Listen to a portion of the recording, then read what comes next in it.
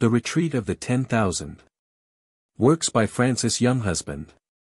The Story of Our Lord. Told in simple language for children. 1. The Great King. From time to time, in the course of the world's history, the title of great has been given to some monarch who has distinguished himself either by the splendor of his victories, or by the value of his services to his fellow men. We speak, for example, of Alexander the Great, and amongst English kings, of Alfred the Great. There was however one empire, that of Persia, in which the title of great carried with it no distinction, for in this country every king was called the Great King. Not because it was supposed that his nature was more noble or his actions more splendid than those of other men, but because he was lord of a vast empire, greater than had ever yet been seen upon the face of the earth. The Persian Empire had been founded about 150 years before the time of this story, by Cyrus the Great, who, having succeeded by inheritance to the double throne of Persia and Media, had conquered many of the surrounding nations. The kings who came after him extended their sway farther and farther, until at last, in the time of Darius I, there were no less than 56 countries subject to the Great King of Persia. The Great King was looked upon as little less than a god. Everyone who entered his presence threw himself flat upon the ground, as if in the presence of a divine being.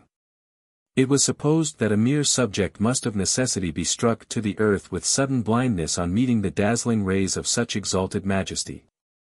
The court of the Great King was on a scale of the utmost splendor. His chief residence was the city of Susa, but in the hot season he preferred the city of Ecbatana, which was higher and cooler, and he also stayed occasionally at Babylon and at Persepolis. At each of these places there was an immense palace, adorned with every conceivable magnificence.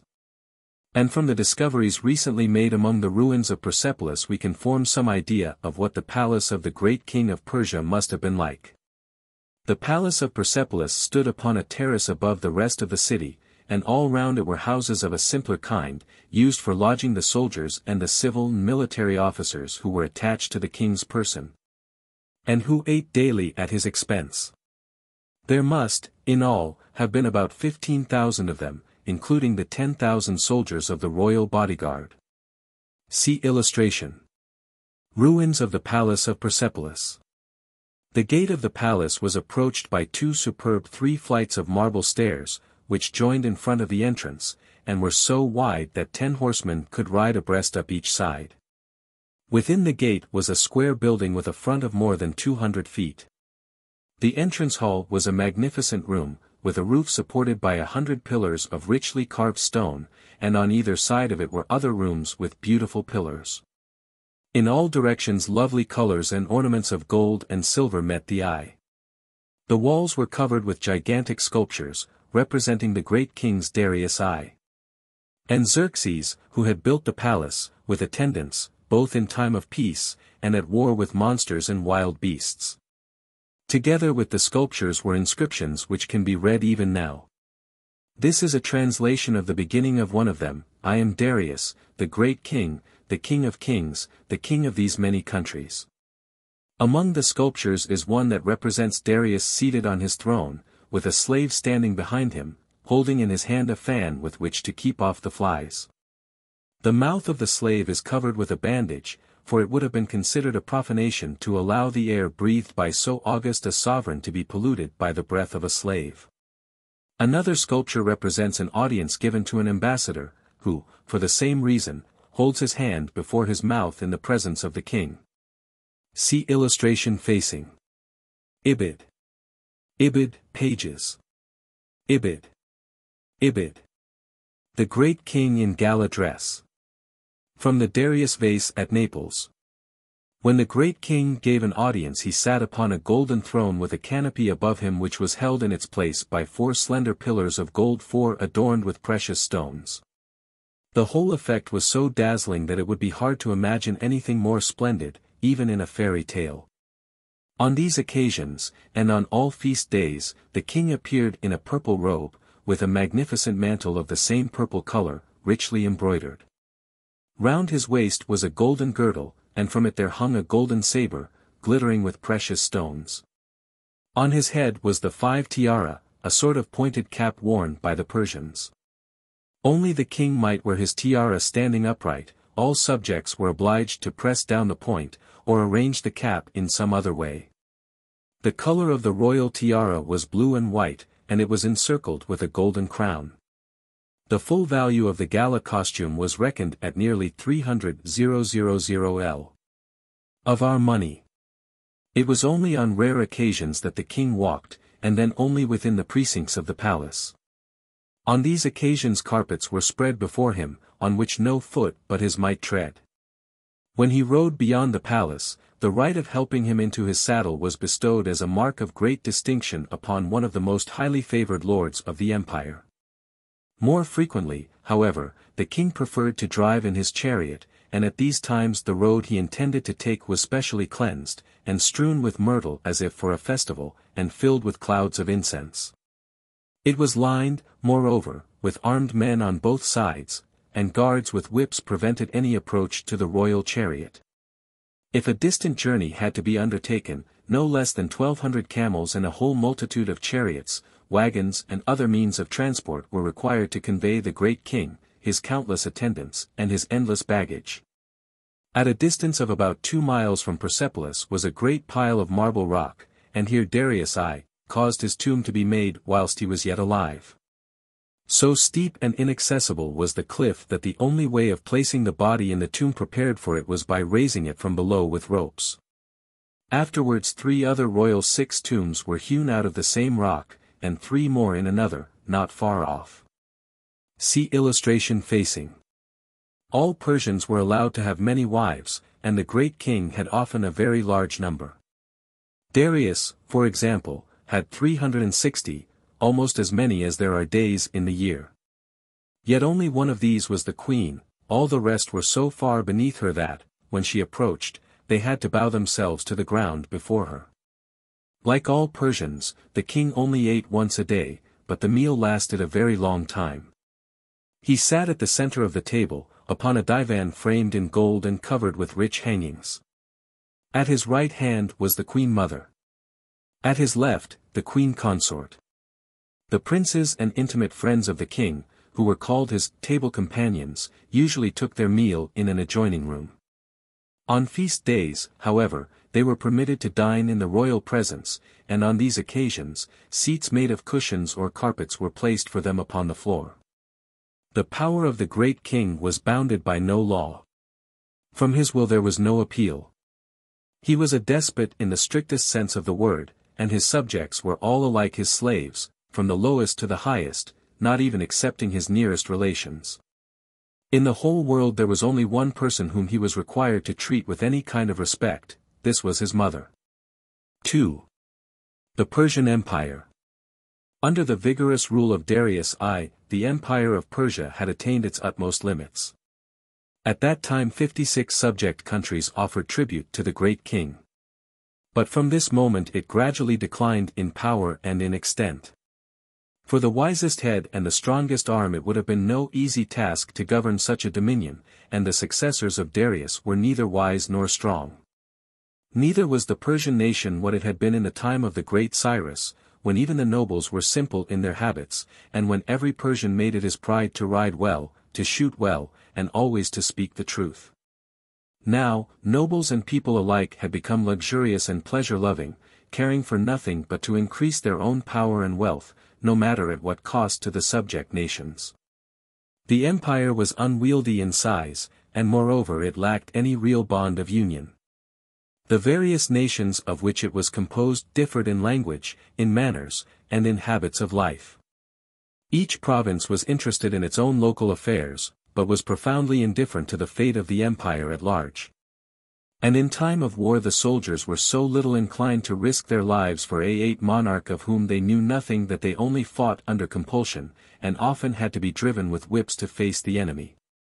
In order to provide for the government of the empire, it was subdivided into provinces, and each province, or group of 2 or more provinces, was placed under the charge of one of the great lords. It was the duty of these governors, or satraps, as they were called, to act as the representative of the sovereign, to maintain law and order, and to take care that the people had no opportunity of revolting from their subjection to the great king. The power of the satraps was practically absolute, and a thoroughly disloyal satrap could even go so far as to seize some favorable opportunity to detach his province from the empire and make himself an independent sovereign. The king was, indeed, accustomed to make a journey of inspection every year into one or other of his provinces, but in each province such visits were of rare occurrence, and a satrap who wished to seek his own advantage, instead of studying the interests of the king and of the empire, had every opportunity of doing so. The empire is large, he might well say to himself, and the king is far away. With a view to checking such tendencies on the part of the satraps, the Persian nobles were trained in habits of implicit obedience and subjection to the sovereign, and were kept in constant fear of being ruined by some report of treason or misgovernment on their part which should reach the ears of the king. Upon the smallest suspicion, and without any sort of trial, a man who was accused of plotting treason against the nine king might be removed from his post, and either openly or secretly put to death. A story is told of Darius I, who was one of the best of the great kings, that once, when he was about to engage in an expedition against the Scythians, a Persian noble prostrated himself before him, and craved as a boon that of his 3 sons he might be allowed to keep one at home with him. The king answered that he should keep them all at home, and gave command to put them to death immediately. In a similar manner the people were crushed by severe and cruel laws, just as wild animals are cowed by ill treatment and want of food. As conquered nations they were not expected to have any attachment to the king, or any interest in the welfare of the empire, and although now and again services rendered to the king would be rewarded by overwhelming favors, yet the means chiefly relied upon for securing good behavior was the certainty that every offense would meet with prompt and barbarous punishment. Not only criminals, but even persons merely suspected of having committed crimes, were put to death in the most horrible manner. Some were crushed between stones, others were torn limb from limb, and others, again, suffered painful imprisonment in troughs. For merely trifling offenses they were cruelly mutilated. There is a Persian proverb that, "The king has many eyes and ears." In every state the king must have means of knowing through his trusted officers, who see and hear for him, what is going on among the people. But in Persia the arrangements for obtaining information of this kind were reduced to a science.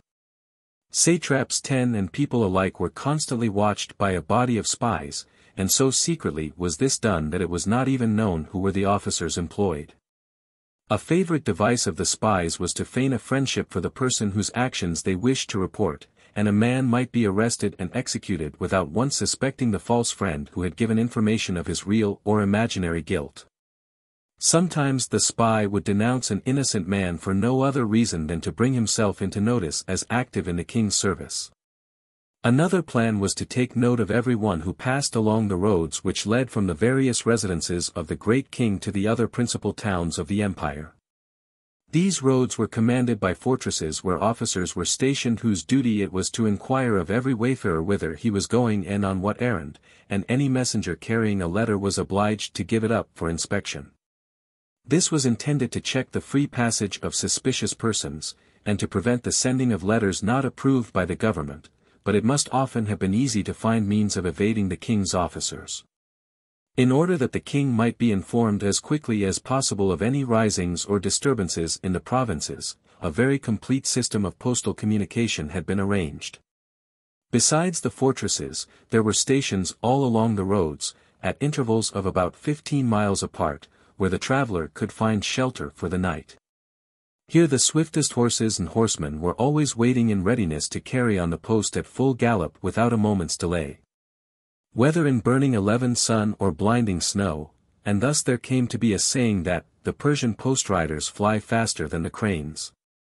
A messenger sent from Susa to Sardis, traveling at the ordinary speed, would take 100 days to reach his destination, but by means of the king's posts a letter could be conveyed in 6 or 7 days and nights. It must not be supposed, however, that ordinary letters were carried so fast. The king's posts were entirely reserved for the king's business, and by this means he had the advantage of getting news from the provinces and sending back his commands before anyone else knew what was going on. But, in spite of all these precautions, the king, like his subjects, lived in constant fear. He never showed himself to the people, except surrounded by his 10,000 guards. If he gave an audience, the person admitted to the royal presence was compelled, on pain of death, to present himself dressed in a robe with long sleeves falling over the hands, so that he should not be able to use his hands against his sovereign. If he entertained guests at his table, those among them who were considered the most faithful were placed at his right hand, and the less trusted at his left, because, in case of need, he would be better able to defend himself with the right hand than with the left. Each dish that was set before him was first tasted by an officer in the royal presence, lest there should be poison in the food, and in like manner, the cupbearer always drank first from the cup that he handed.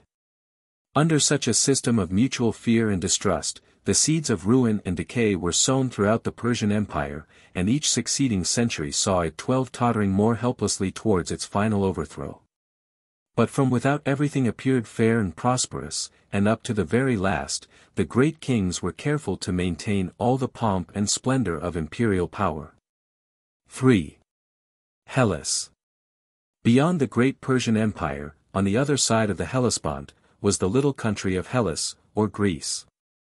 The Hellenes, or Greeks, as they are often called, were a race of men who had for centuries trained themselves in the art of noble thinking and noble living, and they looked down with some scorn on their less cultivated neighbors, to whom they gave, one and all, the name of barbarians.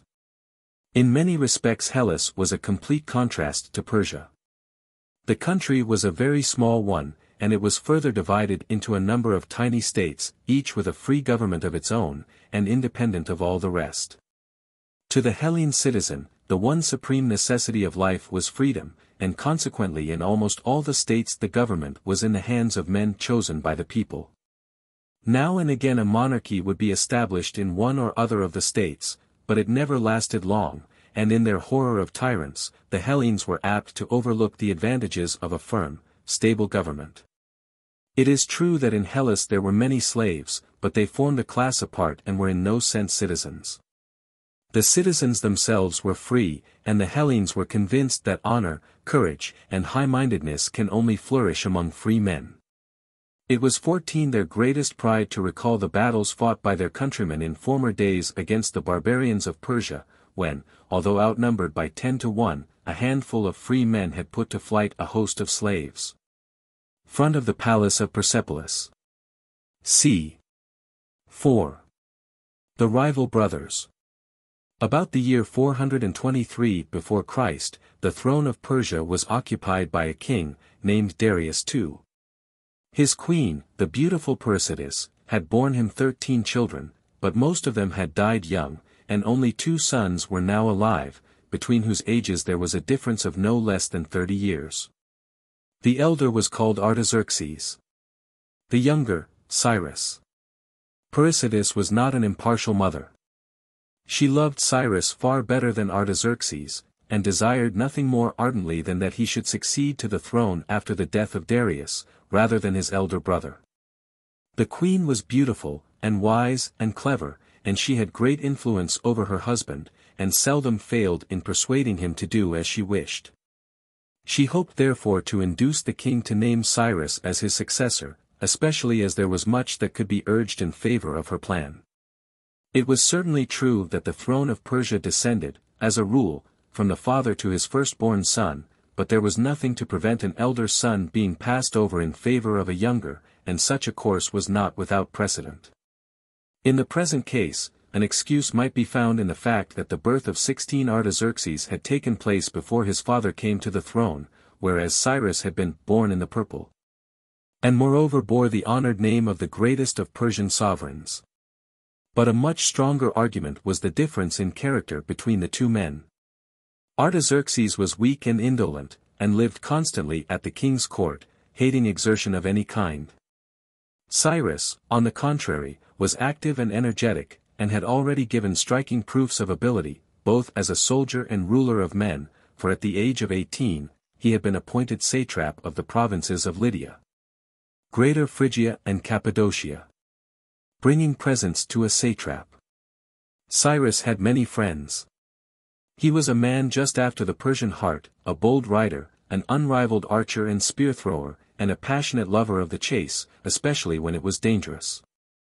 He also excited the admiration of the Persians by his power of drinking an enormous quantity of wine without becoming intoxicated. This was looked upon as a sign of manliness, and a great distinction. In the pleasant and peaceful occupation of gardening, Cyrus also took great delight. This charming pursuit had been raised almost to the rank of a religious duty by Zoroaster, the founder of the Persian religion, who had taught his disciples that when occupied in the planting and tending of trees useful to man, they were engaged in a good action, well-pleasing to God. And in consequence of this precept, almost every palace stood in the center of a large park or tract of enclosed land, covered with beautiful old trees. A bear hunt. The palace of Cyrus stood in such a park, called by the Persians a paradise. Here he might often be seen, attending to the trees with the utmost diligence. Here too was a convenient hunting ground, ready to his hand, for the forest was full of wild animals who found abundant pasture in its pleasant glades. One day when Cyrus was out hunting he was attacked by a she-bear, who dragged him from his horse, and gave him several wounds before he could kill her. One of his companions came to his help, and for this service Cyrus rewarded him in so princely a manner as to make him an envied man. As a friend, Cyrus was always generous and open-handed, and he delighted in making small presents as well as great. According to an old custom, every 18 subject who came to his court brought with him gifts, and these Cyrus always accepted, but not for himself. He took them in order that he might divide them among his friends. Sometimes, at a banquet, if he observed that the wine set before him was better than usual, he would send away part of it to one of his friends with some such message as this: "Drink this good wine today with your dearest friend." Or perhaps the gift would consist of half a goose or part of a loaf of bread, which would be taken to the friend with the message: "Cyrus has enjoyed this, and desires that you should taste it also."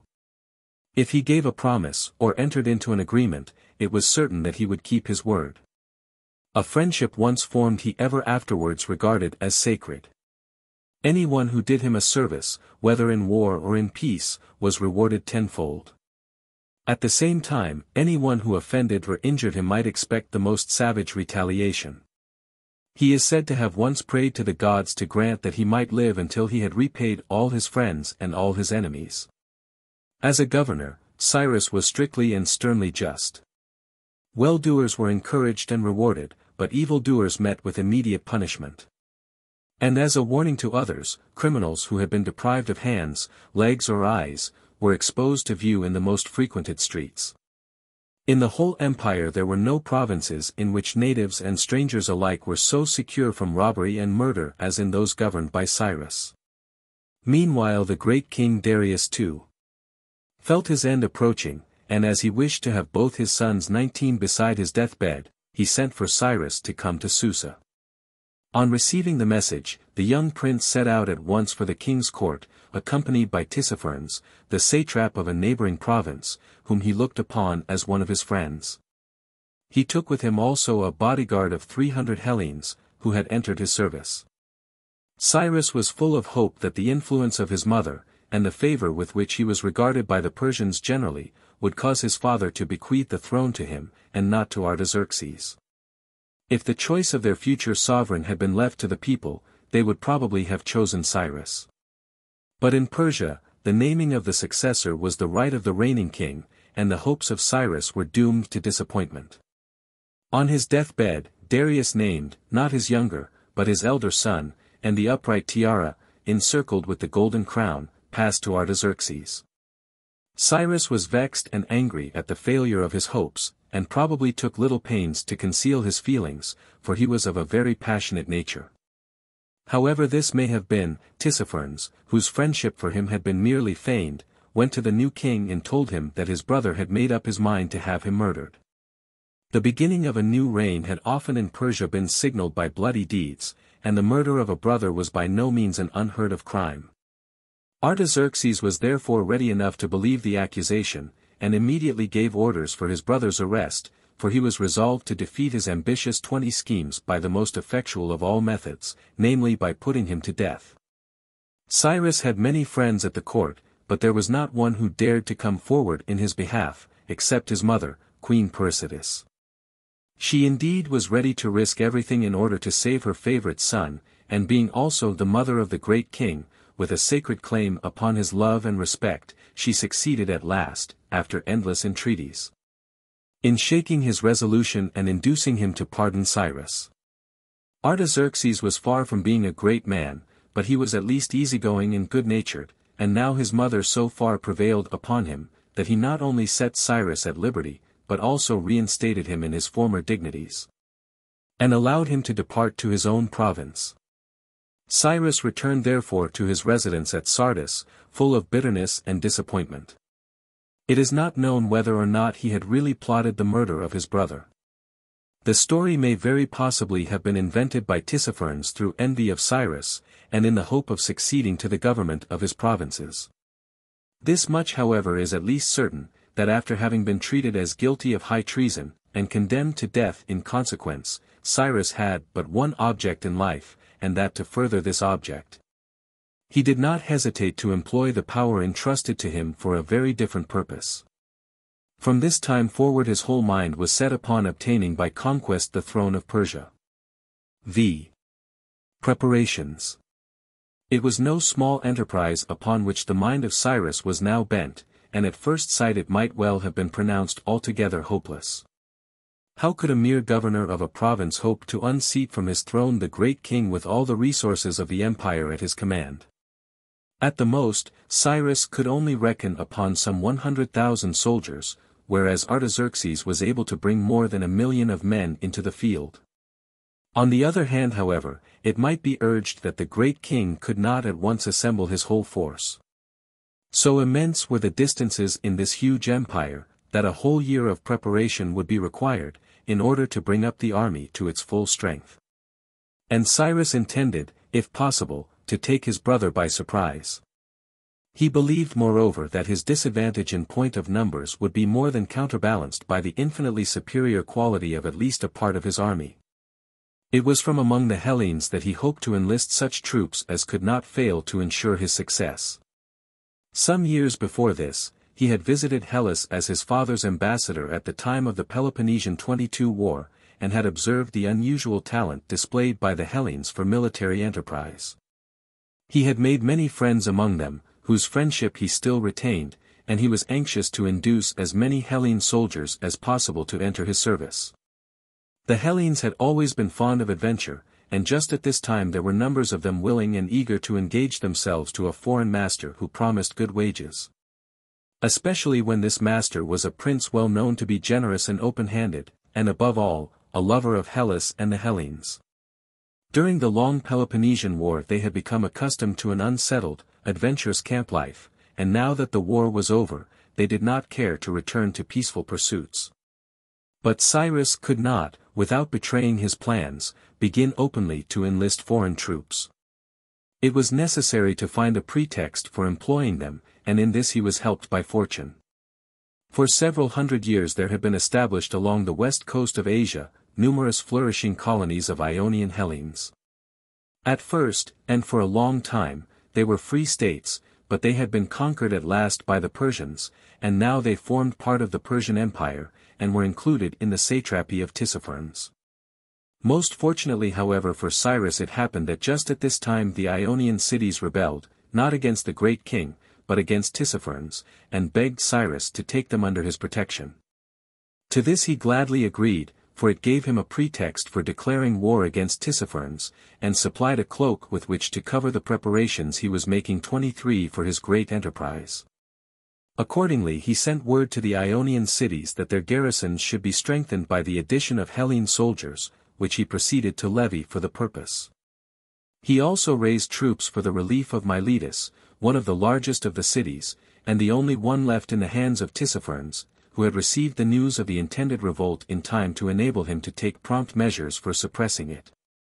He had removed the garrison, put to death the leaders of the opposition, and banished all suspected persons. These banished inhabitants had come to Cyrus, and in answer to their entreaties, he agreed to besiege Miletus both by land and water. It may seem strange that one satrap should have been able to wage war against another, whilst all the time both continued to be subjects of the great king. But in point of fact, such rivalries between neighboring satraps were rather encouraged than otherwise by the great kings, who lived in constant fear lest one or other of the great lords should take it into his head to make himself an independent sovereign, and consequently felt more secure when they were occupied in quarreling among themselves. In this case moreover, the royal revenue suffered no loss through the revolt of the Ionian cities, for Cyrus took care to forward the tribute which they were required to send to Susa, just as regularly as it had before been sent by Tissaphernes. Other opportunities also offered themselves to Cyrus for increasing the number of Hellene soldiers in his pay. About this time he received a visit from a Spartan named Clearchus, whose acquaintance he had made during the Peloponnesian War, and of whose ability as 24 a military commander he had the highest opinion. Clearchus had come to him with a request on behalf of the cities of the Hellespont, who were at war with their barbarous neighbors, the Thracians, and could not hold their own against them without help. He wished to aid his countrymen by raising an army for their defense, and asked Cyrus to grant him for this purpose a sum of 10,000 darics. The request was a large one, but it was at once granted by Cyrus. A daric was a gold coin, first issued by King Darius I, and called after him, worth about a guinea. A gold daric. Shortly afterwards there came to him a Hellene from Thessaly, with a similar request.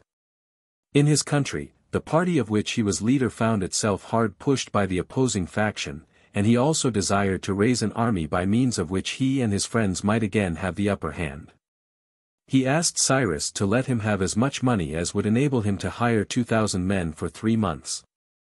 "I will give you gold enough," said Cyrus, "to hire 4,000 men for 6 months, on condition that you prolong the quarrel with your enemies until I send for you." Other requests of a similar kind were also granted by Cyrus, always with an intimation that he might require the troops later on for his own service. And 25 thus he secretly collected a force of Hellenes which he kept employed in other undertakings, but ready to come to him when he should want them. Meanwhile he was careful not to neglect any means of improving the barbarian soldiers of his provinces, and this could be done openly.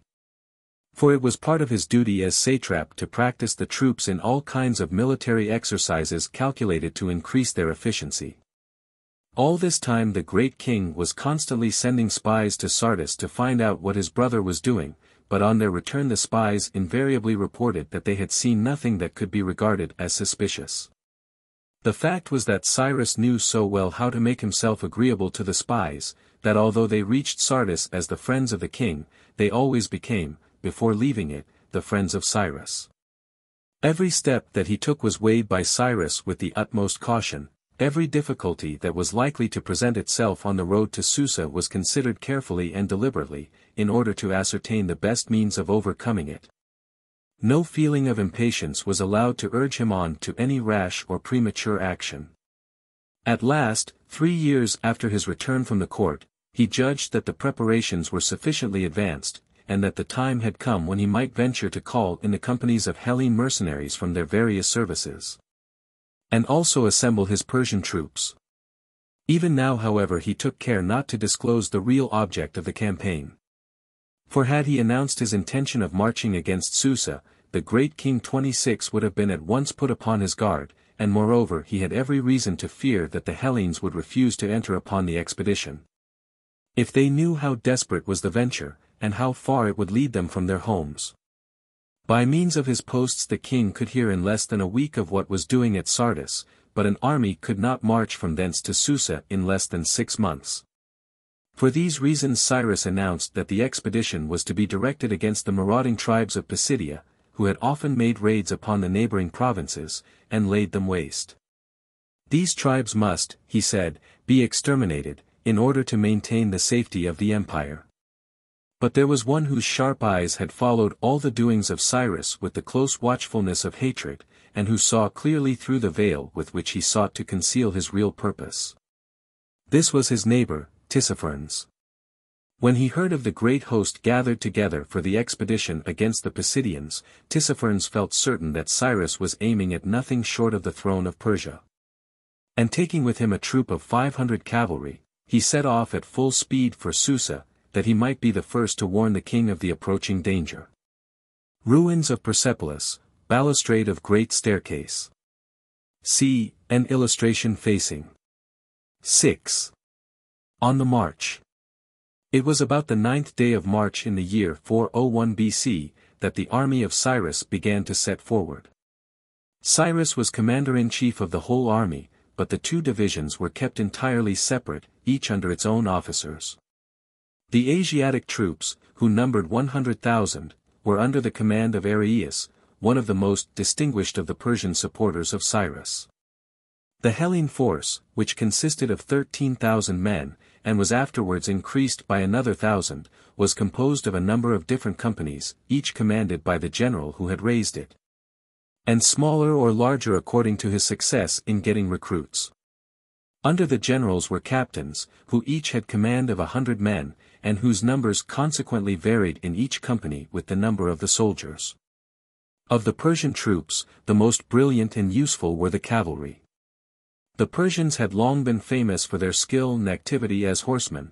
They were also excellent archers, and could draw their long bows at full gallop with as accurate an aim as if they were standing still and undisturbed on solid ground. Among the Hellenes, on the contrary, the most 28 useful, and at the same time the most numerous, were the hoplites or heavy infantry.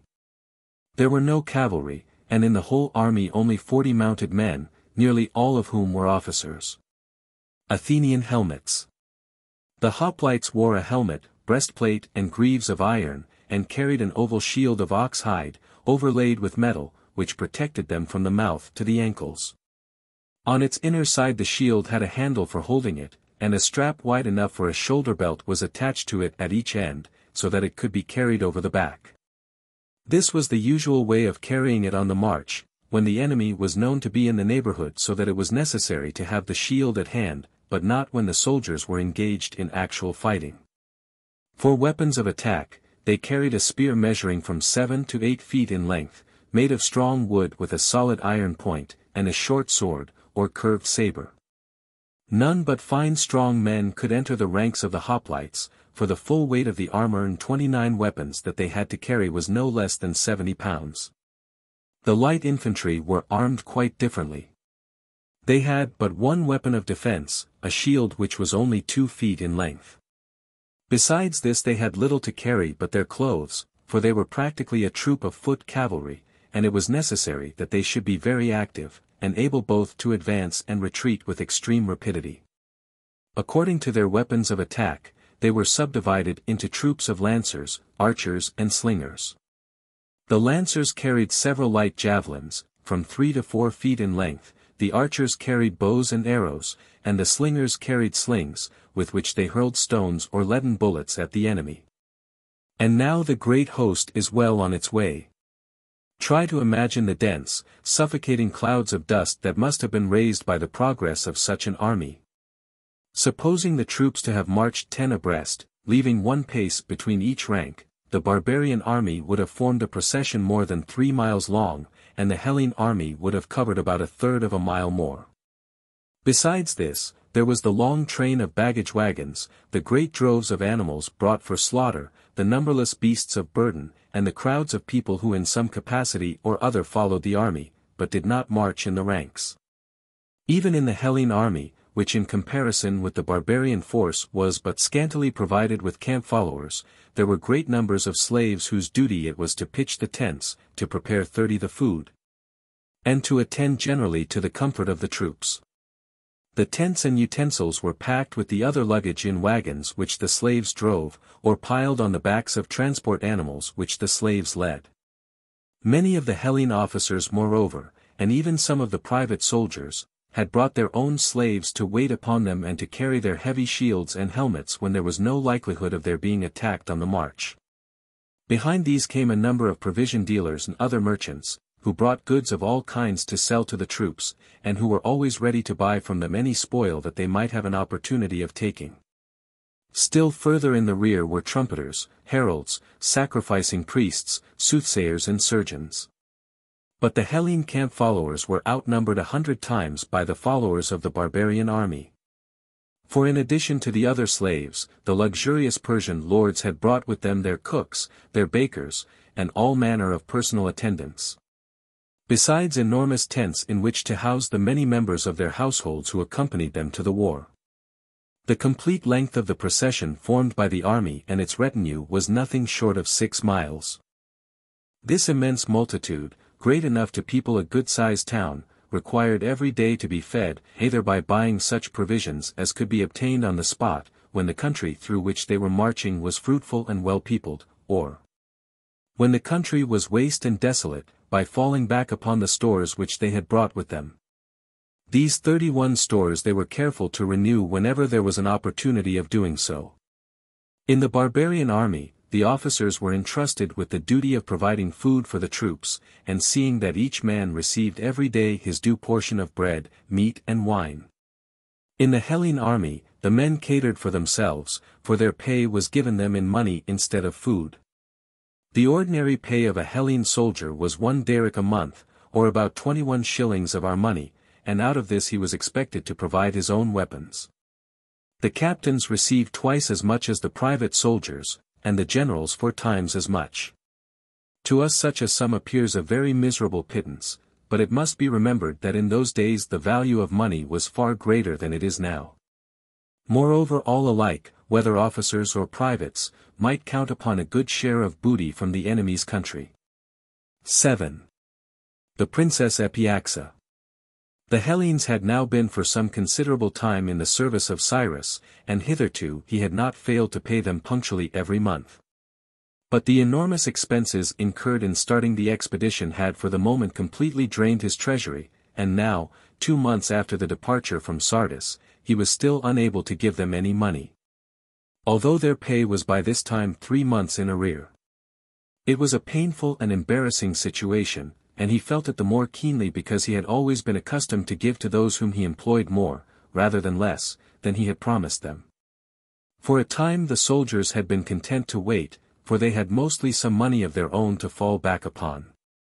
But gradually their savings were becoming exhausted, and they were obliged to remind Cyrus of his debt. At first they did this modestly, but as time went on, they became more and more persistent, and now whole bands of them were constantly gathered round his tent, clamoring for their pay. From this unpleasant position Cyrus was rescued by help that came to him from an unexpected quarter.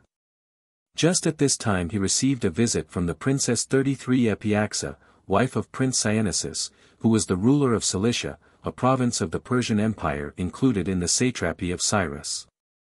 The princess had made a long journey in order to meet Cyrus at this point, and she had not come empty-handed.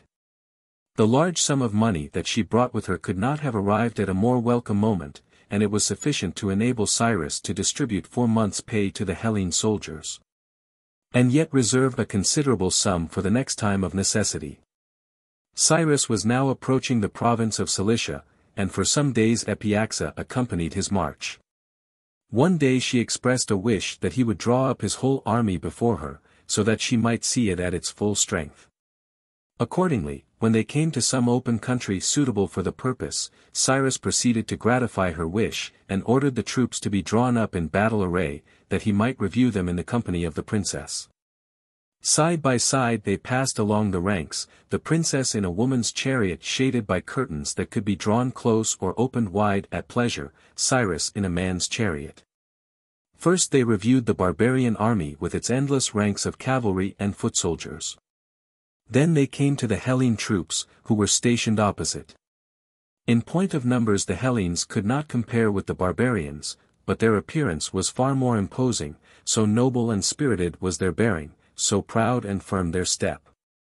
They were dressed in purple tunics, with brass greaves and helmets, and 34 carried bright, polished shields that glittered in the sunshine. Athenian helmets. After having driven slowly past them, Cyrus sent word to beg that the hoplites would advance, as if they were in battle, and about to charge.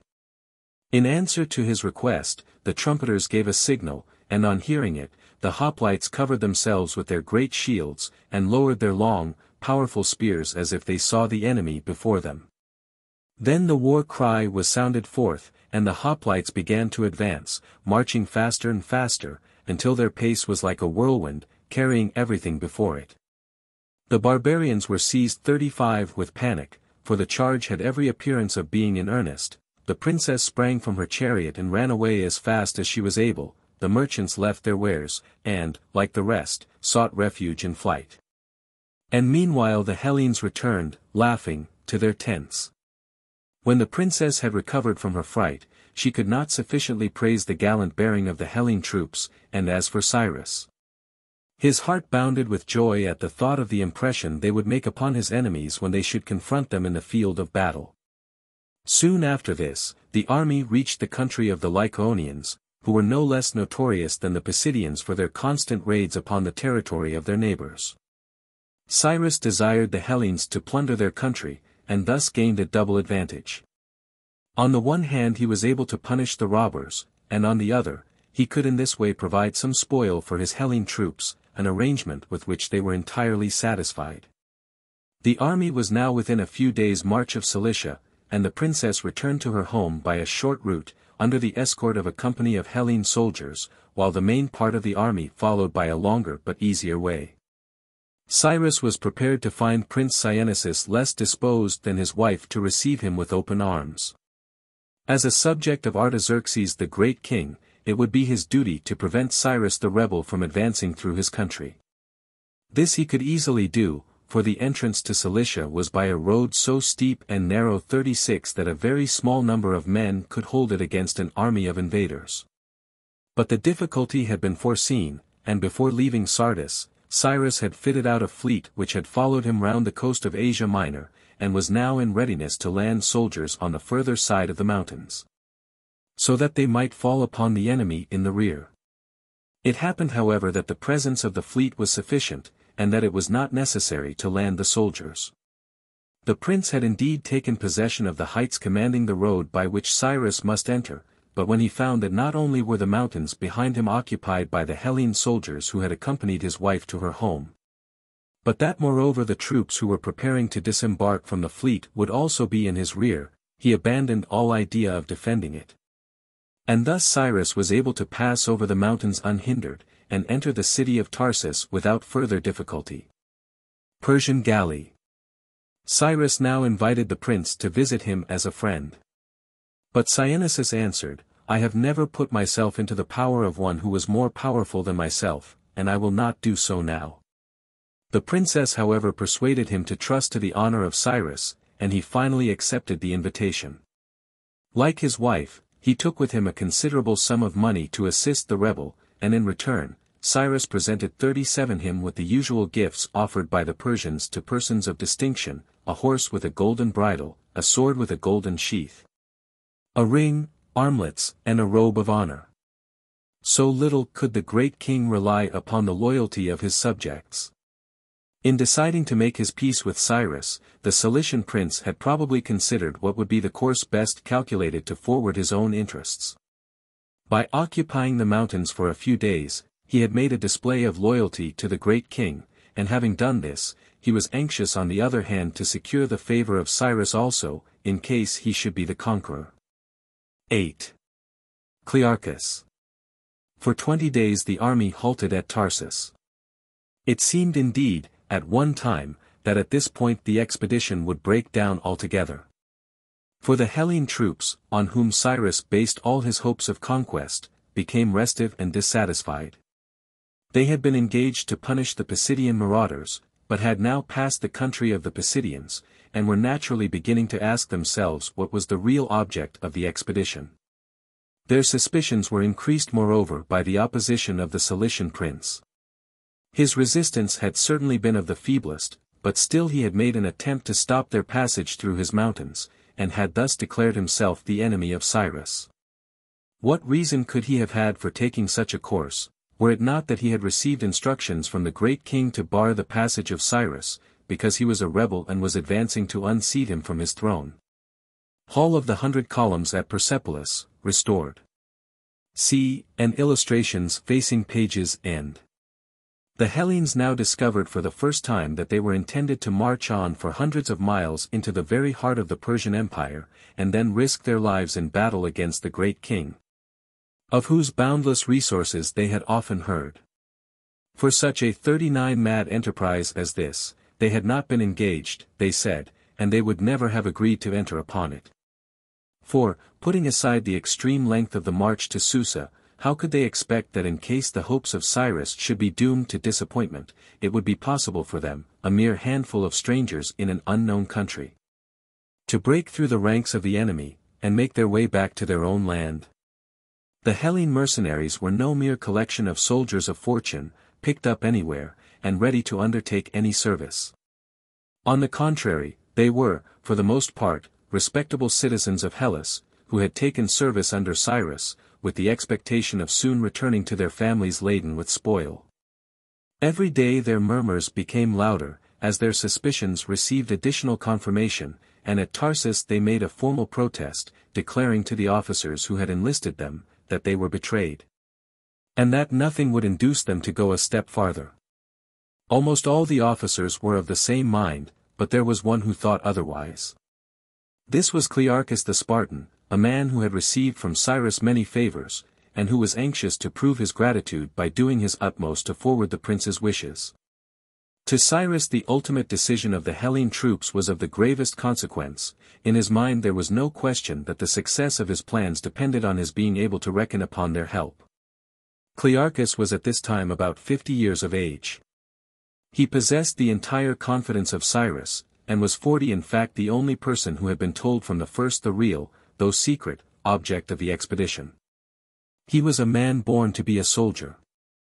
A quiet, easy life in his native land was an existence altogether without charm for him. War, with all its dangers and hardships, was his natural element, and into this favorite pursuit he threw all the energy of his character.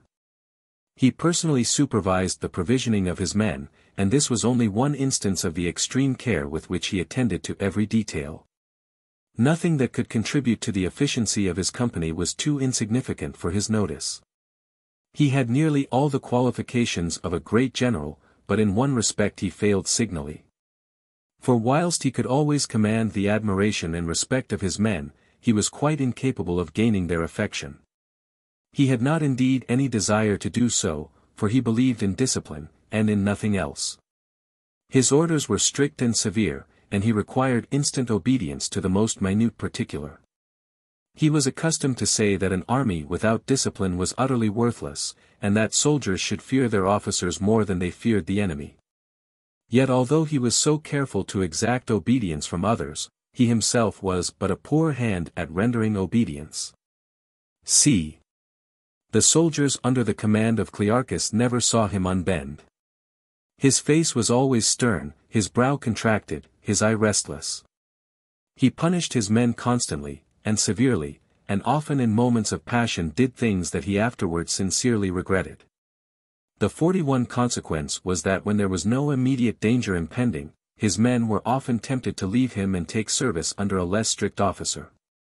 But in any time of danger or difficulty, the soldiers would follow Clearchus more readily than anyone else, for they had unbounded belief in his ability as a general. Nothing ever disturbed his presence of mind. However threatening the danger, he always met it with perfect calm and self-possession.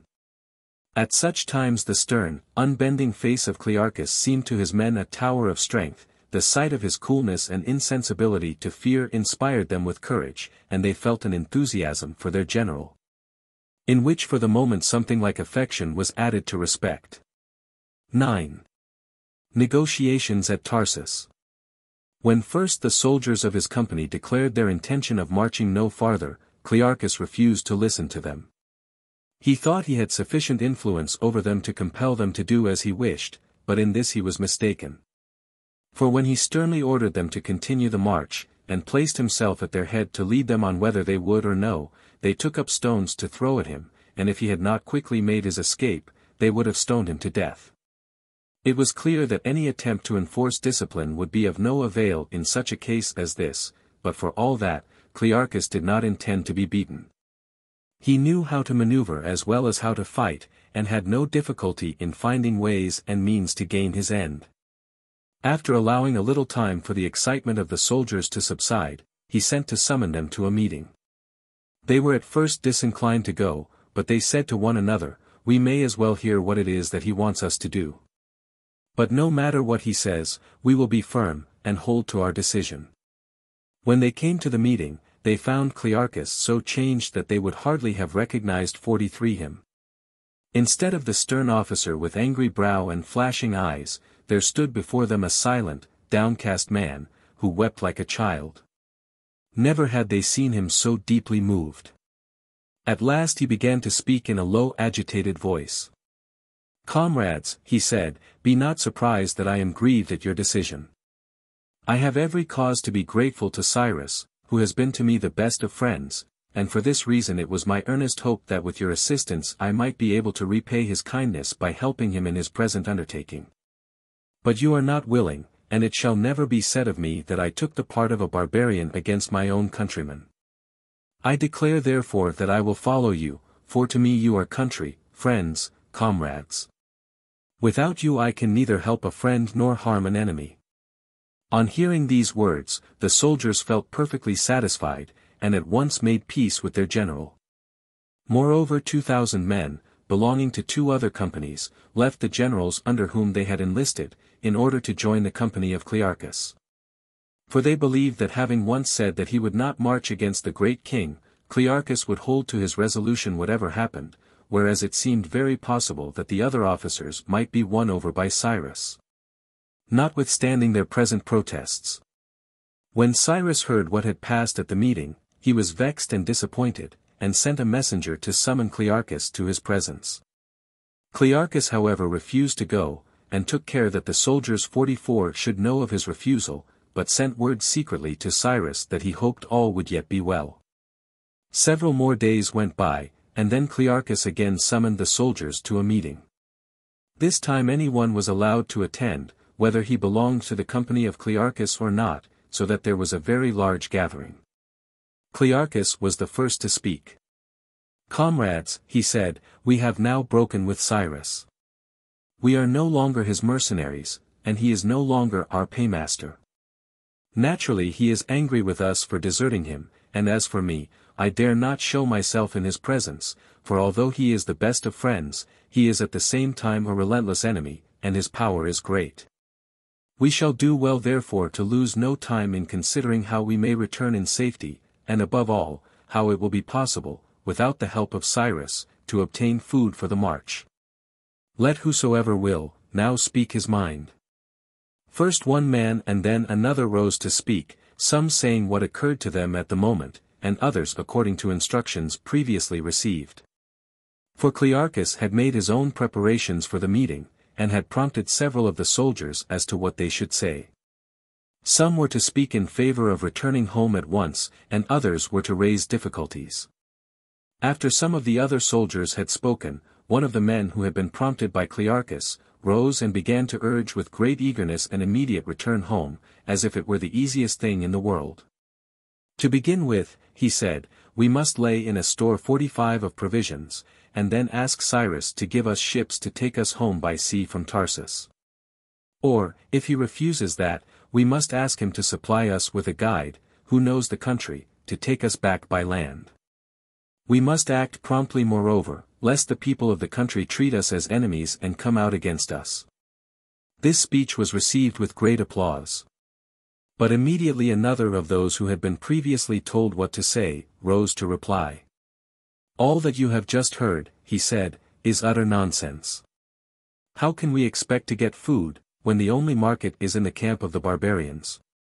Do you suppose that after we have broken with Cyrus, he is likely to be so pleasant and obliging as to allow us to take provisions out of his camp for our journey? And the ships that he has brought here for his own use, is it likely that he will part with them in order that we may get home comfortably? Then as regards the guide, is it to be expected that he will grant a guide to us, who by our desertion will be doing him the greatest injury in crossing all his plans? Even if he were to supply us with ships, I, for one, should expect the ships to be sunk in mid-sea in order that we might be drowned, or if he gave us a guide, I should fear that the guide would lead us into some place where we could not fail to perish. This plan will never do. I propose instead that we nominate certain persons to go with Clearchus to Cyrus, and ask him what it is exactly that he wants of us. If he proposes some such enterprise as those on which our countrymen have been employed before, then let us follow him. If on the other hand it appears likely that XLVI's plans will involve us in great toils and dangers, we must ask him either to give us good reasons for advancing, or else consent to our going back. Then we shall either accompany him as friends, or else be allowed to return in peace. This speech made the desired impression, for the Hellenes could not but see that there was far more sense in the apprehensions of the last speaker than in the hopeful view of the man who had preceded him, and accordingly, when the proposal to send a deputation to Cyrus was put to the meeting, a great show of hands was raised in favor of it. The members of the deputation were therefore chosen at once, and sent away on their errand. Cyrus granted the messengers an interview, and agreed to answer their questions. He made no mention of attacking the Pisidians, still less of marching against the great king, but spoke of an enemy of his, a powerful satrap named Abracamas, who lived on the banks of the Euphrates at a distance of 12 days' march from Tarsus.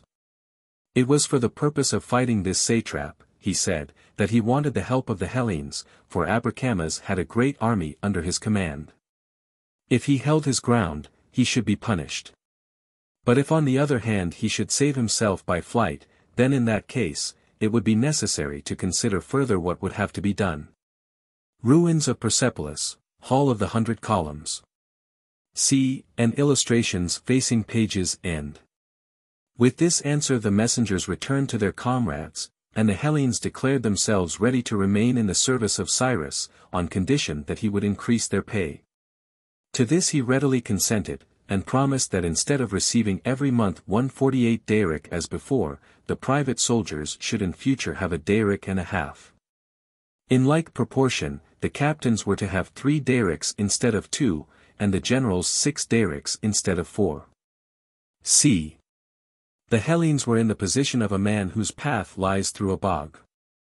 After he has advanced some little way, he begins to consider whether it would not be better to turn back, but finding that this is just as difficult as to go forward, he thinks it a pity to waste the effort he has already made, and decides to continue.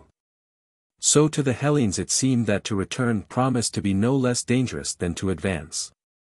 The more clear-sighted were by this time perfectly aware that whatever Cyrus might say, or refrain from saying, his ultimate design was to proclaim war against the great king. But the great mass of the soldiers, although they knew in their hearts that this was his real intention, preferred not to think too much about it, and persisted in hoping that after all it might turn out to be something else. X. From Tarsus to Myrandus. After 20 days' halt at Tarsus, the army again set out on its march, and in 5 days came to the last city in Cilicia. The next province through which they would have to pass was that of Syria, and here the entrance was even more carefully guarded than had been the approach to Cilicia. Between the 2 provinces were 2 fortresses, called the Gates of Cilicia and Syria. They were at about 600 yards apart, and stood one behind the other on each side of a little river which flowed from the mountains into the sea, and formed the boundary between the 2 provinces. The mountains at this place approached so close to the sea that the walls of the fortresses stretched the whole distance, and the only passage was through gates which opened to admit friends, but remained fast shut when enemies approached. The fortresses were quite impregnable, if defended, and it was said that Abracamas had taken the field against Cyrus with 300,000 men, reinforced moreover by 400 Hellenes who were in the service of the great king. But Cyrus had long ago foreseen this difficulty as he had foreseen that of entering Cilicia, and had provided 50 against it in the same way. He had desired the fleet to follow him from Tarsus, and had arranged that it should land 2 divisions of troops on the coast of Syria, one in the space between the river and the Syrian fortress, the other on the further side of it, so that the fortresses might be attacked on both sides at the same time. As before, however, it proved unnecessary to carry out the plan. For when Abracamas heard that Cyrus had made his way through Cilicia, and found moreover that his Hellenes were leaving him to join their countrymen, he turned and fled, never stopping until the waters of the Euphrates were rolling behind him. The only harm that he did to Cyrus was to burn the ferry boats employed for crossing the Euphrates, after making use of them himself.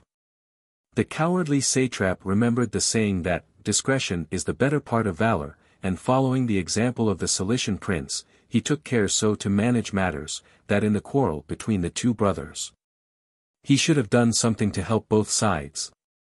If the great king should conquer, he could urge that he had burnt the boats and guarded the walls for a time. If, on the other hand, Cyrus should prevail, he could say that he had given way at his approach, and had yielded him free passage. He afterwards carried out this policy by bringing an army to the aid of the great king 5 days after the decisive battle between the two brothers had been fought, with a plausible excuse for not having been able to arrive sooner. A day's march along the Syrian coast brought the troops to Myrandus, a populous seaport of Phoenicia, 51, where an active trade brought many merchant vessels to anchor in the bay.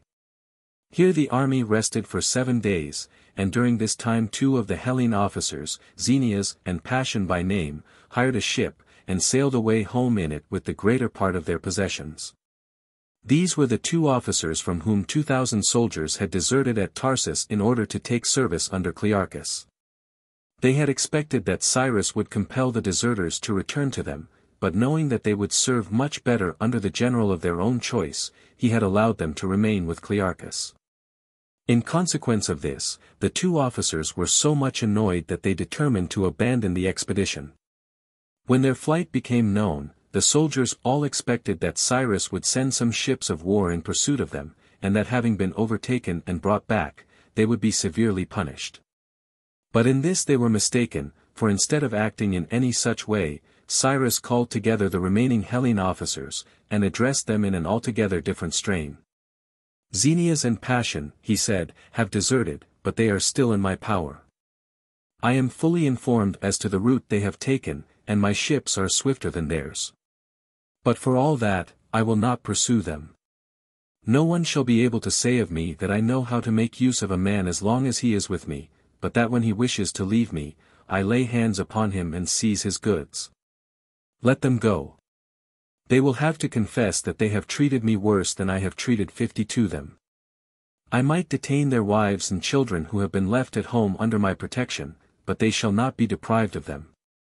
This shall be their reward for the services they have rendered hitherto.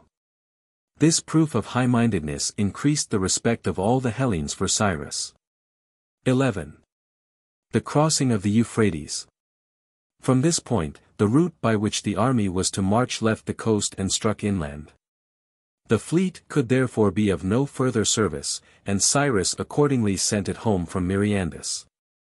It was now the hot season, which in Syria is infinitely more trying than anything that is ever experienced in our northern climates. And as the troops were marching southwards, the heat continued to increase in intensity with every day's march.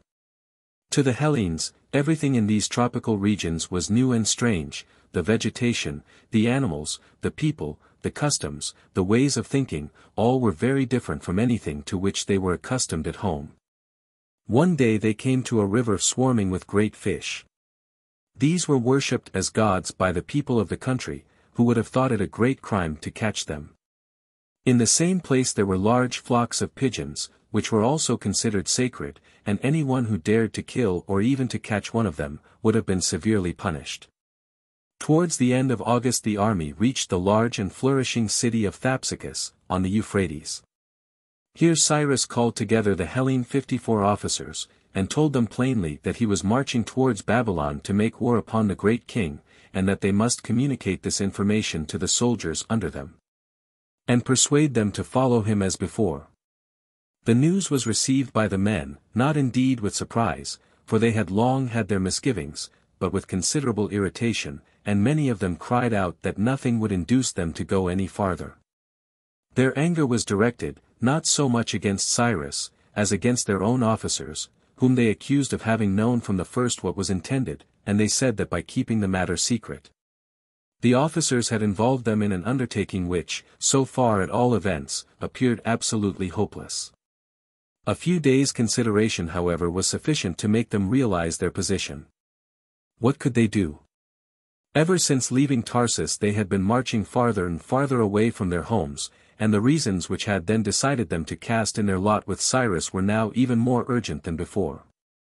Again therefore they allowed themselves to be persuaded, and once more demanded an increase of pay, which was promised by Cyrus to an extent that exceeded their highest hopes. For he said that when they reached Babylon he would give to each man 5 silver minae, which was more than the ordinary pay for a whole year. And that during the return march they should receive full pay until they were again among their own countrymen in Ionia. It was now necessary to find some means of crossing 55 the great river Euphrates, and at first it seemed probable that this would be a task of no small difficulty. The boats ordinarily used for the purpose had been burned by Abracamas, and the only thing to be done was to make an attempt at wading through the stream.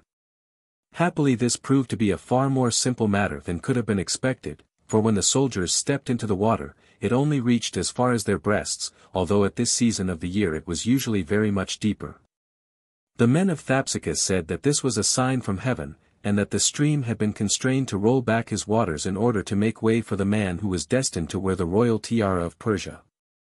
At this time, Menon, one of the Hellene generals, saw an opportunity of gaining an advantage over his comrades, and he used it in a manner that was little to his credit. Before it had been decided whether the Hellenes should continue to follow Cyrus or not, an advance party had been sent out to see if the river could be forded, and had reported that it was possible. On hearing this, Menon called his men together, and said to them, "Soldiers, if you will be guided by my advice, you may, with no danger, and little trouble, get yourselves farther advanced in the favor of Cyrus than any of your comrades. To him it is of the utmost importance that the Hellenes should cross the Euphrates and support him in his attack upon the great king. If then we take the lead and cross the river today, and they follow us, he will give us credit for having set them a good example. If, on the other hand, they decide not to follow Cyrus, we can easily go back again." 56 But in any case we may be sure that Cyrus will regard us as his most faithful friends, and that when he has rich appointments and well-paid offices to give away, he will remember us in disposing of them. The prospect suggested by Menon was so alluring that the soldiers fell in readily with his proposal, and at once crossed the Euphrates. When Cyrus heard that they were already on the further side, he was greatly pleased, and sent them this message: "I have occasion to praise you, and that you may soon have occasion to praise me must be my care, or I should not be Cyrus." He lost no time moreover in testifying his especial gratitude to Menon by sending him magnificent presents. Selfishness was the most conspicuous feature in the character of Menon. His highest aim in life was to amass wealth, and to obtain power. A straightforward, honorable man he regarded as a fool, and for his own part shunned neither deceit nor perjury. Whereas other men considered it their duty to honor the gods and to deal justly with their fellows, Menon prided himself only on getting the better of others by cunning and fraud. 12. In the desert. After crossing the Euphrates, the army followed the course of the river, keeping it on the right, and came in 9 days to the desert. The tract of country that now lay before them was so waste and barren as to be entirely uninhabited. The most they could expect was to meet from time to time with some stranger journeying through it. It was necessary therefore to lay in a good store of provisions, and happily the villages on the border of the desert were thriving and well supplied with corn and wine, so that the soldiers were able to load the baggage animals with as much as they could possibly carry. After this they journeyed for 18 days through a waste of sand, which lay all around them in broad, low waves, like the sea when it is stirred by a gentle wind. There were no trees in this desert, but occasional shrubs and plants, which gave forth a delicious scent. In consequence of the absence of men, wild animals abounded, especially gazelles and wild asses, bustards and ostriches. Never in their lives before had many of them seen such a creature as a Hellene soldier. When there was a halt, the soldiers went out hunting, but some of the animals were hard to catch. The wild asses were very different beasts from our donkeys, who are justly accused of being both slow and stupid. They were remarkable both for swiftness and intelligence, and could not be run down by a single horse, however fleet. When they found that they were being hunted, they would stand quite still until their pursuer was almost within spear range, and then dash away out of reach, and again stop to rest. The only way in which the Hellenes could succeed in capturing them was by arranging for several horsemen to take part in the chase. Having placed themselves at suitable distances apart, the first horseman would drive the wild ass as fast as possible towards the next, who would then take up the chase with his fresh horse. And by the time that 2 or 3 horses had been tired out, the wild ass would himself become so exhausted that he was easily caught and killed. As for the ostriches, it was quite useless to pursue them, for, as is well known, they run very swiftly, and moreover add to their speed by the movement of their wings, which they use like sails. Of all the wild animals the easiest to kill were the bustards, for they, like partridges, can only fly a short distance. They furnished moreover the best eating, although the flesh of the wild ass, which resembled venison, was also excellent. In this desert region, long forced marches were sometimes necessary, in order to reach either a spring of water, or a place where the horses and beasts of burden could find pasture, but even so, many of 59 them died of hunger. The men also suffered considerably. One day they came in sight of a city where they felt sure that they would be able to obtain abundance of food. But there was neither boat nor bridge nor any other means of crossing the river, and the stream, at this place, was far too deep for the men to wade through it. They overcame the difficulty however by means of a contrivance that is still common in the East. Taking a number of the leather coverings used by the army for various purposes, they made great sacks which they filled with hay and bound together so as to form little rafts capable of supporting a few men and some cargo. The soldiers then rowed themselves over to the opposite shore in these rafts, and bought in the town supplies of wheat, millet bread, and palm wine. Another time it happened that they had to march along a narrow way, where the wagons sank so deep in the soft clay soil, that the transport animals were unable to drag them through it. Cyrus commanded his barbarian soldiers to pull the wagons along. But they set to work in a surly, lazy manner, and he became so impatient that he drove them away, and turning to his suite, ordered them to put their shoulders to the wheel. These proud nobles were little accustomed to any kind of exertion, but with the implicit obedience of the Persian subject, they hastened to do the bidding of Cyrus. Laying aside their gorgeous cloaks, but still dressed in their silk vests and trousers, many of them adorned moreover with golden chains and bracelets, 60 they ran to the place. As if each were eager to prove himself more active and zealous than all the rest, and seizing the dirty wagons, dragged them along until they were well beyond the bad part of the road. Such a spirit of submission was quite unknown among the Hellenes, who were accustomed to treat their superiors in a very different manner.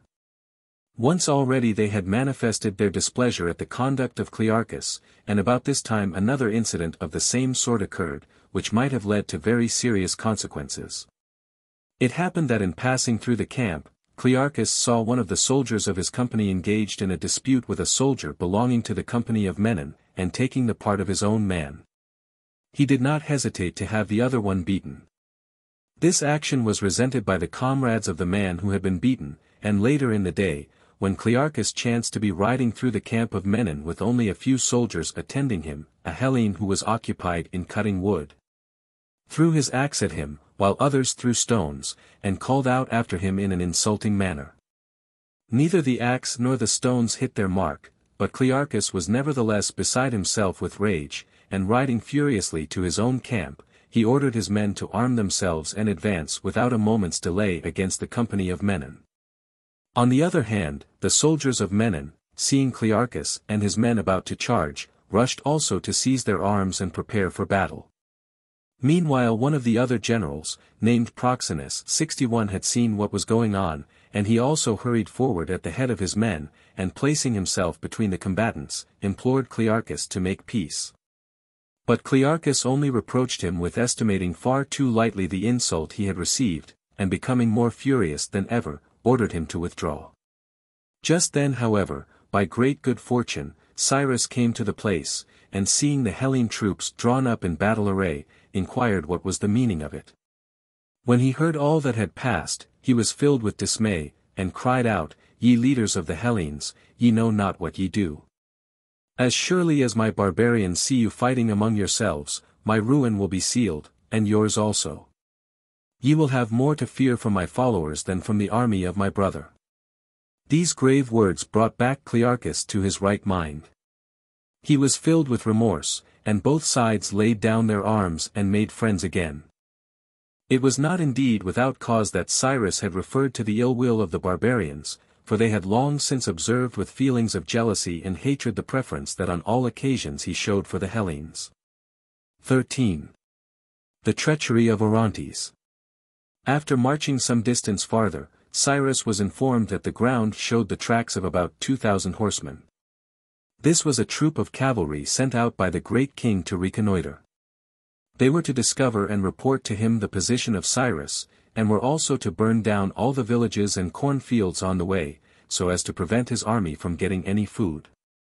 It was important therefore for Cyrus to intercept these horsemen, and either kill them or keep them prisoners, so as to prevent their returning to the king.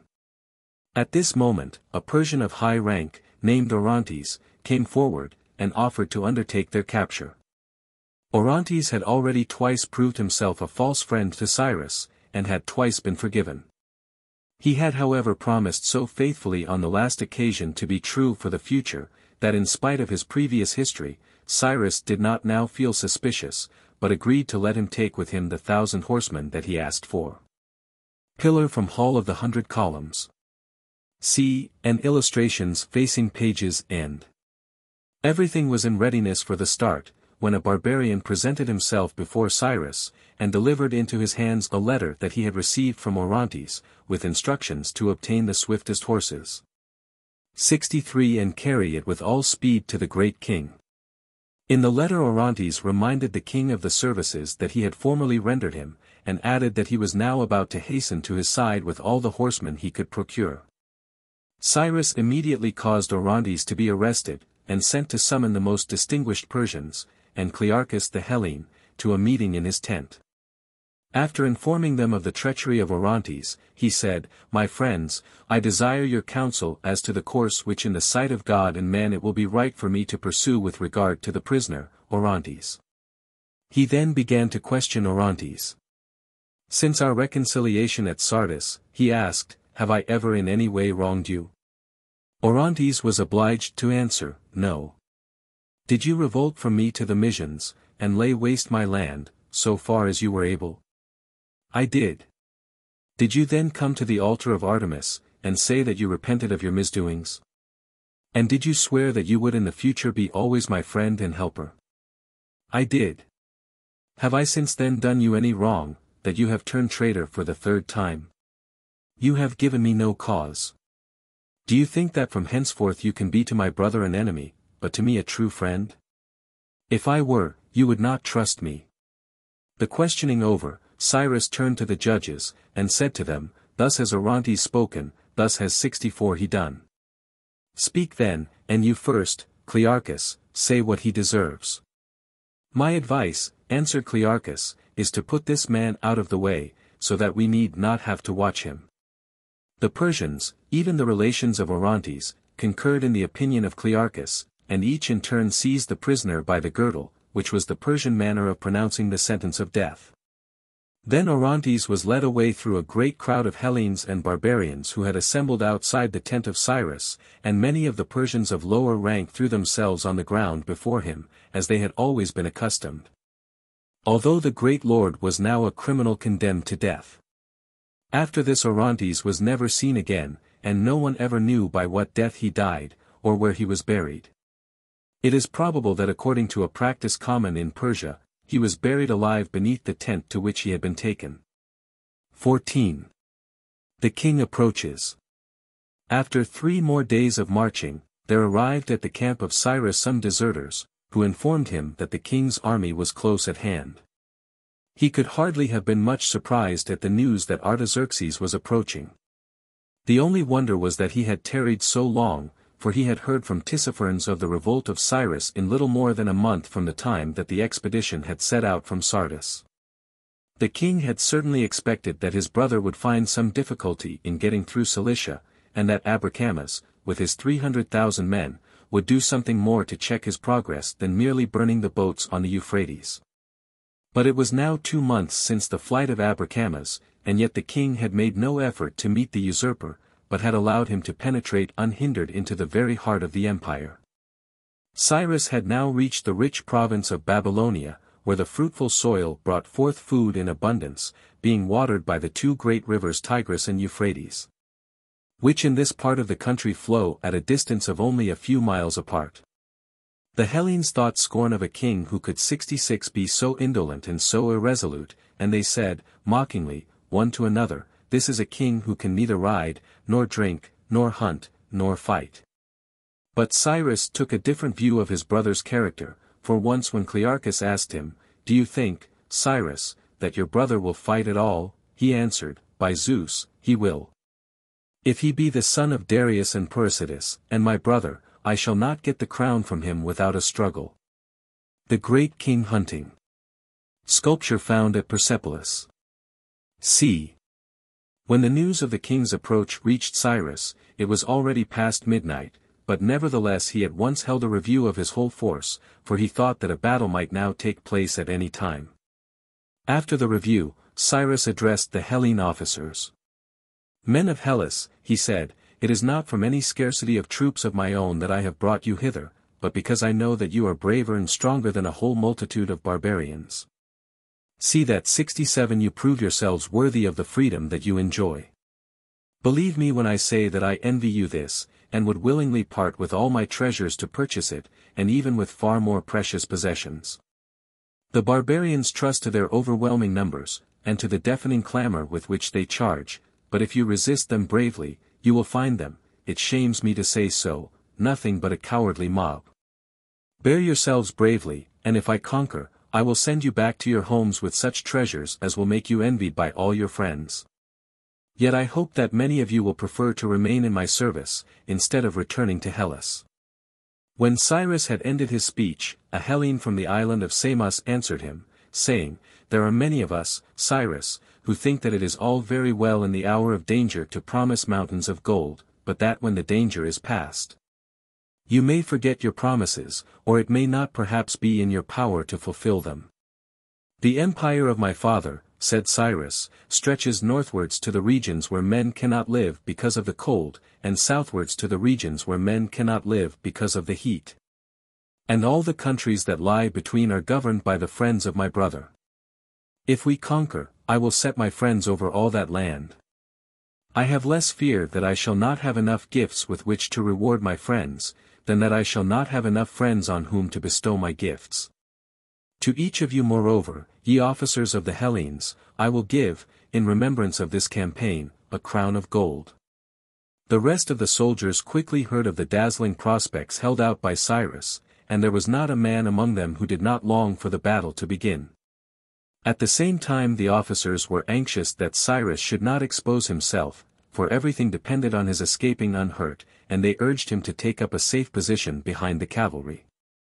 But Cyrus would not hear of such a thing, and in this he was perfectly right. In our days the general is regarded as the head of the army who has to think for all, and he would be blamed if he were to risk his life without actual necessity. But in the time of Cyrus, the general in command always took his share of the actual fighting, and would have been thought a coward if he had not been seen by friend and foe alike, in the forefront of the battle. The next morning the troops continued their march, drawn up in fighting order, for Cyrus expected that the two armies would meet that day. But as the day wore on, and no enemy appeared in sight, he remembered a prophecy that had been made by a Hellene soothsayer, Silenus by name, who 10 days before this had sacrificed a heifer, and had afterwards prophesied that the battle would not take place within the next 10 days. The Hellenes believed that by examining the entrails, that is to say, the heart, the lungs and the liver of an animal that had been offered in sacrifice, the soothsayer could discover the will of the gods, and foretell the fate of the person for whom the animal had been sacrificed.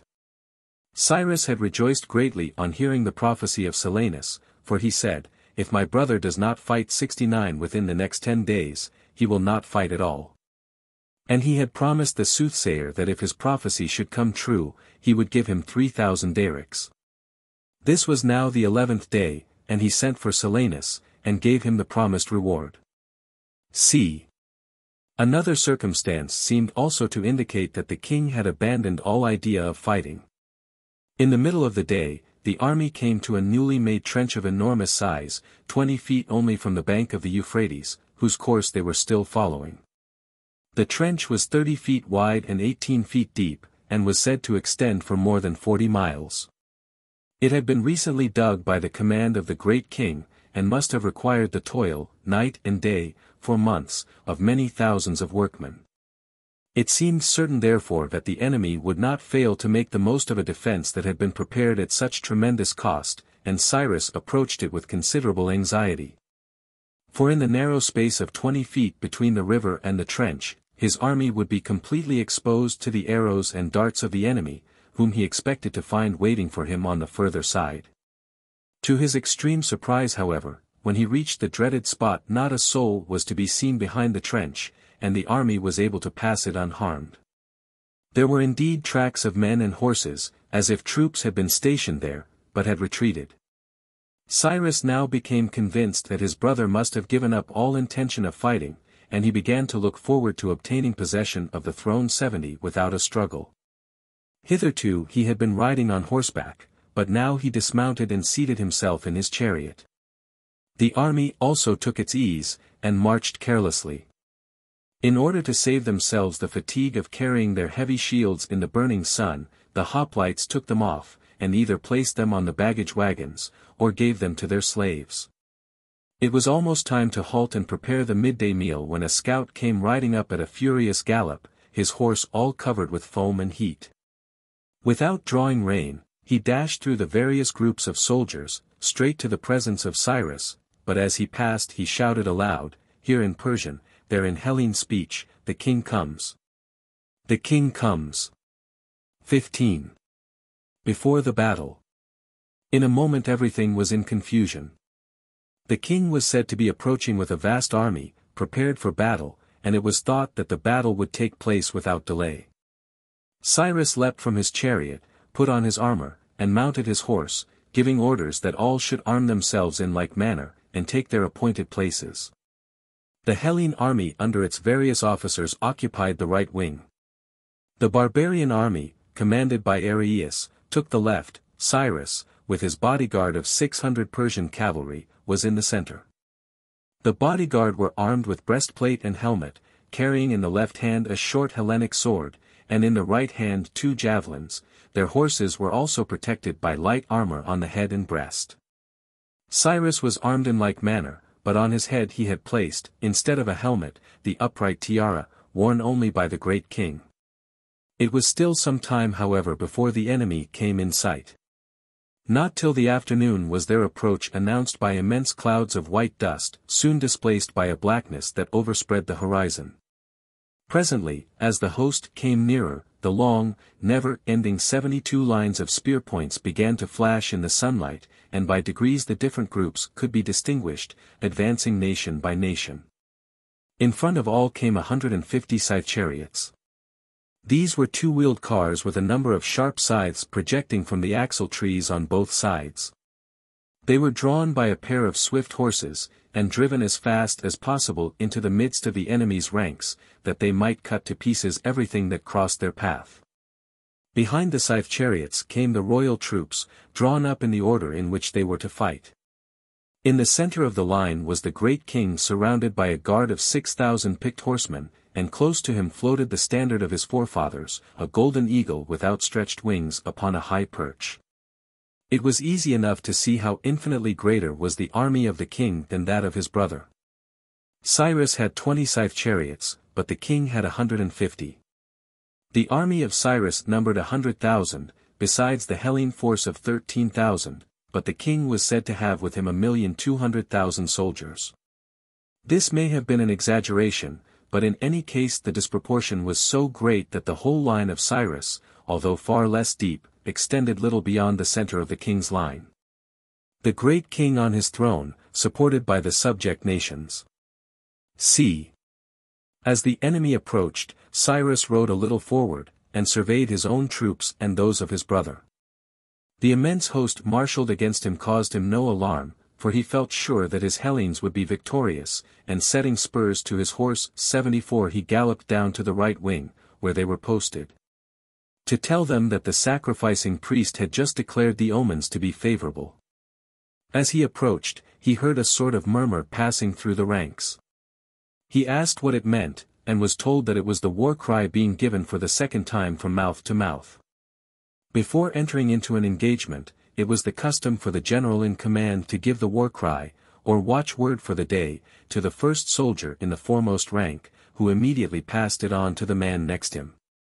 It was thus passed from man to man through all the ranks, and then, for greater safety, it was returned in like manner from the last to the first. "What is the watchword?" asked Cyrus. "Zeus the Savior, and victory," was the answer. "It is a good omen," cried Cyrus, "may it be fulfilled." And with these words he returned to his place in the center of the line. 16. The Battle of Cunaxa. The eventful battle which was now fought between the rival brothers, was called after some villages which were then in the neighborhood, but which have long since disappeared, the Battle of Cunaxa. Cyrus had desired Clearchus to charge the center of the enemy's line, where the king was stationed. "For," he said, "if we win there, the whole battle is ours." But Clearchus was afraid that if the Hellenes were to advance against the center, they would find themselves surrounded by the innumerable host of the enemy and attacked on all sides at once. He therefore thought it better to attack the troops of the left wing, immediately opposite to him, and he assured Cyrus that his plan would succeed. But, judging from the result, he would have done better to follow the instructions of Cyrus. The troops of the left wing consisted of a body of cavalry under the command of Tissaphernes, a company of archers who carried shields of basketwork fastened to poles which they stuck into the ground for protection while discharging their arrows. And a company of Egyptian infantry, armed with great wooden shields 76 that covered their whole body. Contrary to the expectation of Cyrus, they advanced, behind their scythe chariots, in silence, and with a firm, even step.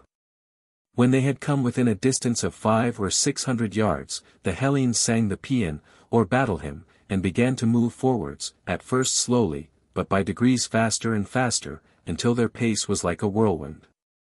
At the mere sight of them, the barbarians turned and fled. Before they had come within arrow shot, the enemy's line was broken, and in wild confusion, the archers thinking of nothing but saving their lives by running away. The drivers of the scythe chariots sprang from their seats and left the horses to go where they pleased. The horses rushed pell-mell over the plain, some to the right, some to the left. Many of them ran back into their own ranks, adding to the confusion there. Only a few went in the direction of the Hellenes, and these did no harm. The only part of the line that made any resistance was the cavalry of Tissaphernes. These troops rode rapidly forward against the light-armed Hellene archers. But they, at the approach of the cavalry, opened their ranks and let them pass through, and then hurled javelins and arrows at them as they went by. The whole injury sustained by the Hellenes in this charge consisted in the loss of one man shot by an arrow, and another disabled through being caught by one of the scythe chariots. It was only at the end of several hours that the Hellenes returned from the pursuit of the flying barbarians. On their way back they met with another 77 detachment of the enemy's troops, but these they defeated, if possible, even more easily than the first. They were now very anxious for their long-delayed meal, for as yet they had eaten nothing that day. But Cyrus had arranged that all the food should be stored in the barbarian camp, which had been plundered by a body of the enemy's troops. The Hellenes were consequently obliged to go supperless to bed, only a few of them having been able to find something to eat. Yet they were cheered by the thought of the victory they had won, and by the hope that Cyrus had in like manner triumphed over the cowardly barbarians opposed to him. They had not indeed heard anything of him, but supposed that he had gone far in pursuit of his foes, and was therefore at a distance from the camp. A fight between Hellenes and barbarians. From the Darius vase at Naples. The next morning, as they had nothing else to eat, they slaughtered the oxen and asses belonging to the baggage wagons, and sought in the battlefield for fuel to make a fire. There they found great quantities of arrows, and shields both of wood and wickerwork, as well as empty wagons and overturned chariots. All of these they piled up in heaps, and kindled therewith several fires in which they cooked the food, holding it 78 in the flame on their spear points, and so appeased their hunger for that day.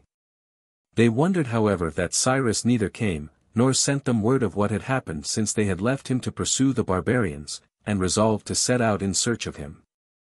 But whilst they were preparing for the start, they were hailed by 2 soldiers of the army of Cyrus, who brought them this terrible news: Cyrus is dead. Arius and the barbarians under him have been put to flight. On perceiving the easy victory won by the Hellenes, Cyrus had been beside himself with joy, for he thought that the fate of the day was already decided. All those around him shared his expectation, and the officers of the bodyguard sprang from their horses and threw themselves in the dust before him, as if he were already the great king. For a moment he waited to see what the enemy would do. Then, observing that the troops of Artaxerxes were making a movement as if to wheel round and attack him in the rear, he hesitated no longer, but dashed forward with his 600 chosen companions towards the place where the king was stationed with his guard of 6,000 horse. With his own hand Cyrus killed the leader of the guard, and so irresistible was the charge, that the ranks of the enemy were broken through in a moment, and driven right and left before the cavalry of Cyrus, who pursued them eagerly. Thus it happened that the prince was left almost alone, with only his most intimate friends, those whom he called his table companions, round him. At the same 79 moment he caught sight of his hated brother, the troops in front of the king having been put to flight, and on seeing him, lost all command of himself. Mad with passion he galloped up to him, crying out, "I see the man!" And hurling his javelin, hit him in the breast, inflicting a wound which however was but slight, the course of the javelin having been checked by the coat of mail worn by the king. But at that moment, while still almost alone, Cyrus was struck under the eye by the javelin of a Carian lancer. It was a mortal wound, and falling from his horse to the ground, he died immediately. All his table companions fell around him. The most faithful of all leaped from his horse and threw himself upon the corpse, where he was either killed by the enemy, or, as some say, fell upon his own sword. The head and right hand of Cyrus were cut off by command of Artaxerxes, and carried through the ranks on the point of a long spear. And when Areus, who commanded the right wing of the rebel army, saw that Cyrus was dead, he sought safety in flight. Thus the battle which had begun so well for Cyrus, turned in a moment quite unexpectedly, and all the hopes of his followers were dashed to the ground. But for the javelin thrust which ended the life of Cyrus, the future history of Persia might have been very different. Artaxerxes, the indolent, was not the man to save his country. From him no effort could be expected, no attempt to improve his subjects, or check the luxurious selfishness which was bringing the country to ruin. But had Cyrus, the brave, wise, and generous Cyrus, become king, he might have been able, not only to arrest the ruin, but even to restore the empire to something of its former greatness. For since the time of Cyrus I, the throne of Persia had never been occupied by a man so worthy and so able to govern a great nation as was his young namesake. Had it been Artaxerxes who had fallen in the battle, the queen mother Persides would hardly have wept other than tears of joy, for then Cyrus would have been sure of the throne. But now that her best beloved son was killed, the grief of Persides was only equalled by her burning desire for vengeance on all who had had any part in his death. She contrived to get into her power the Carian archer by whose javelin her son had been wounded, and the soldier who had carried through the ranks his head and hand, and caused them both to be tortured to death. Tomb of Darius I. Near Persepolis. c. 17. The treaty with Areus. Terrible indeed must have been the despair of the Hellenes on hearing of the death of Cyrus, for by this one blow their whole position was changed, their every hope was shattered. Instead of being able to cherish pleasant dreams of future happiness made possible by the bounty of Cyrus, they had now before them nothing but a dark and dreary prospect of toil and danger, through which if they barely escaped with their lives, it was as much as they could dare to hope. Hitherto Cyrus, who had studied in advance every mile of the road, had been their leader, and had always brought them by the best way. Now they found themselves 1,000 miles distant from their home, without the slightest knowledge of the countries through which they would have to pass. Hitherto they had been free from all care with regard to their daily food, for the liberal pay which they had received from Cyrus had enabled them to supply their wants without difficulty. Now they had nothing to fall back upon but their savings, and when these were spent, they would be reduced to the most extreme distress. They were, in fact, like men lost in some primeval 82 forest, surrounded by every kind of danger, with no human being to help them, no landmark to point out the way, but nevertheless struggling to escape from among its gloomy shades. Fortunately for the Hellenes, there was among them one man at least, who, even in the most sudden reverses of fortune, never lost his presence of mind. This was the rough, stern soldier, Clearchus. Although under ordinary circumstances he was rather hated than loved by his men, yet in the press of battle, the consciousness that nothing escaped him, and that he, at all events, was absolutely cool and self-possessed, inspired them with courage and confidence, and in this time of need, he rose at once to the position of greatest authority in the whole army. Hitherto he had been merely the general of his own company. Now he became commander-in-chief, not so much by any formal choice, as because every one was ready to grant him willing obedience, in the belief that whatever the difficulties might be, he would cope with them better than anyone else. The first plan suggested by Clearchus was to join forces with Arius, who had commanded the barbarian army under Cyrus, and who, on the previous day, had fled back 3 miles to the last halting place. To him therefore the Hellenes sent messengers to say that if he would like to fight for the throne on his own account, they would be willing to help him, as they had helped Cyrus. Soon after the messengers had departed, there arrived at the camp some Persian ambassadors, accompanied by a Hellene named Philinus, belonging to the 83 suite of Tissaphernes, who acted as their spokesman. They asked to see the generals, and demanded, in the name of the great king, that the Hellenes should give up their arms, and throw themselves upon his mercy. But Clearchus said, "We have conquered, and it is not usual for the conquerors to give up their arms." Just then however he was called away to attend to a sacrifice that he had caused to be offered for the purpose of consulting the omens, and he left the conference, saying to his comrades, "Give them such a message to take back as may seem good to you." In his absence, Cleaner, the eldest of the generals, was the first to speak, and he said, "We will rather die than give ourselves up." Another general asked, "If the king thinks himself the conqueror, why does he not come and fetch our arms?" And a third said, "The most precious possessions that we have are our valor and our arms. So long as we keep our arms, our valor may be of some service to us, but if we part with them, our lives will not be worth much." Others again thought it desirable not to irritate the king, and said that the arms which they had hitherto carried in the service of Cyrus might now be employed in the service of the king. By this time Clearchus had returned, and he asked Philinus whether the ambassadors had as yet received their answer. "The other generals," answered Philinus, "have spoken this and that, now let us hear what you say." This gave Clearchus an opportunity of appealing to 84 Philinus to help him to keep up the spirits of his comrades. "I rejoice, Philinus," he said, "that you, a countryman of our own, are here among the ambassadors.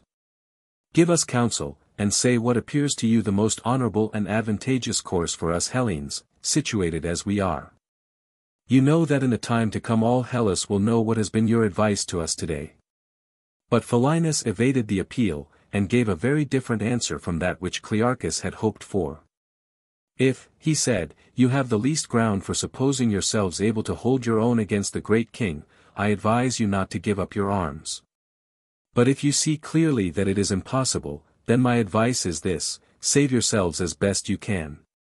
Clearly there was nothing to be gained by further discussion, and Clearchus said, "You have spoken, but take to the king this answer, that if he desires our service as friends, it is better for him that we should keep our arms. And on the other hand, if he regards us as enemies, it is better for us that we should have them." With this message, the ambassadors returned to the king. When they were gone, Clearchus announced to the other generals that the omens of the sacrifice which he had just caused to be offered, were unfavorable for a battle with the king, but favorable for the proposal to join forces with Arius. Soon afterwards the messengers returned from Arius with the answer that he did not care to accept the offer of the Hellenes to set him on the throne. Because among the great lords of Persia there were 85 many more powerful and distinguished than himself, who would never endure to see him placed above them. But he said that early the next morning he was going to begin the return march to Sardis, and that the Hellenes might go with him if they liked. The generals decided to do so, and although it was already dark, they set out at once for the place where he was encamped, and reached it about midnight. There they entered into a treaty with Arius, and confirmed it with sacred rites in order that it might be doubly sure. According to the Persian custom, a bull, a wolf, a wild boar, and a ram were slaughtered, and their blood was mingled in the hollow of a shield, into which the Hellene officers dipped their swords and the barbarian officers their lances. Then they swore on both sides to help one another in every difficulty. Neither party was to desert the other, the barbarians were to act as guides to the Hellenes, according to the best of their knowledge, and in all emergencies they were to stand by one another as true friends. 18. The treaty with the great king. The next thing was to decide as to the best route for the return march, and Arius was of opinion that it would be better not to return by the way they had come. If we go that way, he said, we cannot fail to perish from hunger, for even on the journey hither we have often been short of food, and in those places where food was plentiful, we have already taken all that was to be had. I think I can show you a better way, which though longer, goes through fruitful districts. But for the first few days we must make long forced marches, so as to get at least 2 or 3 days' journey in advance of the great king. He will give up the idea of pursuing us, for he would not venture to come after us with a small army, and with a great army, which must of necessity move slowly, he would not be able to overtake us. Early the next morning therefore, the allied forces started together for some villages in which they were to encamp for the night. They were still on the march when, towards evening, they perceived by various signs that the king's troops were not far off. Clearchus did not wish for an engagement, for his men were tired 87 and hungry, having had nothing to eat all day, but in order that he might not seem to be afraid of them, he went on marching in the same direction as before. The enemy did not however appear in sight, and the Hellenes reached the villages for which they were bound, without any fighting. But on arriving at the place, they found that the king's soldiers had been there, and had destroyed everything. They had not even stopped short of burning down the houses. The first-comers were able to make themselves fairly comfortable, but the rear, who did not get in till after dark, were obliged to lie down upon the bare ground, without food or shelter. The discomfort gave rise to quarrels among the soldiers, and there was so much noise and confusion that those at a distance were seized with panic, thinking that the enemy had surprised them in the darkness. Thus the night passed in wretchedness and anxiety, but in the morning Clearchus invented a joke as a means of reassuring the disheartened soldiers. He sent for a herald, and told him to go round the camp, proclaiming that whoever would give information as to the person who had let the ass into the camp, should receive a talent of silver. By this joke the soldiers understood that Clearchus meant to laugh at them for their fright, and to assure them that there had been no real cause for it. A talent was equal to 243 15ths of our money. Meanwhile the king was by no means at ease, for he was quite as much afraid of the Hellenes as they of him, and in the morning he again sent heralds to them. He did not now attempt to demand that they should give 88 up their arms, but proposed to make a treaty with them. When the heralds were announced, Clearchus was very careful not to let it appear that the Hellenes were in any pressing need, or that they felt their position to be a difficult one. The heralds were told that they must wait until he could find time to attend to them, and meanwhile he drew up his troops in such a manner as to make the best possible display. Putting in front those who had complete sets of armor and who could otherwise appear to the greatest advantage. This done, he went forward with the other generals to receive the heralds, and asked, rather curtly, what they wanted. When they had delivered their message, he answered, "Say to the king that another battle will be necessary before we can think about a treaty. For we have nothing to eat, and I cannot speak to my men about a treaty until their hunger is stayed." The heralds rode away, but quickly returned, which proved that the king was near at hand. They brought with them guides, and said that in case the Hellenes were willing to agree to a truce, they were to conduct them to a place where food could be obtained. Clearchus and the other generals withdrew to consider this proposal, and they very quickly decided to conclude the truce at once. But nevertheless they again kept the heralds waiting for some time, so that it might appear as if it had been a good while before they could make up their minds to agree to the king's proposals. The great king fighting with a monster. C. At last the decision was communicated to the heralds, and the two armies set out under the direction of the king's guides, marching by a road which was one of 89 the very worst that the Hellenes had ever seen.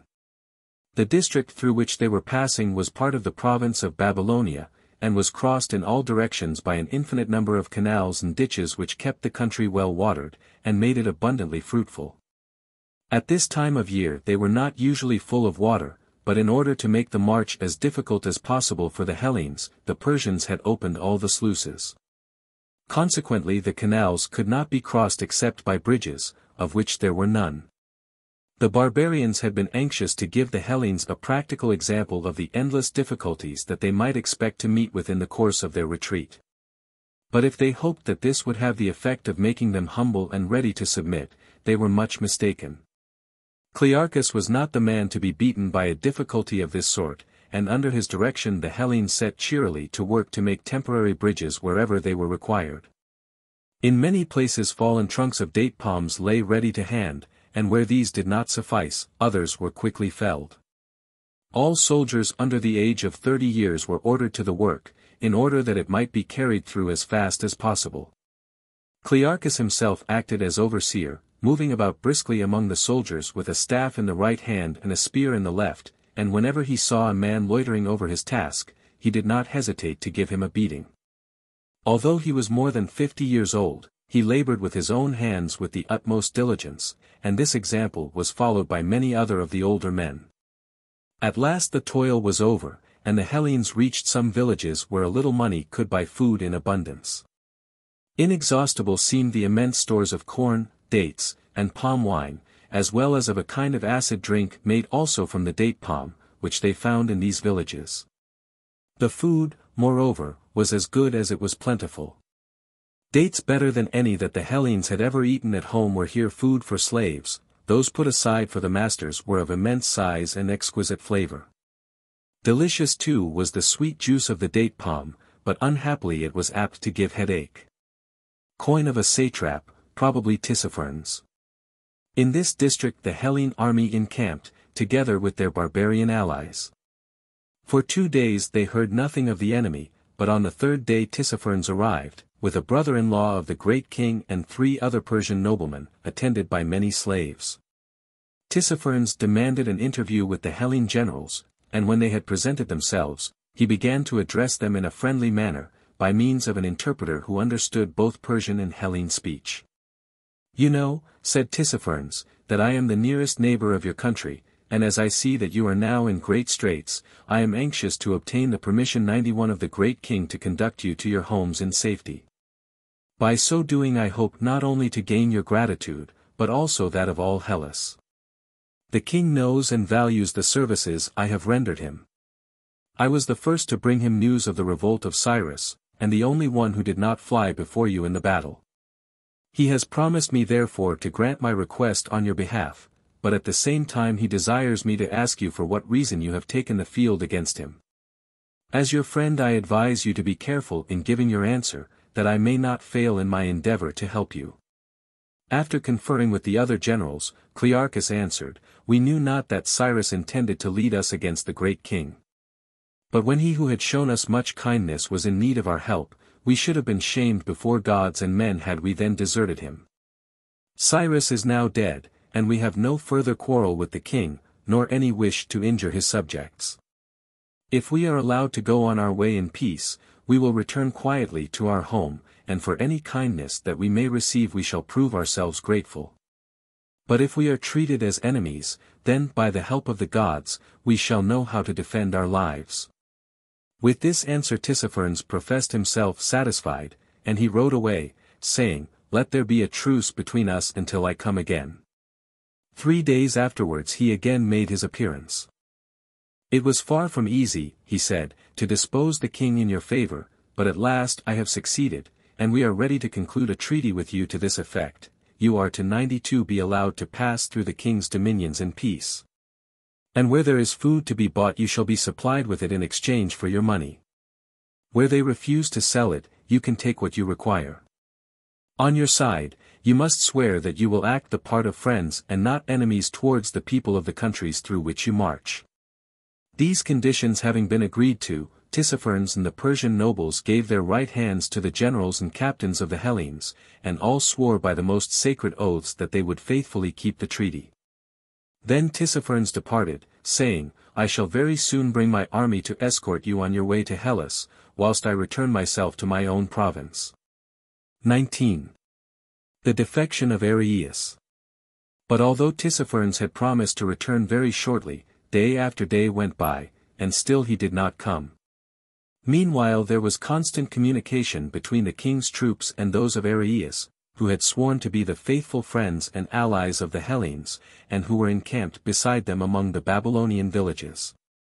The brothers and other relations of the general rode over to see him, and in like manner all the troops of Arius, down to the humblest private soldier, received and returned the visits of their friends in the king's army, which was encamped at no great distance. All this was for a purpose, and for the same purpose Tissaphernes continued to delay his coming. The king's party were anxious to sow dissension between the allies, in order that the Hellenes might be utterly without friends. To this end, promises of free pardon to all subjects of the great king who would now return to their duty, were diligently circulated, and Tissaphernes was careful to put off his coming, so that the Persians of the king's army might have time to alienate Arius and his men from their former friends. The Hellenes could not but perceive that the tone 94 of their allies was changing rapidly, and many of them warned Clearchus that there was something wrong. "Why do we remain here?" they asked him. "Do we not know that the king wishes above all things to destroy us? To him it would be unendurable that we should reach home in safety, and boast that we, a handful of Hellenes, have defeated the great king in the very heart of his empire, and have then escaped out of his hands after defying him openly. He pretends just now to be inclined for peace, but he is only waiting until all his forces are assembled, and then he will put forth his whole power to crush us." Clearchus saw the danger of their position, but it seemed to him that to go forward was even more perilous than to stay still. "If we fold up our tents and depart," he said, "the king may say that we have broken the treaty, and declared war against him. Who will then give us guides to lead us through this unknown land? What other rivers may lie before us, I know not, but in any case there is the broad Euphrates, which it would be impossible to cross if an enemy were to dispute our way. It seems to me moreover that if the king really meant to destroy us, he would hardly have thought it necessary to perjure himself by swearing to a treaty which he all the time intended to break." At last, after a delay of 20 days, Tissaphernes arrived with his force, to escort the allied armies on their journey home. The double camp was broken up, and in 5 days they reached the Tigris, which was crossed by a bridge of boats. Soon afterwards they came to some villages which belonged to Persides, the queen mother, and Tissaphernes 95, who was delighted to have the opportunity of doing her an injury, desired the Hellenes to plunder the villages.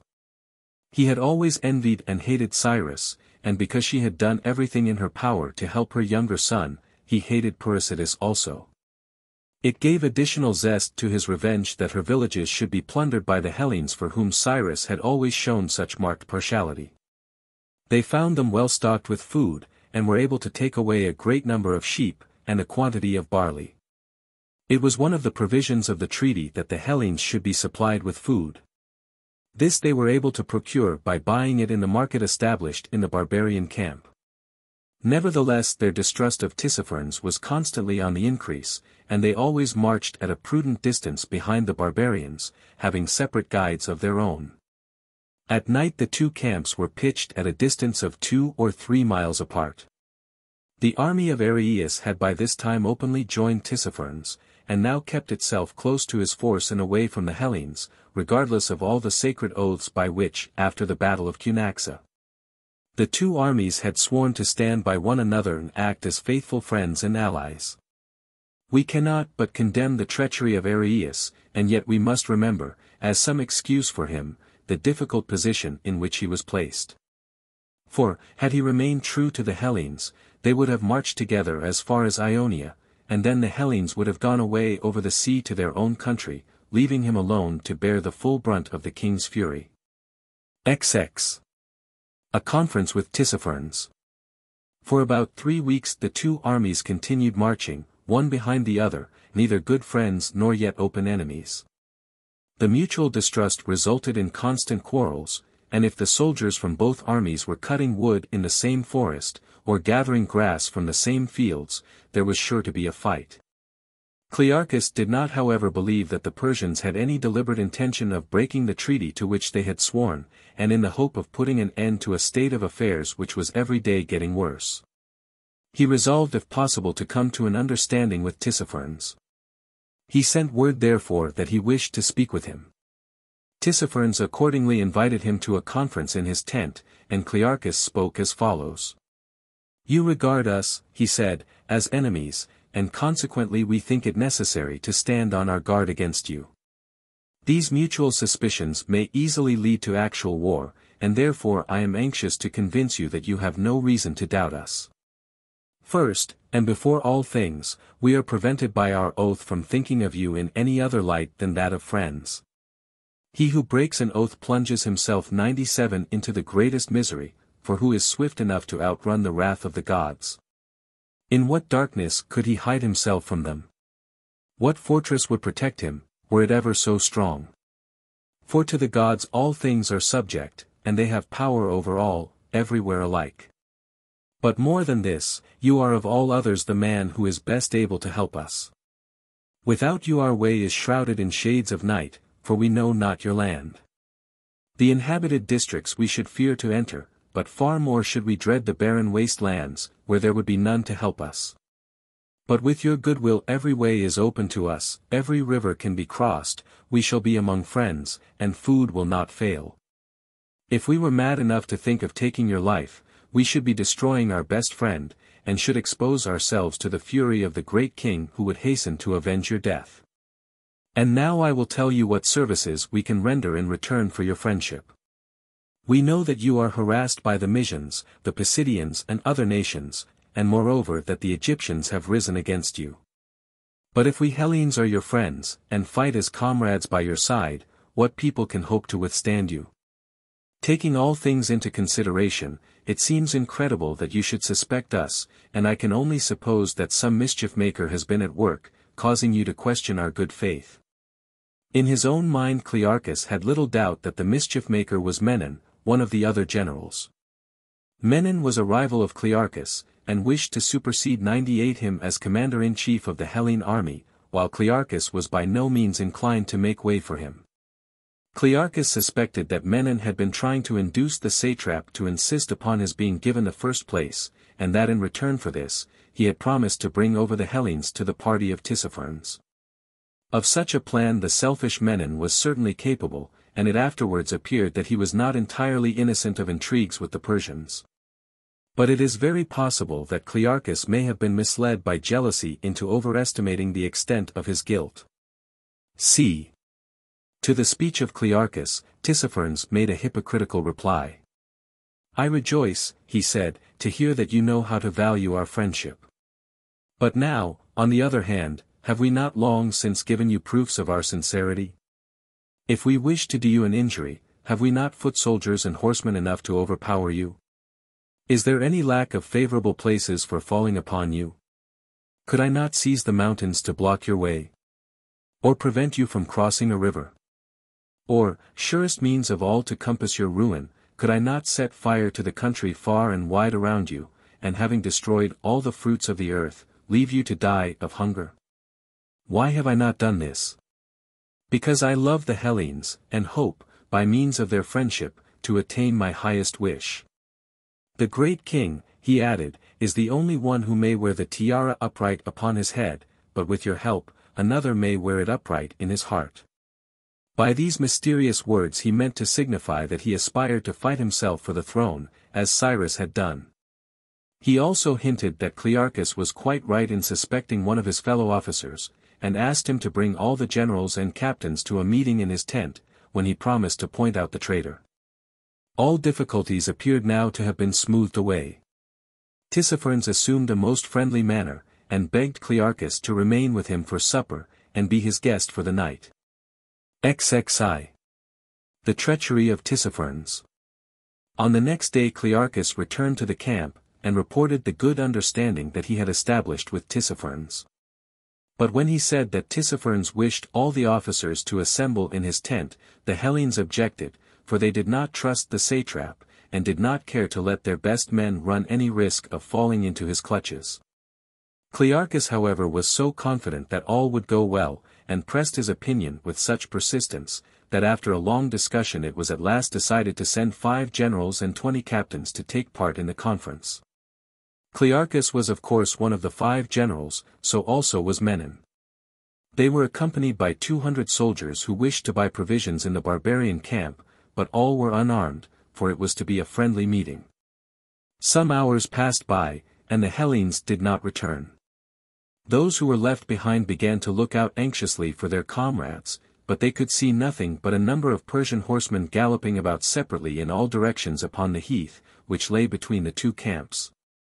They did not understand what this could mean, but soon the horrible explanation 101 was brought to them by a badly wounded Hellene, who made his way back to the camp as fast as he was able, and told them what had happened. On reaching the tent of Tissaphernes, the 5 generals had been invited to go within. The captains were left standing at the door. Presently a blood-red flag was hoisted above the tent, and at this signal, the barbarians fell upon the captains and the 200 soldiers who were all unarmed, and massacred them. Those who attempted to flee were cut down by horsemen sent in pursuit of them, and killed upon the heath. Of the fate of the generals who had gone within the tent, the wounded man knew nothing. On hearing this terrible news, the Hellenes rushed to seize their arms, for they naturally expected an immediate attack. This did not however take place, but Arius, with some other nobles, and about 300 Persian cavalry, rode towards the camp, and demanded to speak with one of the generals. When he was within hearing, Arius cried out, "Clearchus was a traitor, he had broken the oath, and has been punished. To you I bring an order from the great king to deliver up your arms, for they belong to Cyrus, who was his slave." Every one in the Persian Empire was considered a slave, except the king himself. But one of the generals answered with spirit befitting the occasion. "Thou miserable Arius," he cried, "and you others who were the friends of Cyrus, you are the most wicked of men, you who formerly swore that our friends should be your friends, and our enemies your enemies, and have now entered into a covenant with the godless Tissaphernes to destroy us." To this the Persians could make no reply, and they turned back to their own camp. The night that followed was a terrible one for the Hellenes. The infamous crime that had been committed could only be regarded as the first of a series planned long ago by Tissaphernes. Now that Clearchus was gone, who was to command the little band of Hellenes, left as sheep without a shepherd? If the treacherous barbarians were bent upon their destruction, what was to hinder them from taking them by surprise again and again, until at last they were reduced to the choice of death or slavery? Throughout the whole camp reigned discouragement, despondency, even despair. Only a few of the soldiers could rouse themselves to take food or kindle a fire. Wherever they chanced to be, they threw themselves down upon the ground, and passed a sleepless night, kept awake by brooding care for what the next day might bring forth, and for sick longing for their country, their parents, their wives, their children, whom they feared they should never see again. On entering the tent of Tissaphernes, the 5 generals had been surprised and made prisoners, and were forthwith sent to Susa, there to await the king's pleasure. Menon was set at liberty, but the rest languished for a year in prison, and were then beheaded. Archers of the royal bodyguard. From a frieze in the palace at Susa. C. For Clearchus, who had been the most intimate friend of her dearly loved Cyrus, Persides, the queen mother, did everything in her power. Through the medium of her physician, she was able to supply him with many comforts in his prison, and she even hoped 104 that her influence with Artaxerxes would prevail to save his life. But in Statira, the queen consort, she had a rival whose influence was even greater than her own.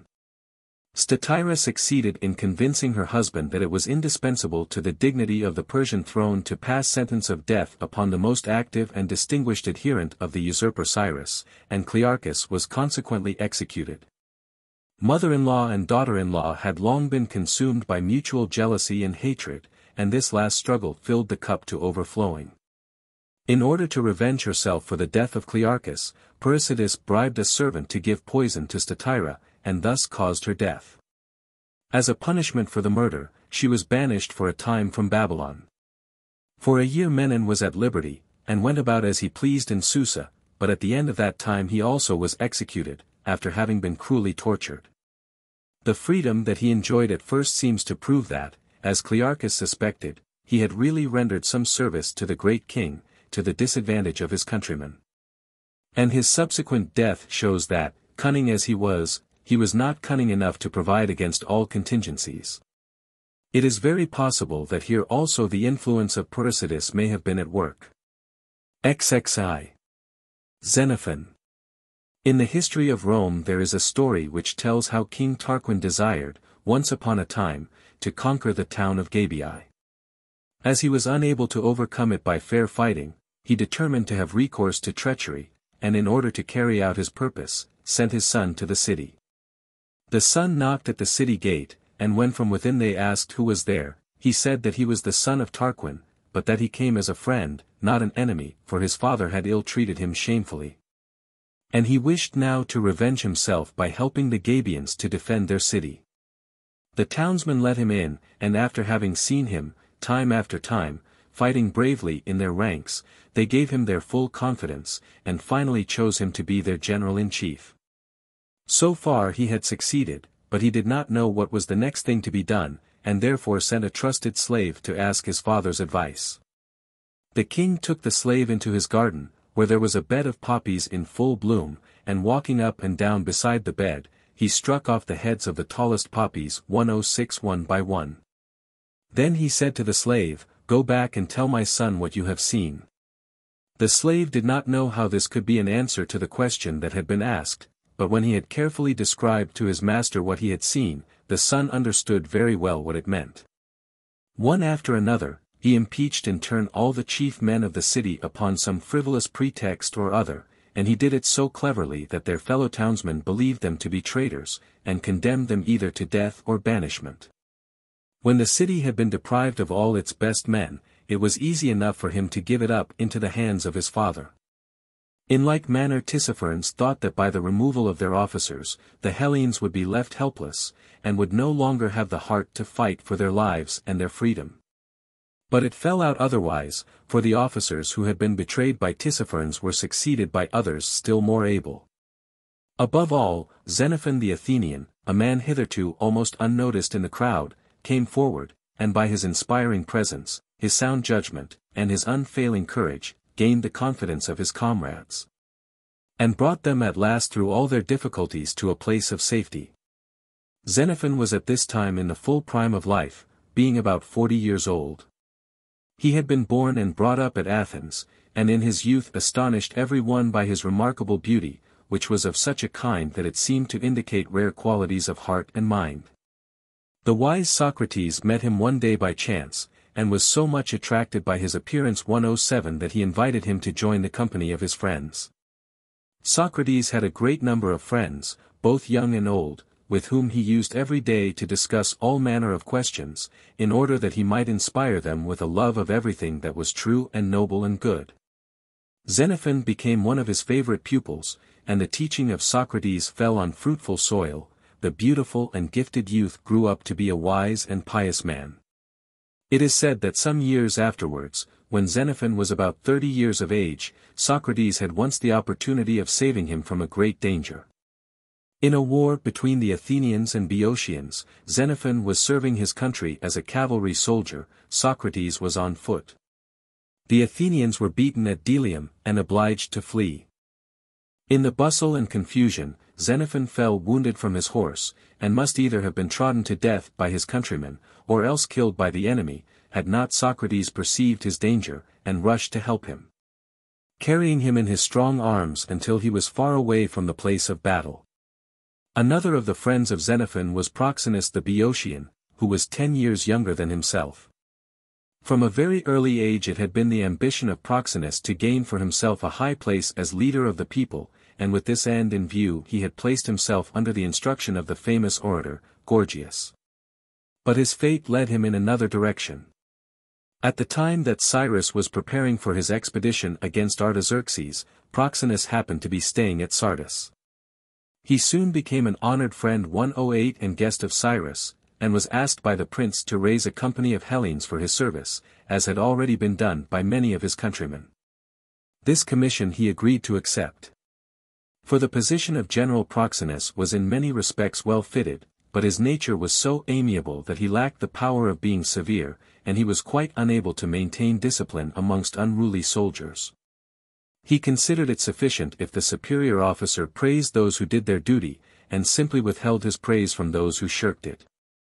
And so it came to pass, that he had more fear of being irksome to his men than they had of incurring his displeasure, and that he took more pains to avoid annoying them than they took to do their duty. The good soldiers were devoted to him, but the bad ones did not scruple to be inattentive to his orders, because they knew that he was easy-going. Proxenus was in fact the exact opposite of the stern Clearchus. Fired with affection and enthusiasm for Cyrus, Proxenus wrote to Xenophon, pressing him to come at once to Sardis, and join the prince. He said that he would introduce him to Cyrus, and that Xenophon would never repent of accepting the invitation, and he added that he himself loved Cyrus even more than he loved his home. Whenever Xenophon was in doubt about any decision, he was accustomed to ask the advice of Socrates, and did so on this occasion. Socrates doubted whether it would be well for Xenophon to do as his friend wished, for some years before, in the time of the Peloponnesian War between the Athenians and the Spartans, Cyrus had 109 taken the part of the Spartans against the Athenians, and had helped them with large sums of money.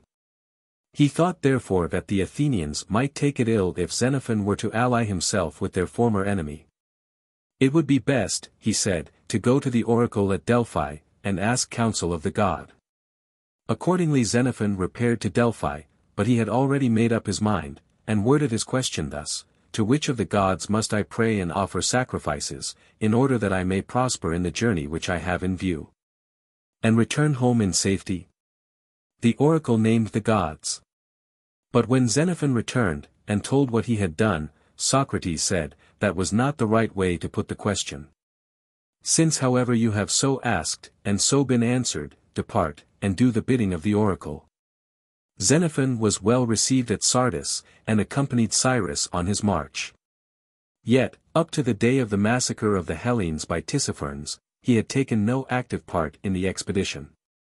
He served neither as general, nor as captain, nor as private soldier, but was present merely as the friend of Proxenus and Cyrus.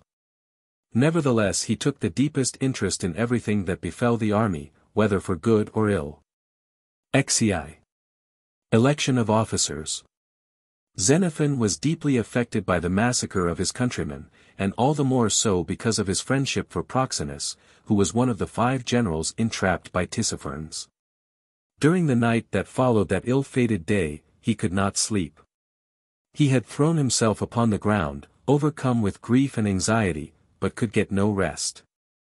At last however he fell into a troubled slumber, and dreamt that it was thundering and lightning, and that his father's house was struck by the lightning and burst into flames. He started up in horror, but found that it was a dream. Then, being a pious man who believed that every event was brought about by the direct intervention of the gods, he began to consider what the dream could mean, for he doubted not that it was sent to him as a sign from Zeus, the ruler of all. But whether it betokened good or evil fortune, he could not tell. The burning of the house would seem to foretell misfortune, and yet, on the other hand, the light breaking suddenly out of darkness might be taken to signify help in the hour of need. Shaking off his despondency, he began to reason 111 with himself. Of what avail is it, he said, to lie here? The night creeps on apace. Tomorrow the enemy will attack us, and there is not one of us who thinks of preparing for defense. All are lying prone, as if this were a time for inaction and giving way to despair. For what should I wait, or for whom? It is clear that I must help myself. With these words he sprang to his feet, and calling together the captains of the company of Proxenus, he proceeded to address them, saying, I cannot sleep. And you in like manner are unable to close your eyes for thinking of the perilous situation in which we find ourselves. From the great king we can look for nothing but fury and vengeance, for we came hither to unseat him from his throne. Nevertheless it seems to me that our condition is not such that we should give way to despair, for the gods are angry with the barbarians because they have broken the peace they swore to maintain. The gods will therefore be on our side. Moreover, we can endure frost and heat better than the weakly Persians, and are in every way, thank the gods, made of better stuff. Let us therefore not delay, but at once put our hands to the work. On us everything depends, for the soldiers will follow our lead. If they see us wanting in courage they will be faint-hearted, but if we show ourselves ready for anything that may be in store for us, whether of toil or danger, and encourage a like spirit in our comrades, the soldiers will follow our example and be ashamed of their faint-heartedness. All the captains but one agreed with Xenophon, but there was one who thought otherwise, a certain Apollonides 1:12 who appeared by his speech to be a Boeotian. This man said that it was madness to dream of any other deliverance than that which they might hope to gain by throwing themselves upon the mercy of the great king, and began to reckon up all the hardships that lay before them. But Xenophon cut him short. "Thou fool," he said, "thou hast eyes and ears, but canst neither see nor hear. When the king demanded our arms, and we refused to give them up and began to march away, was he not then most anxious to enter into a treaty with us? And is it not in consequence of having trusted in his promises that we have fallen into this present distress? Ye captains, this man has not the mind of a Hellene, he is a disgrace to our brave Hellas. Let us not endure him among us any longer, he is only fit to be among the camp followers and carry the baggage." "In truth," said one of the captains, "Apollonides is no Boeotian, nor indeed a Hellene of any sort, but a barbarian from Lydia. This you can tell by looking at his ears, which have been pierced."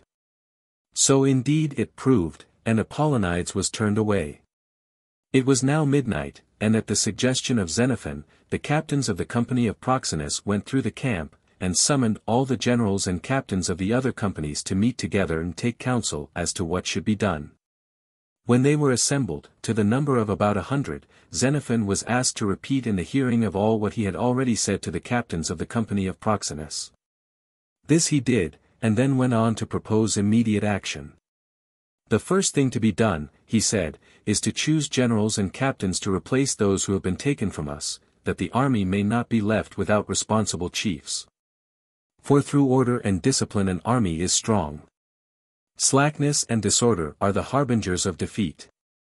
Let us first agree among ourselves who are the best men to fill the vacant places, and then call together the soldiers to confirm our decision. It will be well also to speak to them some words of encouragement, for it is not numbers that ensure victory, but confidence and courage. He who in war thinks only of saving his life is the most likely to lose it, and his death is the death of a coward. But he who, remembering that death is the common lot of all men, chooses rather to die with honor than to live in shame, is far more likely to attain old age, and while life lasts, lives nobly." The suggestion was acted upon without delay. Xenophon was chosen to take the place of his friend Proxenus, and for the 4 other missing generals successors were appointed from among the captains of their companies. In the same way, soldiers were elected to replace the dead captains and those newly promoted, so that as far as the officers were concerned, each company was made up to its former strength. By this time it was almost daybreak, and a herald was sent round the camp to summon all the soldiers to a general meeting, the precaution being meanwhile taken of placing outposts at regular intervals outside the camp, with instructions to bring in news at once, if they should perceive any sign of the enemy's approach. XIV. Xenophon addresses the troops. When the soldiers were assembled, Xenophon appeared among them clad in his most beautiful armor, as if for a feast, with a serene countenance, and eyes that glowed with hope and courage. When he was asked to speak, he addressed them in a clear, penetrating voice that all could hear. "Soldiers," he said, "in the terrible disaster that has befallen us, you see the result of trusting to the oaths of barbarians. From henceforth we must regard them, not as allies, but as enemies, and fight to avenge the murder of our comrades. Thus by the help of the gods may we hope to be delivered out of their hands. Zeus." At this moment it chanced that one of the soldiers sneezed loudly. Nothing could have been more fortunate, for the Hellenes believed that a sneeze was a sign sent by the gods to confirm the word that had just been spoken. Such a good omen could not fail to cheer the downcast soldiers, and Xenophon paused in his speech, and proposed that all should unite in making a vow to Zeus the Savior, from whom the sign had come. That as soon as they should again find themselves in a land of friends, they would offer thank offerings to Zeus and the other gods. The proposal was accepted with 115 acclamation, and all prayed together, and sang a hymn of praise. After this, Xenophon continued to speak. Our hope, he said, rests on a sure foundation. We have been true to the oath sworn in the name of the gods, while the barbarians have perjured themselves. The gods will not allow them to go unpunished, their anger will be turned against our enemies, and their help will be with us. They can humble the mighty and exalt the weak, and can, if they will, save us out of our distress. Let us not form too high an estimate of the Persian resources. The Mysians and the little nation of Pisidians defy the great king. In the midst of his empire they live as free men, and have many large and flourishing cities. Are we at all inferior to Mysians or Pisidians? Think of our forefathers, and of the world-famed victories which they won. The Persians came with a mighty army to lay Athens in the dust, but the little band of Athenians met them with undaunted courage, and drove them back in disgraceful flight. After that came Xerxes with an army, countless as the sand of the sea. And what happened to him? Our forefathers overcame that army by sea and by land, and the glorious results of their victories continue to this very day.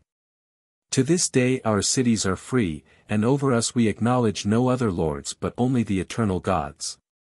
You yourselves moreover have been put to the test, and have not been found wanting. It is but a short time since you confronted the descendants of those same barbarians. Their number was many times 116 greater than yours, but with the help of the gods you smote them and they were scattered like chaff before the wind, not one of them could look you in the face. And at that time you were fighting for Cyrus, a stranger, to set him upon the throne. With how much greater zeal will you fight now, when the battle is for your own salvation? In the last place, let each one of us take heed to do his part. Our new chiefs must be even more vigilant and cautious than those we have lost, the soldiers must be more strictly obedient than hitherto. If every man will keep his eye upon the rest, and allow nothing to be done that is against the rule, then will our enemies be disappointed of their hope that in depriving us of our officers they have robbed us of all discipline.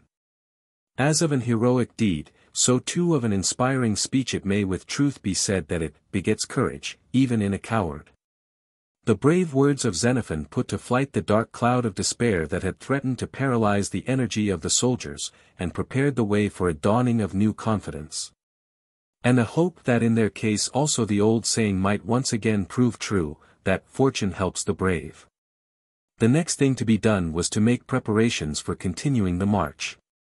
Xenophon was asked for his advice, and he answered, before everything else, it will be necessary to provide ourselves with food, now that we can no longer buy it in the barbarian camp. And I hear that there are villages in the neighborhood where we shall find what we want.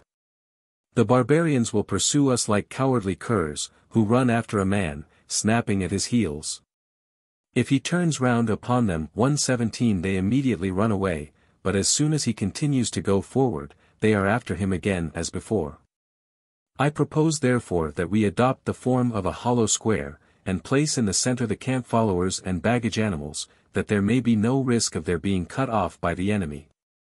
Let Chrysippus take the post of honor and lead the van, as is fitting, for he is a Spartan, and let the two eldest generals take charge of the wings, while Timasian and myself command the rear. If after a time we wish to make any alteration, it will always be easy to change. He who has something better than this to propose, let him now speak. Sparta was at this time the leading state in Hellas. All were silent. Hold up hands then, those who agree to my plan, cried Xenophon. Every hand was raised, and the proposal was accordingly carried. There was another matter to which Xenophon was anxious to call the attention of his comrades. He knew how serious a disadvantage it is to an army in the field to be encumbered with a quantity of baggage, and advised that everything not absolutely needed for the march should be burnt. He who would enrich himself with spoil, he said, must overcome the enemy. Only conquerors can hold their own, and take the spoil of the vanquished. Whichever of you would see again those who are most dear to him, let him remember that he must prove himself a man. This proposal was also carried by a show of hands. 118 And the meeting being at an end, the soldiers dispersed to overlook their possessions, and choose from among them such things as were indispensable. If any of them had possessions which they themselves did not need, but which others lacked, they gave them to their comrades. Then a great bonfire was lighted, and into it were cast all the rest of the things, together with the tents and the wagons. From this time forward the recognized heads of the army were Chrysippus the Spartan and Xenophon the Athenian, but more especially Xenophon.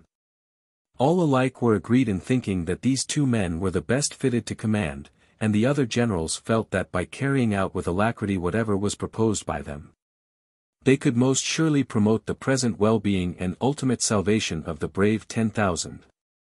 XXV. Annoyed by Mithridates. The sun had now risen, and the Hellenes were about to prepare their morning meal, when the scouts brought in word that the satrap Mithridates was riding towards the camp with an escort of 30 horsemen. Having arrived within speaking distance, Mithridates called out to the generals to come forward and hear what he had to say. Then he proceeded to address them in an apparently friendly manner. Men of Hellas, he said, I was, as you know, upon the side of Cyrus, and am now your friend. I do not wish to remain with Tissaphernes, for I fear his vengeance, and if you will let me know your plans, I will gladly join you with all my following, and march by your side. Tell me therefore what you have decided to do. The generals conferred together, and agreed that Chrysippus, their spokesman, should answer Mithridates as they had already so often answered the Persian envoys. If we are allowed to return in peace to our home, we will pursue our way with as little injury as possible to the inhabitants of the countries through which we pass. But if we are hindered in our march, we will fight to the death. To this Mithridates replied by trying to persuade 120 them that they could have no hope of escape except by making peace with the great king, and it soon became clear that he had been sent by the enemy to feign friendship, for the purpose of finding out their plans. They refused therefore to listen to him any longer, and Mithridates was obliged to ride away without having succeeded in his mission. The generals had been confirmed in their suspicion of Mithridates by recognizing among his escort a man belonging to the suite of Tissaphernes, who had evidently been sent with him as a spy, so that he might not be able to say anything to the Hellenes except such words as had been dictated by Tissaphernes. And as some Persians had already succeeded in making their way into the camp, and had induced one of the captains to desert with 20 of his men, they proceeded to pass a resolution, that in future there was to be open war with the Persians, and that they would receive no more ambassadors coming in the name of the great king. They then returned to their interrupted meal, and when this was over, set out upon the march, forming themselves, as already agreed upon, in a hollow square. But they had not gone far when Mithridates again appeared with 200 horsemen and 400 archers and slingers, who advanced towards them as if with friendly intentions. As soon however as they had come within arrow range, they opened fire, and the Hellenes found themselves suddenly beset with a storm of arrows and darts, which wounded many of them. For a time Xenophon pursued his way without taking any notice, for he was anxious not to delay the 121 progress of the march, but finding that the shots came thicker and thicker, he called a halt and commanded the rearguard to charge the enemy. No sooner had they done so than the barbarians were in full flight, but the heavy-armed hoplites could not pursue them far, and each time that they reformed their ranks and turned to continue the march, the barbarians were after them as before. This occurred so often that it was late in the day before they reached the villages where they were to halt, although the distance was little more than 3 miles. When at last they were established for the night in the villages, Chrysippus and the other generals reproached Xenophon with having so seriously delayed the march, without having gained any advantage. They did not, perhaps, fully realize the difficulty, but instead of retorting that they were inconsiderate, Xenophon answered quietly, admitting that they had cause for annoyance, and proposing a plan by which he hoped to remedy the evil. Today, he said, we have to thank the gods that we have only had a small force to deal with, that could not do us any great injury, and we have also to thank the enemy for having shown us where we are weak. The Persian slingers and archers can make their missiles carry to a greater distance than ours, and moreover the enemy have cavalry, while we are without. Under such circumstances the struggle must always be unequal, with the disadvantage on our side. Happily, however, we have it in our power to improve our position in this respect. Among the troops there are several Rhodians, and we know that the men 122 of Rhodes are famed for their skill in slinging. Their shots carry moreover twice as far as those of the Persians, for instead of great stones the size of a fist, they use little bullets of lead. I propose that we find out if any of these men possess slings, or know how to make new slings. With their help we may be able to form a band of slingers capable of doing good service. Then, as regards our want of cavalry. Fortunately we have horses.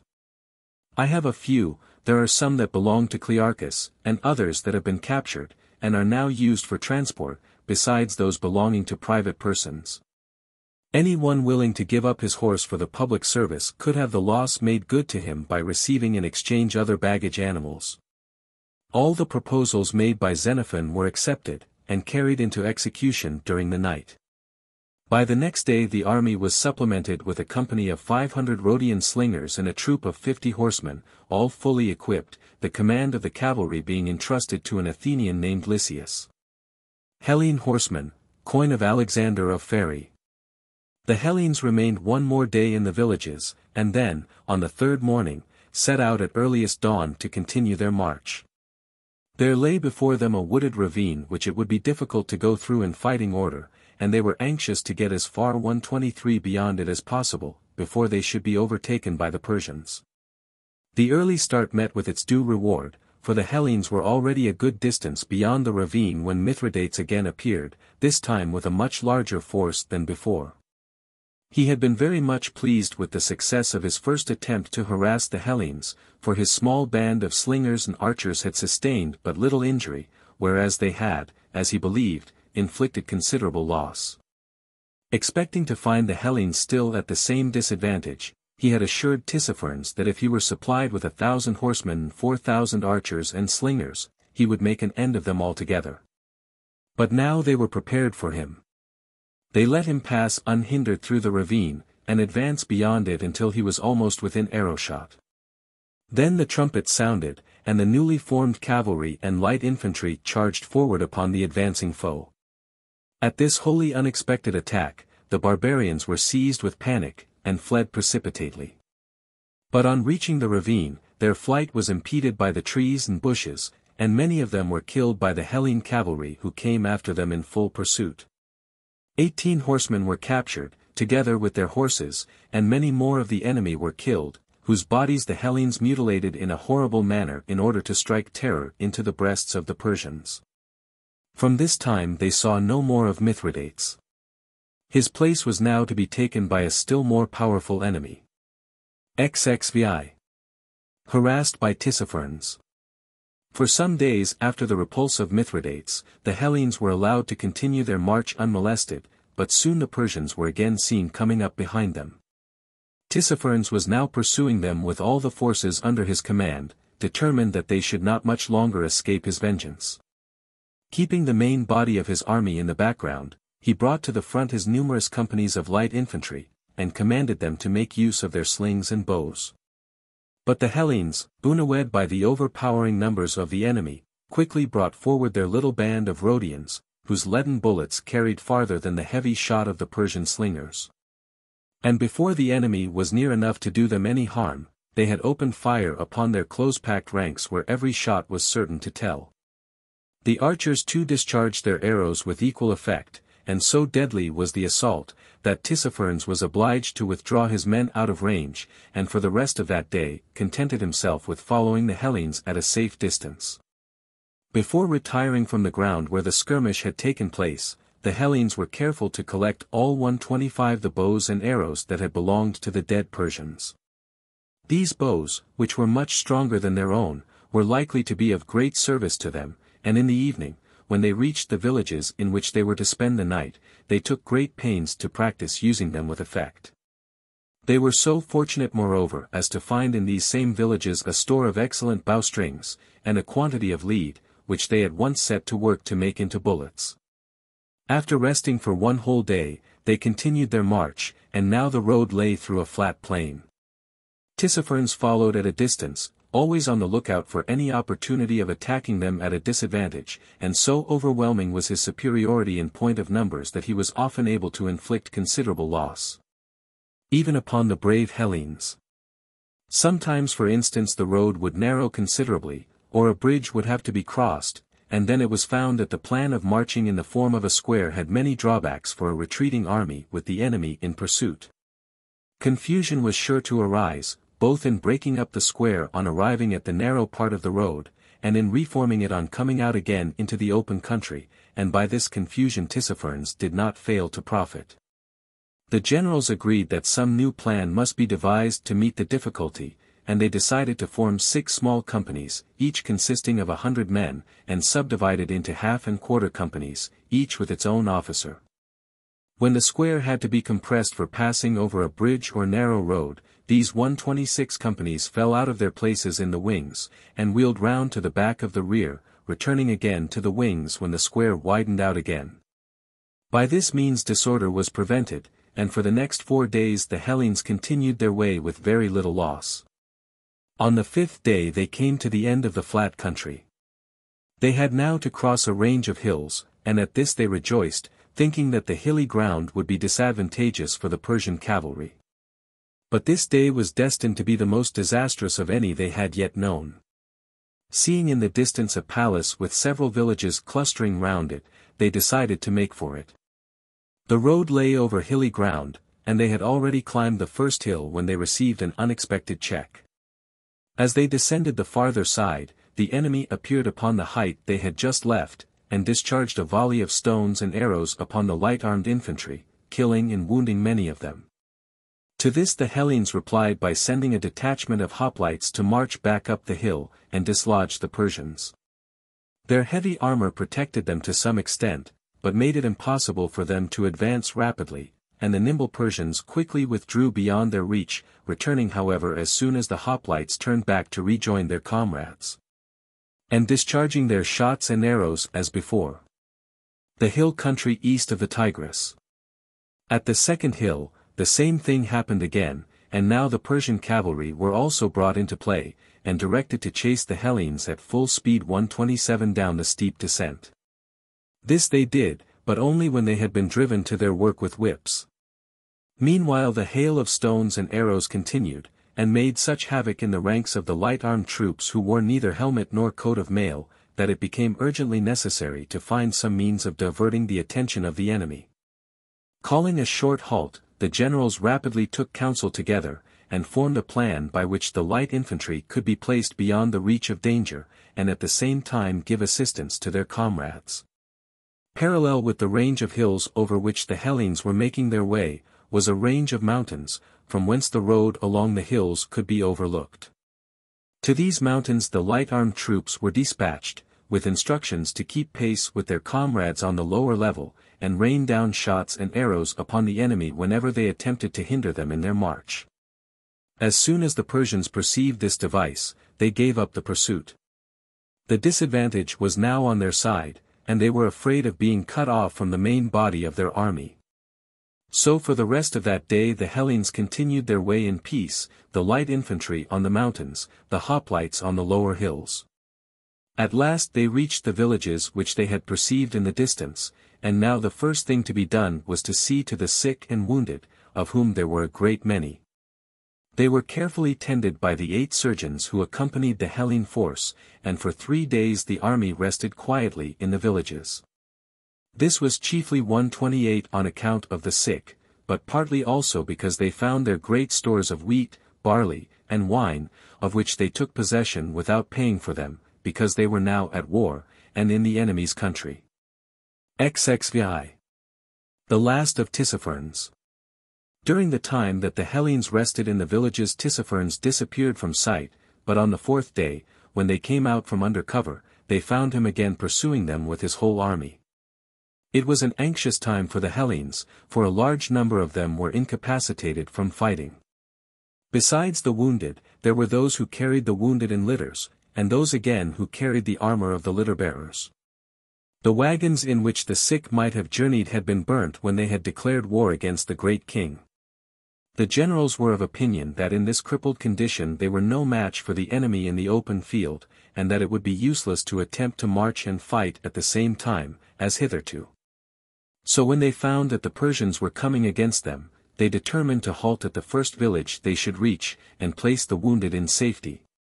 While the able-bodied could easily put the Persians to flight from under the cover of the huts.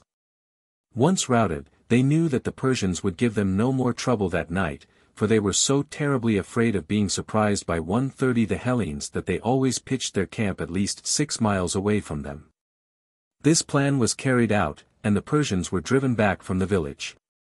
Then, as soon as they were out of sight, the Hellenes made a fresh start, and marched on for another 6 miles before encamping for the night, so that the next day when they began their march, they had 12 miles start of the enemy.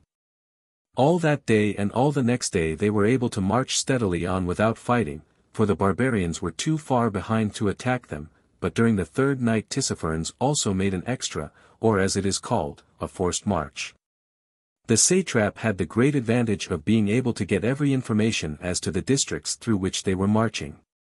And knowing that the flat plain that they had been traversing ever since the last skirmish would now be succeeded by mountainous country, he sent forward a detachment of his troops to get in advance of the Hellenes by taking another road, and seize a hill overlooking the way by which they must pass. When the Hellene vanguard approached the hill, they found it already in possession of the enemy, and Chrysippus sent to the rear for Xenophon.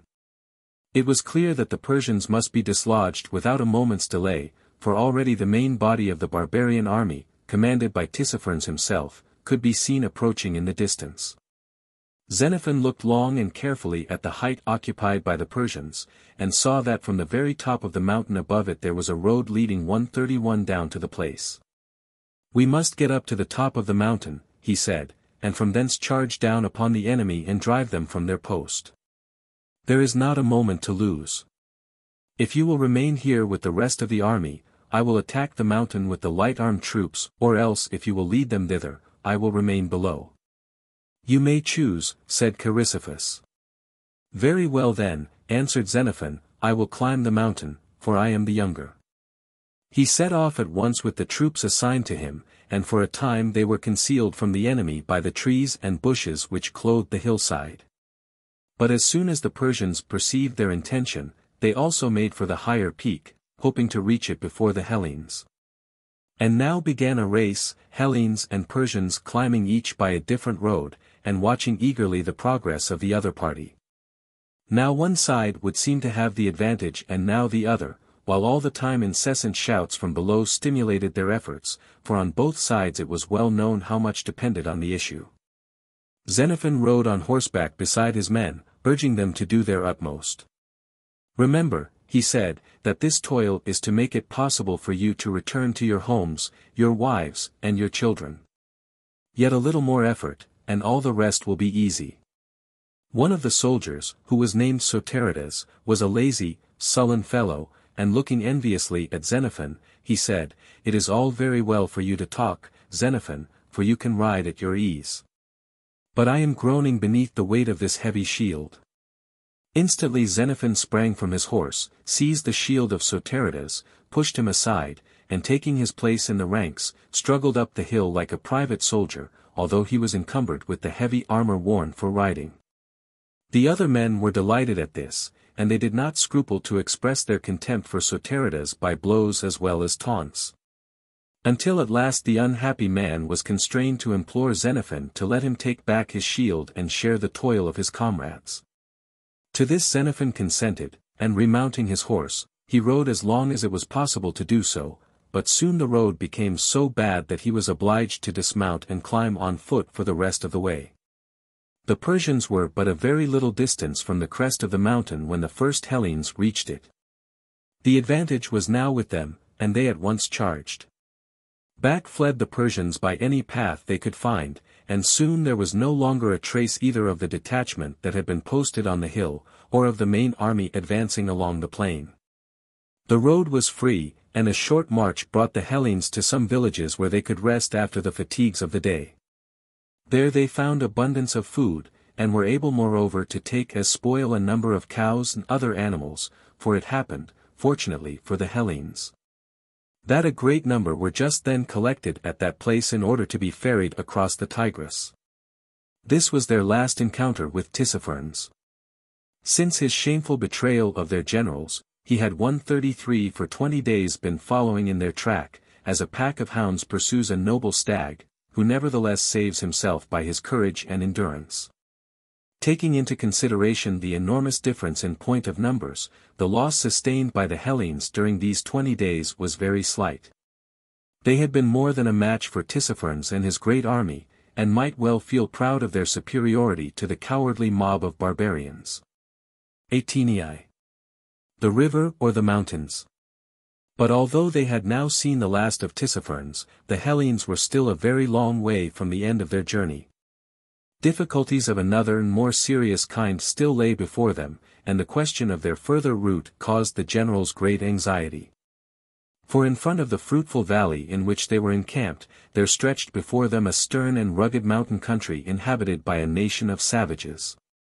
The limit of this mountain district was the river Tigris, and the only way of avoiding it was by crossing the Tigris. No path could be found by which they could pass between the mountains and the river, for immense rocks stretched out far over the water, so that there was not space for even a single person to go by. But the river was far too deep and broad to be forded, and they had no other means of crossing. When they tried to measure its depth with their long spears, they could not reach the bottom, even close to the shore.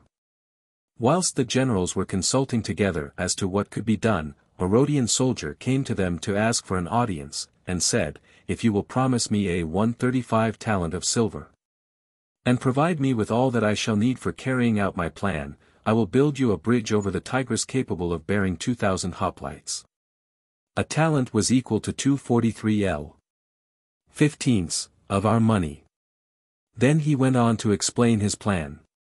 "We have here," he said, "a great many cows, sheep, goats and asses. All these animals must give me their skins, for I shall want 2,000 leather bags. I shall also want all the straps used for the baggage animals. The skins must be inflated, and tied up securely.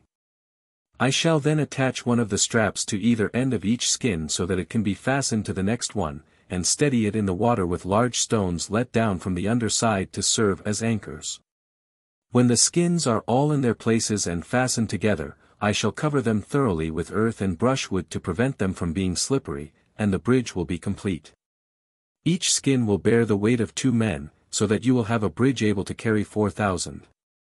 The generals agreed that it was an excellent idea, but unhappily they could not turn it to any account, for on the further side of the river, troops of Persian cavalry were already collected to oppose their crossing. And by them the men employed in working at the bridge would be shot down one by one, long before it was sufficiently finished to carry the soldiers across. The crossing of the river was thus out of the question, and there remained nothing but the road over the mountains, although they knew not whither it led. They were like mariners driven out of their course by violent storms, who neither know where they are, nor what is before, or behind, or on either side of them. 136 Gladly would the Hellenes have given a good deal of their scanty store of money for a small sheet of paper which today can be bought anywhere for a few pence, a map of the country that lay before them. But in those days no such thing had ever been heard of.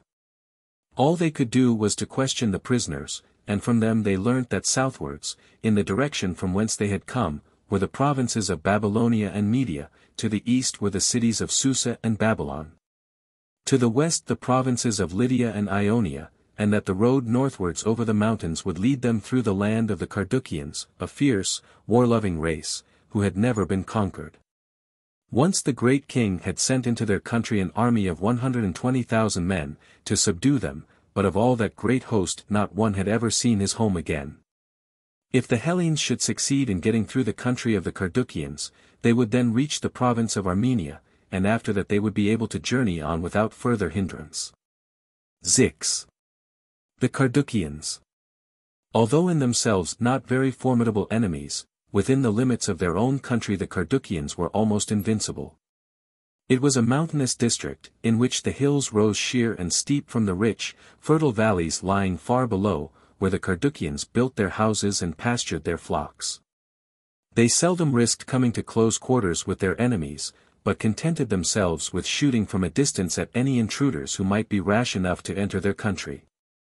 This method of warfare was the more effective as they had considerable skill as marksmen, and were beyond the possibility of pursuit. Every path and every recess of their wild mountain country was familiar to them, and they were extremely agile, being accustomed from their childhood to clamber up and down the rocks like cats. Moreover, they had the advantage of being burdened with no armor and but little clothing, and they carried no weapons but bows and slings. Their bows and arrows were unusually large, the bow measuring nearly 3 cubits in length, and the arrows more than 2 cubits. In order to shoot, they rested the lower end of the bow on the ground, and 138 placed 1 foot upon it. Then, drawing back the string as far as it would go, they discharged the arrow with such force that it was able to pierce right through a leather jerkin, and penetrate deep into the flesh beneath. With this barbarous people the Hellenes were most anxious to remain at peace, and they desired nothing better than to be allowed to pass quietly through the country, paying for everything that they might be obliged to take, in order to supply themselves with food. The prisoners who had told them about the defeat of the Persian army, had spoken also of an alliance made by the Carduchians with the satrap of the province nearest their country. With him they had established an occasional exchange of friendly intercourse, but as they hated all the other Persians as bitterly as ever, the Hellenes hoped that on the principle that the enemy of my enemy is my friend, the Carduchians might be inclined to regard them with favor, and make a treaty with them. Nevertheless they resolved to enter the country very cautiously, and after having offered sacrifices and prayers to the gods, that their enterprise might be brought to a successful issue. They set out while it was still dark in the hope of crossing the first mountain unperceived. By daybreak they were in the country of the Carduchians, Chrysippus leading the van, which included all the light-armed troops, Xenophon in the rear commanding the hoplites, while the camp followers as usual marched in the center.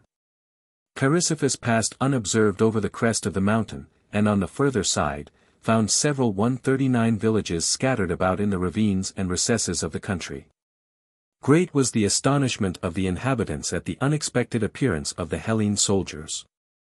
They came pouring out of their houses, and although the Hellenes made signs of friendliness, and called out that they had no wish to injure them, they would not stop to listen, but fled away into the mountains with their wives and children. Meanwhile the rear was still crossing the height over which Chrysippus had just passed in safety. The road was narrow, and the long line of combatants and camp followers could make but slow progress. Night had fallen before those in the extreme rear could reach the villages, and on their way, they were attacked by the terrified Carduchians who had fled at the approach of Chrysippus. Some of them were killed, and others wounded, with stones and arrows. Happily the enemy were as yet but few in number, or they might have sustained more serious loss. The Hellenes established themselves for the night in the villages of which they had been left in possession, and found in the houses many vessels and utensils of brass, but as they still hoped to enter into peaceful relations with the Carduchians, they took no spoil, excepting only such food as was necessary. There was no one from whom to buy, and so they were obliged to help themselves. During the night they were left undisturbed, but great bonfires could be seen flaming away upon the tops of the mountains.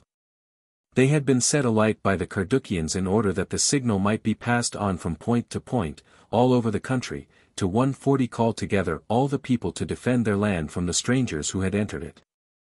There could no longer be any doubt that the Carduchians were determined to regard the Hellenes as enemies, and again the generals and captains met in consultation.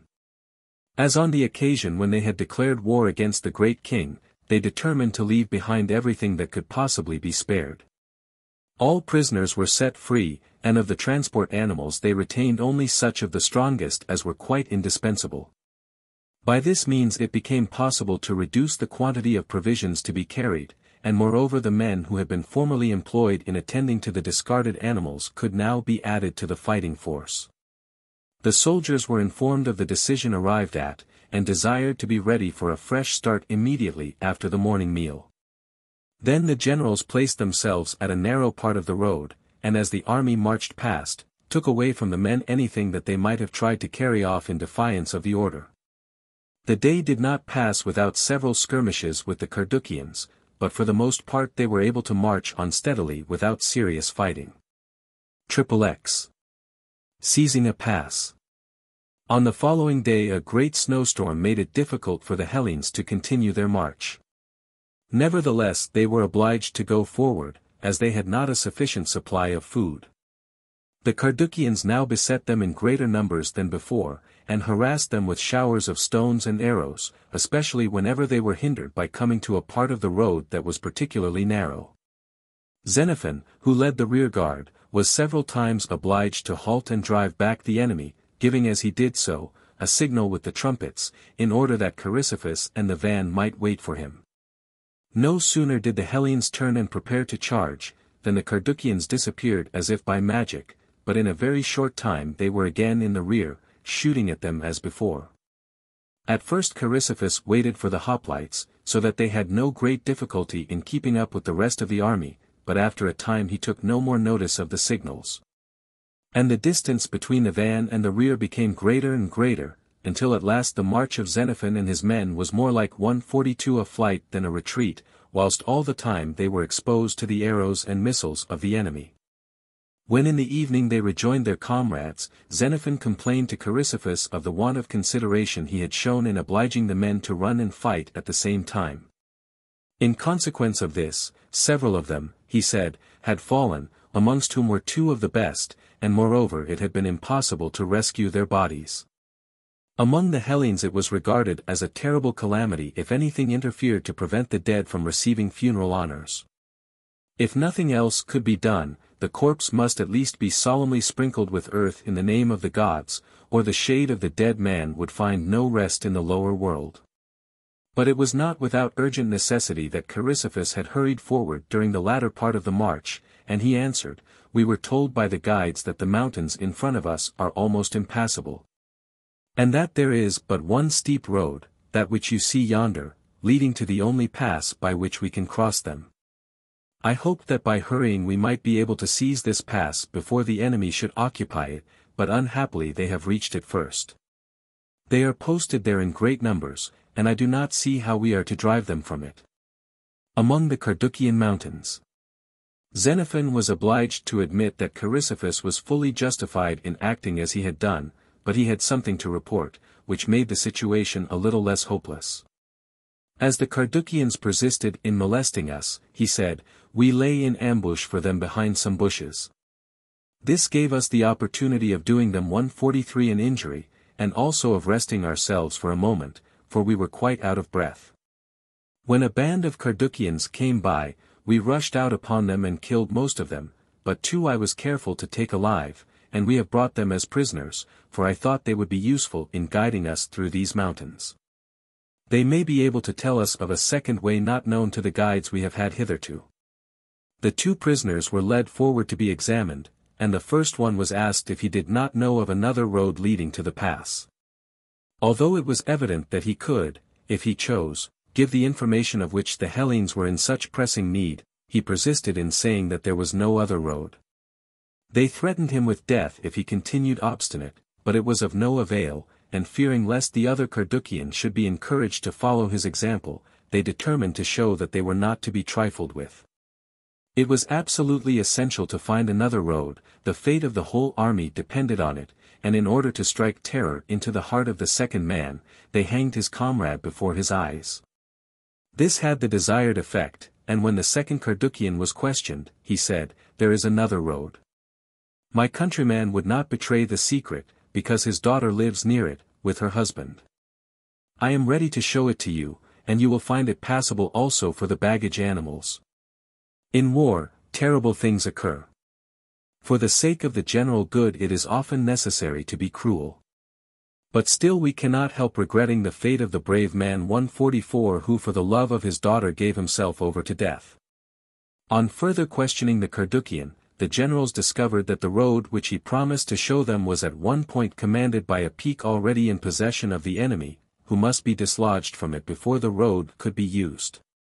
This would probably be an enterprise of some risk, and the generals resorted to an expedient often used in war to rouse enthusiasm for a difficult and dangerous undertaking, namely that of calling for volunteers. About 2,000 men at once offered their services, of whom some were officers and others private soldiers. Having first eaten a good meal, they set out, as soon as it began to get dark, in a storm of wind and rain, guided by the Carduchian, whom they had put into chains, lest he should desert them on the way. It was arranged that the band of volunteers should dislodge the Carduchians from the height commanding the second road, and remain there during the night. At dawn they were to descend towards the pass and begin the attack upon it, giving at the same time a signal with the trumpets. On hearing the signal, a part of the army left below was to ascend as rapidly as possible by the first road, and join them at the pass. In order to divert the attention of the enemy from the movements of the 2,000, Xenophon set out at the same moment with the hoplites, and made a feint of advancing up the first road leading to the pass. Coming however to a narrow ravine between great boulders of rock, he found the cliffs on either side crowded with Carduchians, who had dragged to that 145 place huge fragments of rock, besides stones of all sizes, ready to be hurled down upon the Hellenes. The moment the Carduchians caught sight of the approaching enemy, down crashed the stone storm, making the most appalling noise as the great pieces of rock bounded from boulder to boulder, broke off into 1,000 splinters, and then thundered to the ground, burying themselves finally deep in the earth. Had the Hellenes entered the ravine, not one of them would have escaped alive. But they had taken good care to keep well beyond the range of the deadly hail, only, from time to time, one or other of the captains would show himself from among the bushes on either side of the ravine, as if he were looking for some other way of getting past. When it had become so dark that they could no longer be seen by the Carduchians, the Hellenes hastened back to the valley, where they were glad enough to prepare their evening meal, for they had had no dinner that day.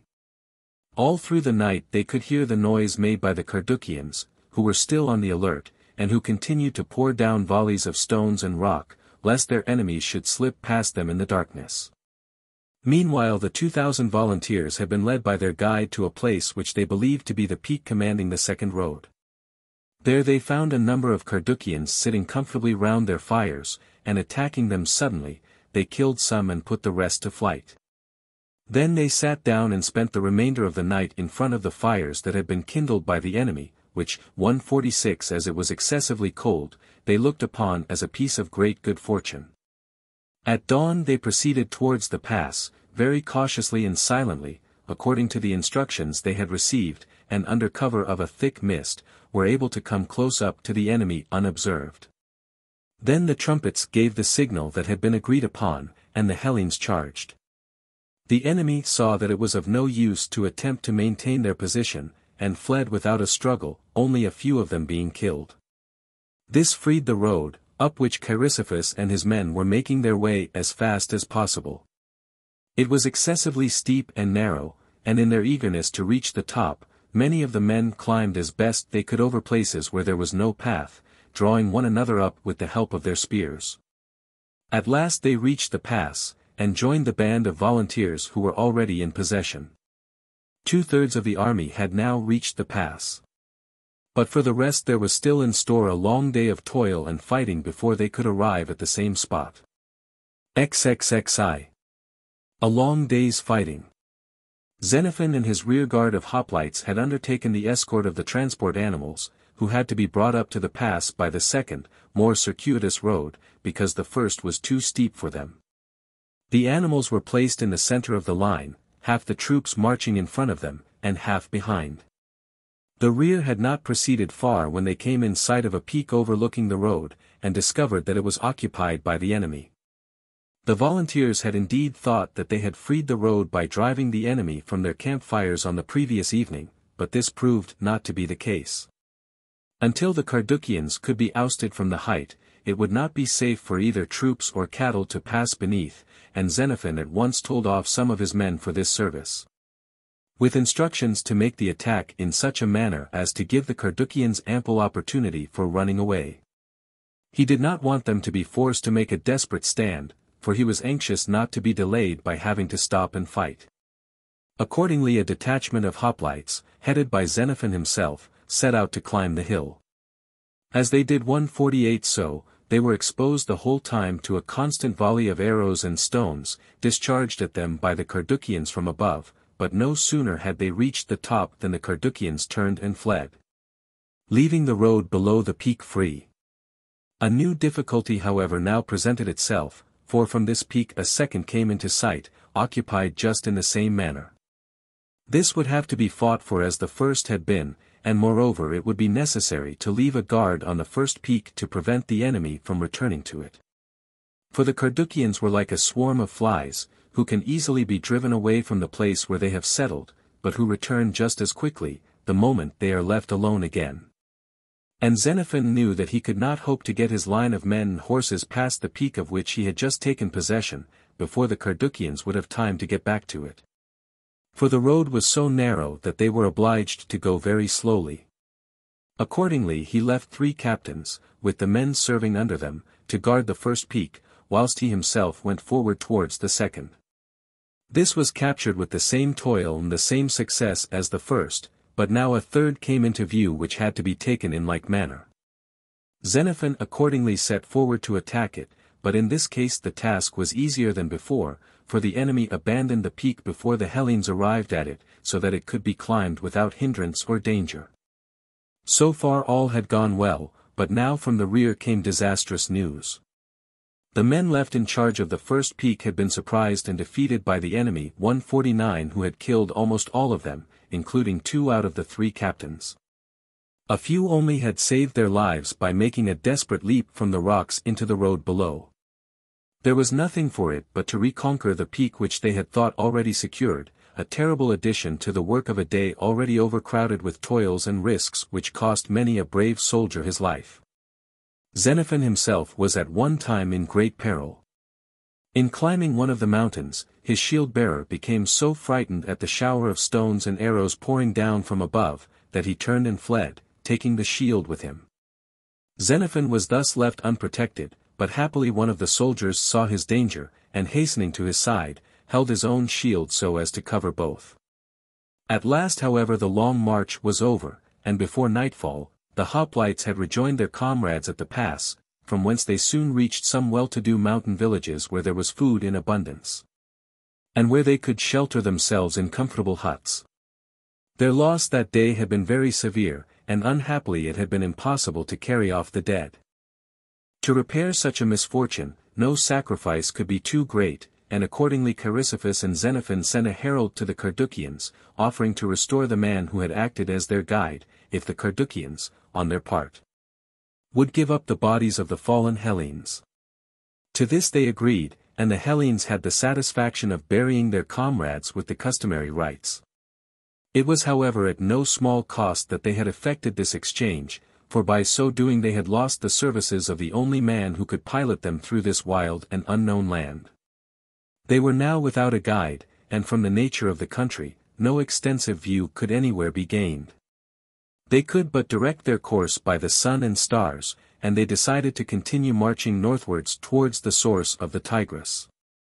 The next 3 days were spent in much the same manner as the last, the Carduchians disputing every step of their march, and constantly assailing them with shots and stones hurled from a higher level. But at last, to their infinite joy, they came to the edge of the Carduchian country, and could look down upon the broad plains of Armenia stretched out before them. They had only been 7 days, in all, in the land of the Carduchians, and yet, during that short time they had suffered so severely, that all their previous encounters, both with the great king and with Tissaphernes, seemed in comparison but child's play. XXXI. The crossing of the Kentrites. The Persian province of Armenia was divided from the land of the Carduchians by the river Kentrites. It was a fertile country, but for a distance of nearly 20 miles from the river there were no villages nor cultivated land, because the Armenians were determined that there should be nothing to tempt their warlike neighbors, the Carduchians, to enter their country in search of plunder. The news that the Hellenes were approaching had reached them, and on the further side of the river, Persian cavalry were already keeping guard along the shore. Infantry also were posted beyond, in the more hilly part of the country. Notwithstanding this, however, since there was no way of getting round the river, the Hellenes were determined, if possible, to wade through it, in defiance of the Persian troops. But on stepping into the river, they found that the water was breast deep, and that the stream had a very rapid current, which swept to one side the great shields they carried to protect them in front, so that they were exposed to the arrows and darts of the enemy. They could indeed, by lifting the shields out of the water and holding them above their heads, 152 protect themselves to some extent, but not sufficiently to be out of danger. Besides this, the ground at the bottom of the river was strewn with great stones, so slippery that they could not get any certain footing, and were in constant danger of falling. And in addition to everything else, they now perceived, at the edge of the mountainous country which they had just quitted, a band of armed Carduchians, who were evidently only waiting for the moment when they should be occupied in crossing the river, to come and attack them in the rear. The position was most embarrassing, and they could not tell what to do for the best. Being urgently in need of rest, they resolved to remain where they were for that day, and encamp at night in the same place as on the previous evening. The Carduchians continued at their post until dark, and then retreated to their nearest villages. That night Xenophon had a dream. He thought that he was bound with fetters, but suddenly the fetters fell off, and he could move his limbs freely. Thereupon he awoke, with the firm conviction that the dream had been sent from the gods, to signify that they would provide a way of escape from the present difficulty. Early in the morning he went to Chrysippus to tell him of the dream, and of his interpretation of it, and both generals agreed to have sacrifices offered, that by means of the omens they might know yet more surely the will of the gods. At the very first, the omens were favorable, and now they felt certain that the gods would not fail to work out their deliverance. 153 Though how it was to be accomplished they did not as yet know. They had not however long to wait, for whilst they were still eating their breakfast, 2 young soldiers came running into the camp to tell the generals of a discovery that they had made. "We were looking for fuel," they said, "a good way up the stream, when we saw a man, a woman, and 2 girls, who seemed to be entering a cave among the rocks. So we tried the water in that place, and found that it flows much more quietly than here, and we went right over to the other side, for the country there is hilly, so that we were protected from the enemy's cavalry. And nowhere did the water come above our waists." This was indeed welcome news, and the generals believed that it had been sent to them by the gods. In token of thankfulness they at once offered as a libation the wine of which they had been drinking, pouring it out upon the ground. And for each of the 2 youths they filled also a cup of wine, that they too might pour it out to the gods, and be thankful. The other generals were summoned, and all took counsel together as to the arrangements to be made for crossing the river with the least possible loss, in spite of the enemy in front and the enemy in the rear. For with the morning light, the Carduchians had returned to their post on the high ground that formed the fringe of their country. After some consideration the generals decided upon a plan. Guided by the 2 youths, the whole Hellene army marched up the river bank towards the ford, which was about half a mile from the place where 154 they had pitched their camp. Seeing this, the Persian horsemen took the same course, and made a similar progress on the opposite bank of the river. When the Hellenes reached the ford, the priests offered a sacrifice to the god of the river, then all joined in singing the paean, or hymn of praise to the gods, and with a mighty shout, Chrysippus and the van stepped into the stream. But meanwhile Xenophon and his men hurried back as fast as possible to the former place, as if they intended crossing there, and this movement had the effect that had been aimed at by the generals in making their plan. For when the Persian cavalry saw that Chrysippus was in the act of crossing above, and that Xenophon, as they supposed, was about to cross below, they were seized with panic. And fearing lest they should be shut in between the 2 divisions of the Hellene army, they urged their horses into a gallop, and fled away as fast as they could. By this means Chrysippus and the van crossed the river without hindrance, and they marched straight to the high ground where the Persian infantry were posted. The infantry however made no better stand than the other troops, for when they saw that the cavalry had fled, they followed the example of their comrades, and ran away also. The camp followers and the baggage animals had crossed the river behind Chrysippus, and now, on the hither side of the Kentwrights, there only remained the rearguard commanded by Xenophon. Hoplite singing the paean. To enable these remaining troops to cross in safety was the last, and by no means the easiest task of the 156th day. For the Carduchians were still behind, only waiting for the moment when they could most effectively fall upon them. Until the greater part of the men were in the water, they did not venture down from their mountains, but as soon as they saw that comparatively few of them were left on the bank, they dashed forward. As if they wished to teach the Hellenes the truth of the proverb that the last man is bitten by the dog. But Xenophon was prepared to receive them. Before taking any notice, he allowed them to come almost within close quarters. Their arrows were even whirring already through the air when he gave a signal with the trumpet. Then the hoplites turned suddenly, and charged with rapid step, shouting the Hellene war cry. The Carduchians fled back into shelter as fast as they could, for they knew well that except in their own mountains they were no match for the Hellene troops. Once more the trumpet sounded, and the Carduchians fled yet faster than before, but Xenophon had previously given secret instructions to the men, that when they heard the second signal for attack, instead of obeying it they should turn back and hasten across the river as quickly as possible. This they did, and thus the crossing of the Kentwrights, which in the beginning had seemed almost impossible, was accomplished by the Hellenes with little or no loss. 33. The satrap Teribazus. The Hellenes were now in Armenia. In this country there were no dangerous mountains, such as those they had just left, but here they had to contend against difficulties of another kind.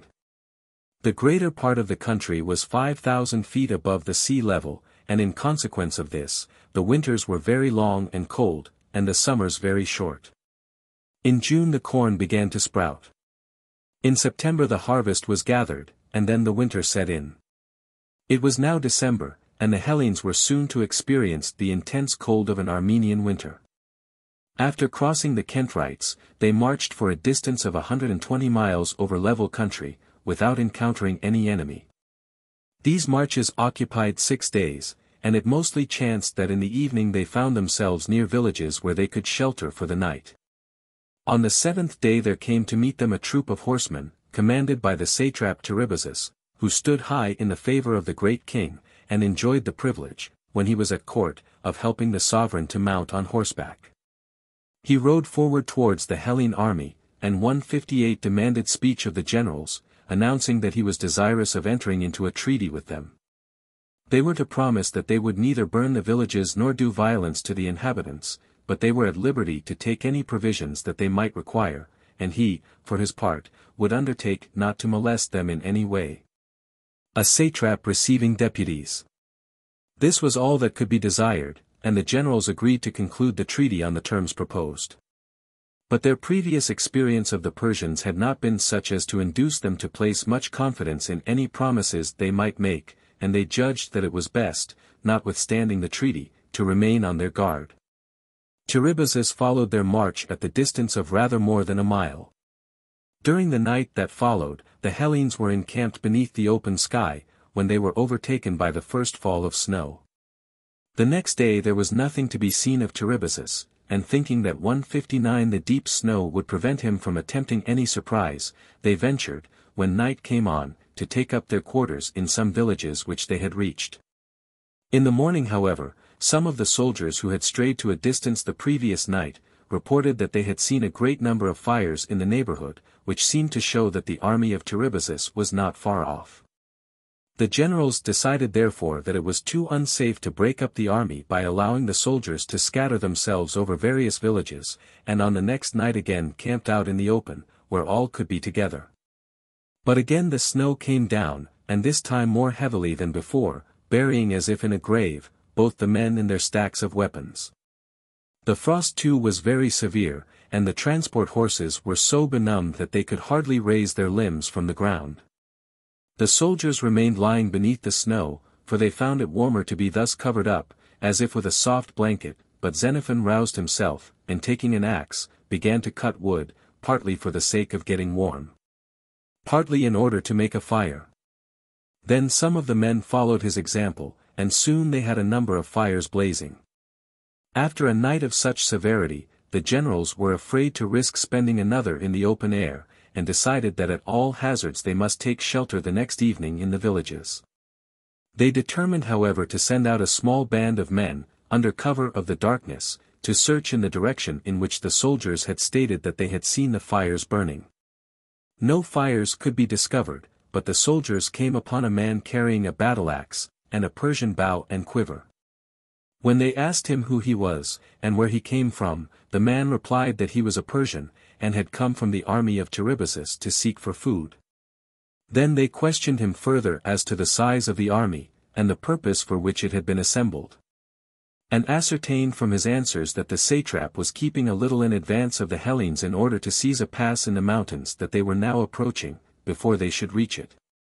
There could be no doubt that the barbarians were intending to play the same treacherous game as before. It was well for the Hellenes that they had not trusted them. The soldiers returned, taking with them the Persian they had captured, and brought him into the presence of the generals, who again questioned him. Having satisfied themselves that he was speaking the truth, they resolved to be beforehand with Teribazus, and detailed a part of the army to set out at once under the guidance of the prisoner towards the place where the barbarians had pitched their camp, not far from the pass. As they were going over one of the mountains, the archers and slingers who marched in front, caught sight of the camp, and without waiting for the hoplites, rushed forward with a loud cry, which so frightened the barbarians that they immediately fled in the most disgraceful manner. Just as when the lion opens his mouth and roars, all the lesser animals run away in fear and trembling. Few of the barbarians were killed, but the Hellenes captured 20 horses, and the magnificent tent of the satrap, in which were found richly wrought drinking vessels, and couches with silver feet. The bakers and cupbearers of the satrap were also taken prisoners. After this, the Hellenes returned with all speed to their comrades, and the whole army hastened forward to secure the pass before the enemy should have time to recover from their alarm. This they accomplished successfully on the following day. 3 more marches brought them to the Euphrates, but as the river was in this part of the country near its source they were able to ford it without difficulty, for the water did not reach higher than the middle of their bodies. XXIV. An Armenian winter. But now the Hellenes were brought face to face with a new difficulty. The winter had by this time set in, and the whole country was buried in snow. All around in every direction, as far as the eye could reach, was one vast stretch of snow, many feet in depth, and through this the Hellenes had to make their way. Anyone who has tried to walk for even a quarter of an hour through snow into which he cannot help sinking above the knee at every step he takes, may imagine how tiring and painful it must have been to march thus for a whole day. Many of the slaves and horses perished, and also 30 of the soldiers. On the 3rd day after crossing the Euphrates, their sufferings were still further increased by a north wind, whose bitter blast was torture, even to the stalwart Hellenes. One of the soothsayers suggested that a sacrifice should be offered to Boreas, the god of the north wind, and when this had been accomplished, it seemed to them all that his fury abated to some extent. When night came on, the Hellenes had to encamp in the snow. Those who first reached the camping place found plenty of food, and soon had some big fires burning, round which the stragglers were glad enough 163 to press as soon as they arrived. But the first-comers would only make room for them on condition of their giving them some of their bread, or anything else that they might have to eat, for food was now getting scarce. As the snow melted beneath the fires, the soldiers could measure its depth, and they found that it was no less than 6 feet. All the next day, the Hellenes had to plough their way through this terrible snow, and many became so faint and ill that they threw themselves down upon the ground, unable to move. When Xenophon, with the rear guard, came up to the place, and saw them lying there in such misery, he asked his men if there was nothing that could be done for them. One of the older soldiers answered that the poor fellows were merely suffering from exhaustion caused by fatigue and want of food, and that if they could get something to eat, they would be able to march on again. Xenophon went himself to the transport to get what he could for them, and when the sick soldiers had taken some food, they revived, and were able to keep up with their comrades. In the evening, Chrysippus and the van reached a village which had a wall round it, and a gate that could be shut at night. When they arrived, they found some women and children drawing water at a well outside the village, who asked Chrysippus where he came from. He answered that he was on his way from the king to the satrap. And they told him that the satrap was not in the village, but at a place about 4 miles off. The women then went home, and the Hellenes of the van went with them through the gate, and took up their quarters in the village for the night. But the other soldiers, who were a long way behind, had to spend the night in the open air, with little or nothing to eat, and several of them died of cold and hunger. When, on the next day, they continued their march, some of those who had suffered most discovered a sheltered place where there was a warm spring, that had not been frozen over, nor covered up with snow. In a moment they threw themselves upon the warm black earth round the spring, and there they lay enjoying the hot steam that rose from it, when Xenophon, who always brought up the rear, came to the place and found them there. He told the men that they must not linger, as the enemy were close behind, and finding that mild words were of no avail, he spoke more and more sharply, and even beat some of them. But the men would not move. They said that if they must be killed they were ready to die, but they could not go a step farther. Meanwhile the Persians were coming nearer and nearer. They had not failed to profit by the distress of the Hellenes, and had captured the fallen baggage animals, who had been left lying in the snow. Now they were disputing over their prize with great clamor, as they approached the spring. Xenophon ordered some of the least exhausted of his hoplites to charge, and drive them back, and the sick men at the spring helped by shouting with all their might and striking their spears against their shields. The enemy were soon routed, and fled as fast as they could, but were hindered by the snow. Xenophon then marched on, but before leaving the sick men, he 165 promised that as soon as possible, he would send some of their comrades to fetch them. That night, he again had to encamp with his men in the open, without either food or fire. When it was nearly morning, he sent some of his youngest soldiers back to the spring to fetch the sick men who had been left there the day before, and bring them on their way. Many had died during the night, and for these there was nothing to be done but to bury them where they lay, but others who were still living, though unable to walk, had to be carried by their comrades. Going to see whether the men were performing their task faithfully, Xenophon was just in time to prevent a most barbarous action. One of the soldiers was digging a grave for a comrade who lay beside him, but as he watched him, Xenophon saw the dead man move, and called out to the soldier, "He is still alive." But the man answered, "He may have 10 lives as far as I am concerned. I will not drag him any farther." And it was only after having been well beaten that he consented to take up his burden again. Up to this time, the Hellenes had preserved their courage through all the difficulties and privations to which they had been exposed, or if for a moment their spirits had flagged, they had quickly recovered themselves. But now the trial of excessive cold seemed to have robbed many of them of all manliness. It must be remembered that extreme cold has an exceptionally enervating effect, even upon men accustomed to it. But in this case, the sons of a country where frost and snow are unknown except in the 166 mildest form, found themselves suddenly exposed to the terrible cold of the high Asiatic tableland in the month of December. Moreover, they were absolutely unprovided with clothing suitable for such weather. The Hellene soldier wore but one garment, and besides this had nothing whatever to protect him except that some of them, though by no means all, carried a great square of woolen cloth which they used as a cloak. We may rather wonder that so many kept up their spirits throughout this terrible march, than that the courage of some should have failed. XXXV. Armenian villages. At last, all who were still alive of the sick men were brought away from the spring, and before nightfall, the rear guard reached the village which had been already occupied for 2 nights by the van. Near it were other villages, and the various companies drew lots for their respective quarters. Here they were able to rest in comfort after the privations of the last few days. The dwellings in this part of the country were made in a fashion that was quite new to the Hellenes.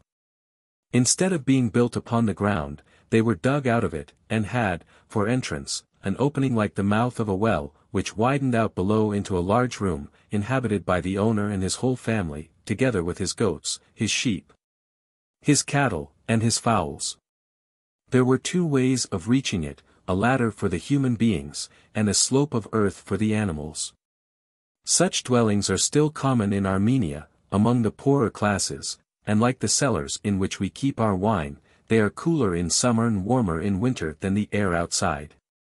The houses in which the Hellenes took up their quarters were well stocked with food, and the hospitable villagers set before them maize and barley and other 168 kinds of corn, as much as they desired. They had also a kind of barley beer, made with whole corns floating in it, which they drank through hollow reeds, so that the corns should not choke them. When they wished to drink a toast to the health of one of their guests, they filled a great bowl with wine, and bending over it, lapped it up, as an ox drinks out of a pail. Then it was the turn of the guest, and he was expected to answer the toast by drinking to his host in the same manner. On the day after his arrival, Xenophon visited in turn all the villages, and found the soldiers everywhere feasting and enjoying themselves. The friendly villagers had made them most welcome, and when Xenophon arrived, they loaded the tables with flesh of lambs, kids, calves and swine, besides fowls, and bread both of maize and barley.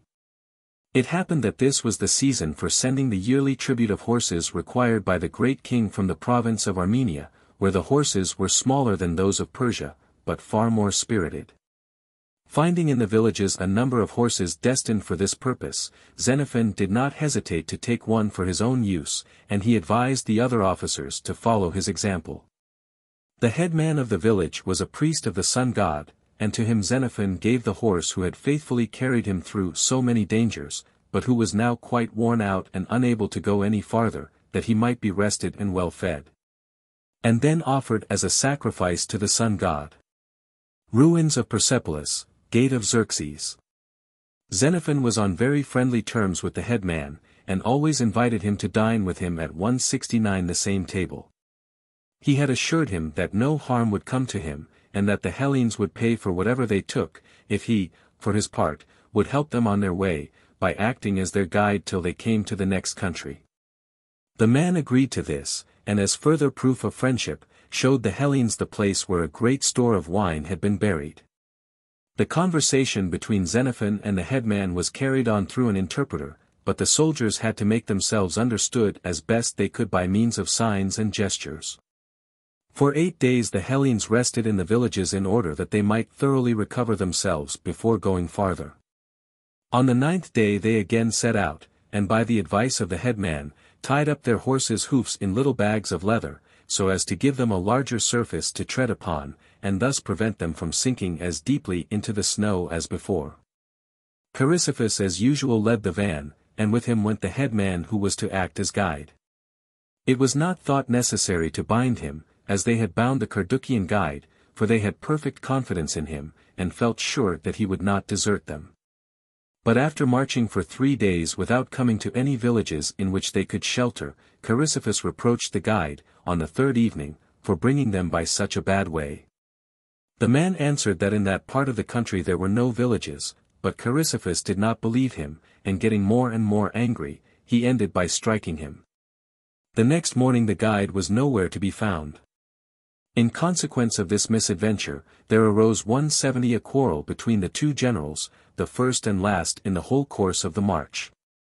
Xenophon became very angry, and said that Chrysippus had committed 2 unpardonable blunders, first in striking the poor man who was doing his best for them, and secondly in that after having ill-used him in this manner, he had not taken the precaution of putting him into chains in order to prevent his running away. The Hellenes had to suffer for the imprudence of Chrysippus, for now they were again without a guide. Nevertheless they made their way onwards as best they could, and on the 8th day came in sight of the mountain range which forms the northern boundary of Armenia. XXXVI. The Taochians. The country north of Armenia was inhabited by the Taochians, a warlike and independent tribe, who soon made it clear that they were by no means disposed to welcome the intruding strangers. On approaching the border of Armenia, the Hellenes saw before them, at a distance of about 3 miles, a mountain range stretching away both to the left and right. The generals halted, and brought up the troops in line, whilst waiting for the return of the spies, who had been sent on in front to find out whether there was any road leading over the ridge.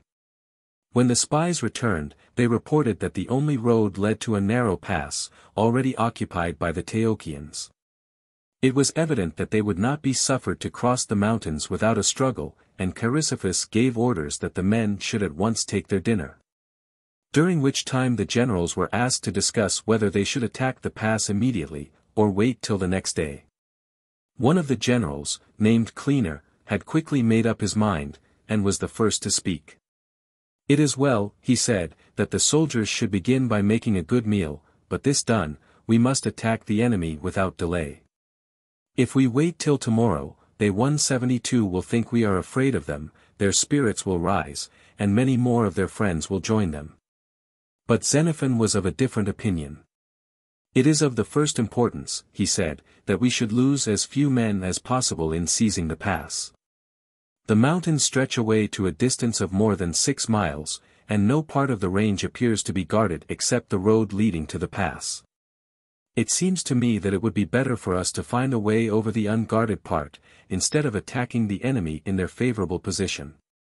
For it is more easy to ascend by a steep road, if unhindered, than by a level road that is contested, and more possible to see in the night, if there is nothing to distract us, than in the daytime, if there are enemies all around. Moreover, the rough road is better, if we are left in peace, than the smooth road, if stones are continually falling about our heads.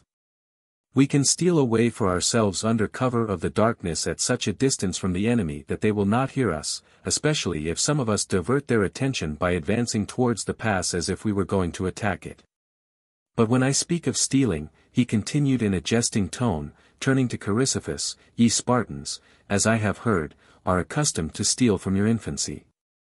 With you it is considered an honor to steal successfully, but in order that you may learn to be skillful, he who is caught is scourged. Now you can give proof of the excellent training you have received. Help us to steal our way so cleverly that we shall not be caught and punished. Chrysippus took the jest in good part, and replied 173 in the same tone. You also, he said, ye men of Athens, have some experience in stealing, for I hear that notwithstanding the risk of severe punishment, you know how to steal the treasures of the state. And the greatest robbers are those distinguished persons who hold the highest offices. For you too, therefore, there is now a chance of showing how well you can turn to account the lessons which you have learnt at home. The plan proposed by Xenophon was adopted, and it was agreed that certain of the troops should climb the mountain, and that others should advance along the road to the pass. The Hellenes were happily provided with guides who knew the country, for on the march they had captured some marauders who had followed at a little distance, hoping to find a favorable opportunity for stealing a few cattle.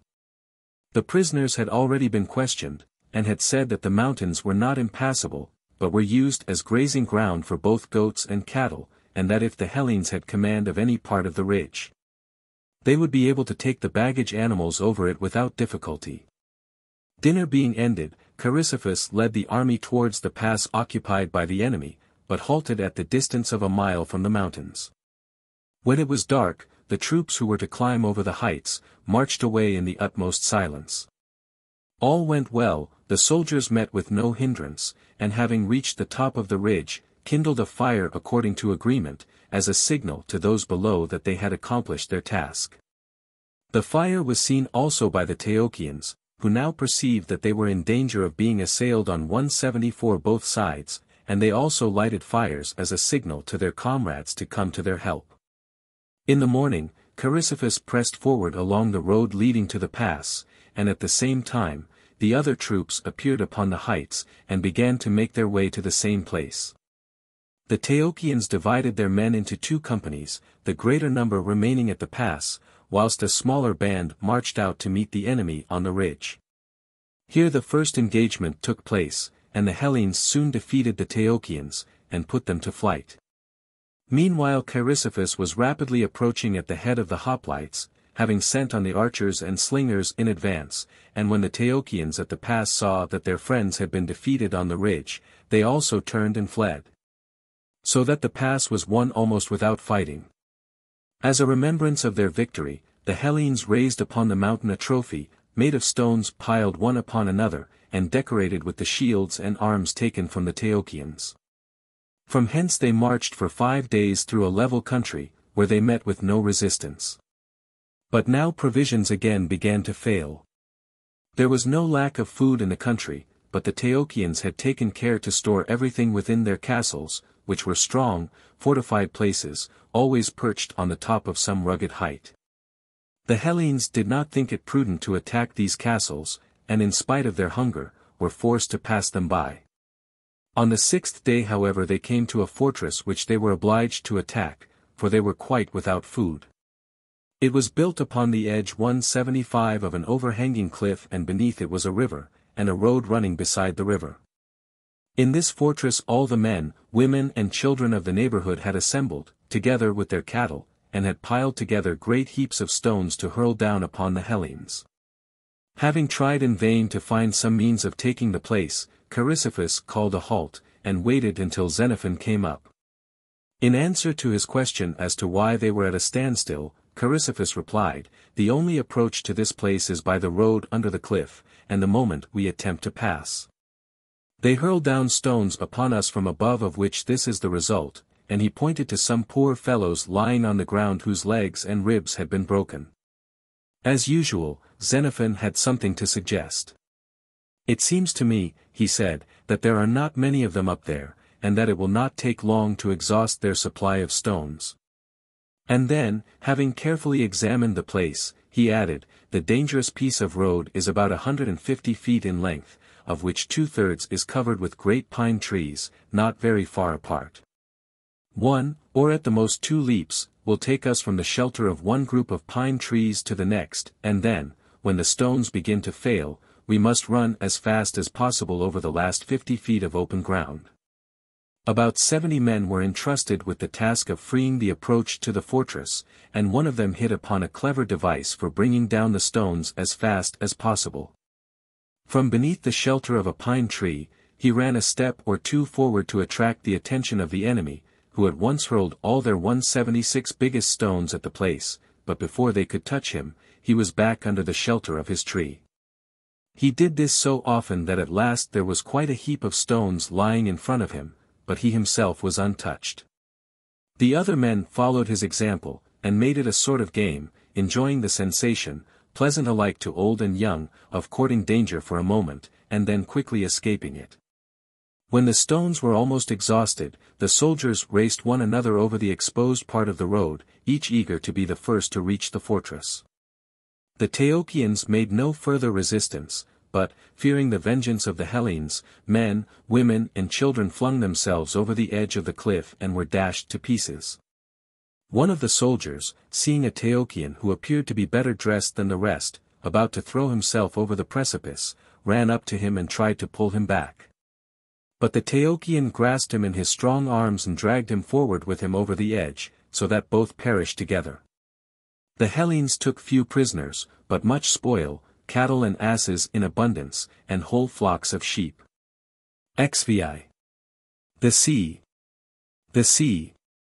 The next country through which the Hellenes had to make their way was inhabited by the Chalybdians, who like the Taochians, were a free people, not subject to the great king. In their country were iron mines which they had worked from the most ancient times, and they knew how to smelt the iron and make it into steel. When they went out to fight, the Chalybdians wore a cuirass made of many folds of linen, with a thick fringe at the bottom, of twisted cords.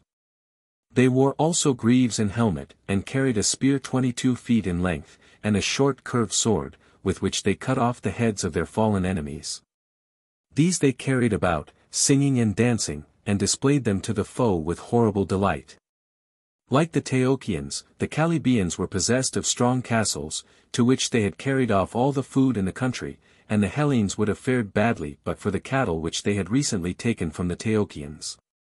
It was not the custom of the Chalybdians to meet their enemies in the open field, and they contented themselves with harassing the Hellenes whenever they 178 could do so at an advantage, although if their castles had been attacked, they would have defended them with the utmost bravery.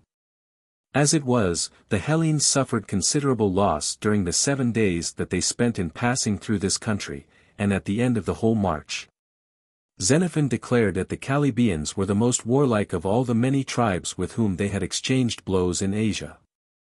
After leaving their country, the Hellenes marched for 4 days through the land of the Scythians, until they came to some villages where they rested for 3 days, and took in a fresh supply of food. From thence, 4 more marches brought them to the rich and populous city of Gymnias, which derived its wealth mainly from the produce of a silver mine. It was the first city the Hellenes had seen for many long weeks, and here they met with the agreeable surprise of being received as friends. The governor paid them, unasked, the most welcome of all attentions in sending them a guide, who undertook to bring them, within 5 days, to a mountain from whence they could look down upon the Black Sea. At hearing this promise the hearts of the 10,000 leapt for joy, for hitherto they had been marching on and on without in the least knowing how many more weary miles yet lay between them and the sea. But first the guide led them through a country of which the inhabitants were at feud with the city of Gymnias, and desired them to lay waste the land with fire and sword. It then appeared that the governor of Gymnias had received them so kindly because he hoped to make use of them. The Hellenes rendered him the 179 service he required, and ravaged the country, taking abundance of spoil. Soon afterwards they came to the mountain of which the guide had spoken, and began to ascend it. Suddenly Xenophon and the rear heard a cry from the van, who had now reached the top, and the cry swelled louder and louder as rank after rank came up to the place. Thinking that there must be some unexpected attack, Xenophon urged on his horse, and galloped forward to see what was the matter. But as he came nearer, he perceived that it was no war cry, but a shout of joy. The Lada! The Lada! Was the cry, the sea! The sea! And there, on the distant horizon, glittering in the sunlight, was a narrow, silver streak, the long-looked-for goal of all their hopes. The soldiers burst into tears of joy, poured forth congratulations one to the other, threw themselves into the arms of their comrades and their officers. Then someone suggested that they should raise a trophy to commemorate the occasion, and all ran to get stones. These they piled one upon another, and covered them with skins of animals for decoration, and with shields which they had taken as spoil from the enemy. The guide had kept his word, and was generously rewarded, for out of their poverty, the Hellenes presented him with a horse, a silver cup, a Persian dress, and 10 darics, equal to about 10 guineas of our money. He begged moreover for some of the rings that the soldiers wore on their fingers, and a good many were given to him. The Hellenes loved the sea as the Swiss love their 180 Alps. Hardly anywhere is there a country so sea-girt as Hellas. A glance at the map will show the numberless bays and inlets by which the sea makes its way to all parts of the country. Almost every Hellene had been born within reach of the fresh salt breeze, had been familiar with the sea from his childhood, had sailed over it in all directions, and was accustomed to cherish for it the same sort of feeling as for that which he regarded as the greatest of all blessings, namely freedom. Now the sea was actually in sight, and a few more marches would bring the weary soldiers to the Hellene colonies which lay scattered all along its coast. There they would hear once more their own mother tongue, and be again among friends, among men of their own race, whose help they could count upon in case of need. For the last 5 months, ever since the Battle of Cunaxa, they had been engaged in a desperate struggle with difficulties of every kind, surrounded on all sides by enemies of foreign race and alien tongue. Now they saw before them the end of all their toils. Ruins of Persepolis, gateway with winged bulls. XXXVI. The Macronians and the Colchians. Before parting from the Hellenes, the guide showed them a village where they could rest for the night, and pointed out a road that led to the country of the Macronians, through which they must next pass. Then he took leave of them, and returned to his own people. The country of the Macronians was bounded by a river, whose banks were lined with trees, not large, but growing close together, and the Hellenes set to work to cut down the trees, that they might throw them into the river and so cross the more easily. Soon however there appeared on the opposite bank a number of Macronians armed with spears and shields, who began throwing stones at the Hellenes, although they could not reach far enough to hit them. Just then one of the soldiers went up to Xenophon and said, "When I was quite a child, I was taken to Athens and sold as a slave, and I could never discover who were my parents, nor to what race they belonged. But now I hear the tongue which I remember to have spoken as a child. These must be my countrymen. May I speak with them?" "By all means," answered Xenophon. "Ask them why they come out against us, and seek to stop our way." The soldier translated this question, and soon reported the answer, "Because ye come as invaders into our country." "Tell them," said Xenophon, "that we have been at war with the great king, and that we are now returning to our home, and only wish to reach the sea as quickly as possible." Say also that we will not do them any harm. The Macronians then asked if the Hellenes would make a treaty with them, and give pledges to deal with them as with friends, and when the generals had agreed to this, they came through the water to the other side. The gods were called to witness, and as a pledge of friendship, the Macronians gave to the Hellenes a barbarian spear, and received from them in return a Hellene spear. After this the Macronians set to work to help the Hellenes in cutting down trees to make a bridge, and recrossed the river with their new friends. They also brought barley and other food for sale, and at parting supplied them with a guide to take them on to the next country, which was inhabited by the Colchians.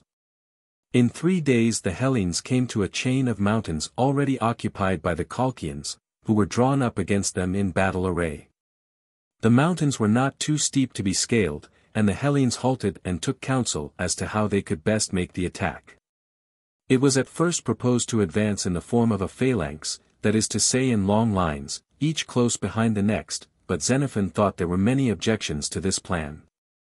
A phalanx, he said, would 183 be liable to fall out of line in climbing the mountain, for in some places we shall find the road good, and in other places bad. Moreover, if the phalanx is at all deep, the lines will not extend far enough to outflank the enemy, and in that case they will be able to attack us at the wings or in the rear. And on the other hand, if we extend our lines far enough to obviate that danger, the phalanx will be shallow, and easily broken through. My advice is that we divide the hoplites into separate companies of 100 men each, and let them ascend in column, leaving spaces between the columns, so that they may extend beyond the enemy's line. The bravest man in each company must head the column, and lead it up the mountain by the best path he can find. The Colchians will not venture to charge, for if they were to press in between the columns, they would be surrounded by enemies on both sides. This plan was agreed upon, and the hoplites were formed into 80 companies of 100 men each, while the light-armed troops were divided into 3 detachments of about 600 men each, and posted in the center and at the 2 wings. Before advancing to the battle, Xenophon addressed the troops in a soldier-like speech, short, and to the point. "Comrades," he said, "these are the last enemies that stand in our path. Let us eat them up alive, if we can, without cooking." Having prayed and sung the battle hymn, the Hellenes advanced bravely up the mountain to meet the Colchians, who seeing that they were outflanked, drew out their line to the right and left, leaving a gap in the center. Of which the Hellenes were not slow to take 184 advantage. With a great shout they pressed forward to occupy the vacant space, and when the Colchians saw that the 2 wings of their army were cut off one from the other, they betook themselves to flight. The Hellenes then crossed the mountain range, and came, on the further side, to some villages where they could rest and enjoy themselves at the expense of the enemy. In this district there were great quantities of bees, but the honey which they made was of a peculiar kind, and very poisonous. After eating it, the Hellenes were overcome with sickness, their senses left them, and they were unable to stand. Those who had eaten but little of the honey were like men intoxicated, while those who had eaten much became quite mad, and some of them appeared to be at the point of death. Hundreds lay on the ground unable to move, a prey to despair, just as if some great defeat had recently taken place. No one died however, and at the end of 24 hours they all recovered their senses. In 3 or 4 days afterwards they were nearly, if not quite, well again. XXIX. The games at Trebizond. From the villages of the Colchians, 2 marches brought the Hellenes to the city of Trebizond, an ancient Hellene colony on the coast of the Black Sea. Now at last they had arrived at the sea, now they could rest a while among their own countrymen, and forget all the miseries they had endured since taking service under the ill-fated Cyrus. The people of Trebizond received them with great kindness, and made them gifts of cattle, barley and wine. They also opened a market for them, and brought abundance of goods for sale. By this time however money had become very scarce among the Hellenes, but they were able to provide themselves with food by making raids into the country of the Colchians. The march from Sardis to Cunaxa had occupied 6 months, the return journey from Cunaxa to Trebizond had lasted 5 months. It was now February, and since December all the other trials of the retreat had been aggravated by the intense cold which had cost many of them their lives. When reviewed by Cyrus before the Battle of Cunaxa, the Hellenes had numbered 13,000, but by the time they reached Trebizond, they had become reduced to 8,600. 186 of those who were missing, some had been killed by the enemy, and others had perished in the snow or had been cut off by sickness. In round numbers they are always spoken of as the famous 10,000. At the time of their greatest need, when Clearchus and the other officers had been struck down by the treachery of Tissaphernes, the Hellenes had vowed to offer sacrifices to the gods if ever they should again be in a land peopled by men of their own race. When they made the vow it seemed hardly possible to hope that they would ever be in a position to fulfill it, but now the time had come, for now the deliverance was accomplished. It would have been a thing unknown for the Hellenes to celebrate any great event without including among the ceremonies some contests of physical strength and skill, which always attracted the presence of a great crowd of spectators. Accordingly it was agreed that there should be races of this kind on the occasion of the sacrifices offered as thank-offerings to the gods for the safe return of the 10,000, and the arrangements were entrusted to a Spartan named Dracontius. Dracontius could not arrange for races on the grand scale of the celebrated games at Olympia to which all Hellas was accustomed to flock once in every 4 years. But he was determined that at least there should be no lack of amusement and excitement. Since he could not command a fine level course strewn with sand, he chose instead a rugged hill with a steep slope down to the sea, and when they asked him how it would be possible to have a wrestling match on such rough ground, he 187 answered laughing, "Those who are thrown will get the hardest knocks." In accordance with the ancient custom, the first race was for boys, but as among the soldiers there were no boys, this race was contested by such of the prisoners as were still youths.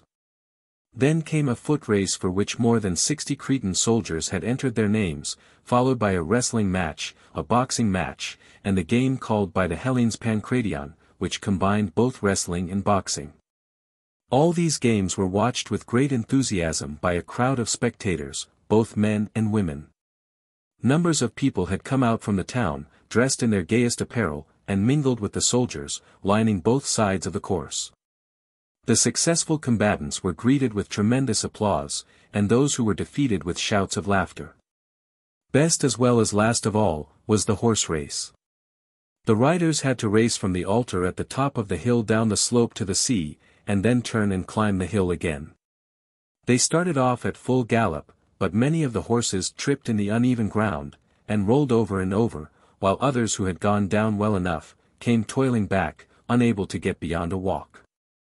All this called forth peals of laughter from the spectators, together with many shouts and cheers.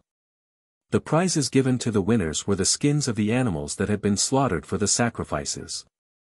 Not far from the place chosen for the games was the spot where the Argonauts were said to have landed long ago to win the Golden Fleece.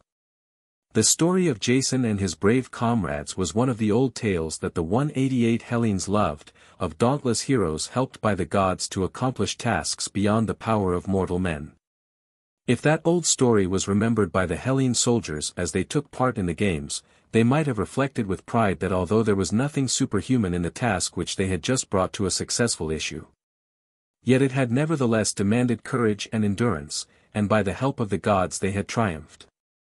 Many a time there had seemed no possibility of escape, many a time they had been within a hair's breadth of utter destruction, but at last they had reached the goal. Certainly there was still a strain of the blood of the heroes in the veins of the brave 10,000. XL. The afterlife of Xenophon. The Hellenes were now among their countrymen. But they still had many difficulties to encounter, and many toils and dangers to pass through, before they could actually reach their home. They could not get ships enough to take so large a number by sea, and were obliged, for the most part, to make their way on foot all along the Black Sea coast, getting food, as best they could, by plundering any enemies within reach. Xenophon had been anxious to return to Hellas as quickly as possible, but he would not forsake his comrades, and determined to remain with them as long as they needed his help and counsel.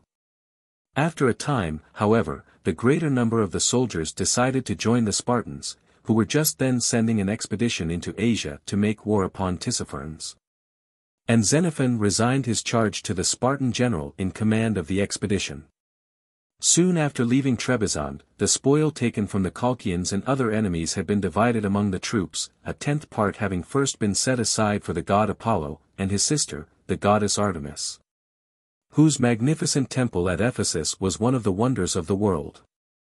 The share for the gods 190 was assigned to the generals, to be offered in any way that they might think best, and out of a part of the treasure given to him for the goddess Artemis, Xenophon bought in after years a piece of land near Olympia, and dedicated it to her service forever. It was a lovely spot, with a little stream running through it called Selinus, which happened also to be the name of the river that flows past the temple of Artemis at Ephesus, and like the Ephesian Selinus, it was full of fish and mussels. There were groves, moreover, and forests abounding in game, besides hilly ground, and pastures for cattle, sheep and horses. Here Xenophon built a temple to Artemis, and planted around it a grove of many kinds of fruit trees. And in the temple he placed an altar, and an image of the goddess. The temple was like the temple at Ephesus, only far smaller, and the image was like the image at Ephesus, but instead of being made of gold, it was of cypress wood. Lastly he set up a column near the temple, and on it this inscription, "This place is sacred to Artemis. He who lives here and enjoys the fruits of the ground must every year offer the tenth part of the produce to the goddess, and out of the residue keep the temple in repair. Should he neglect this duty, the goddess will remember it against him." Artemis. The first guardian of the temple was Xenophon himself. In this beautiful place he settled down on retiring from the cares of public life, and here he spent many happy years with his wife and 2 brave sons, living to the age of 90. Every year he made a feast in the name of the goddess, and invited to it all 191 the people of the neighborhood. Booths were erected for the reception of the guests, and they were feasted on the produce of the sacred ground, on barley and wheaten bread, flesh of the flocks and herds, game caught in the chase by Xenophon and his sons, wines and sweetmeats. In his old age Xenophon had the grief of losing one of his dearly loved sons, who fell in battle. The news was brought to him as he was standing, crowned with a garland, before the image of the goddess, about to offer a sacrifice. On hearing it he put off the garland, the emblem of joy and gladness, but when he was told his son had fallen in fair fight, after a brave resistance, he put on the garland again, and ended the sacrifice, saying, "I knew that my child was mortal." It was no doubt in this pleasant retreat that Xenophon composed the writings that have been handed down to us as a record of the events which he saw with his own eyes, and in which he took an honorable and distinguished part. Among them all there are no more graphic or more interesting pages than those which describe the doings and sufferings of the brave 10,000. For further particulars of the life of Xenophon, see the detailed study prefixed by Mr. Dakins to his translation of the works of Xenophon. Printed by Spottiswoode & Co. New Street Square, London. Transcriber's notes. Punctuation, hyphenation, and spelling were made consistent when a predominant preference was found in the original book, otherwise they were not changed. Simple typographical errors were corrected. Unbalanced quotation marks were remedied when the change was obvious, and otherwise left unbalanced. Illustrations in this ebook have been positioned between paragraphs and outside quotations. In versions of this ebook that support hyperlinks, the page references in the list of illustrations lead to the corresponding illustrations. Several illustrations had footnotes that just reference text or illustrations on other pages relevant to those illustrations. Those footnotes have been simplified to see page references and combined with the captions of their illustrations.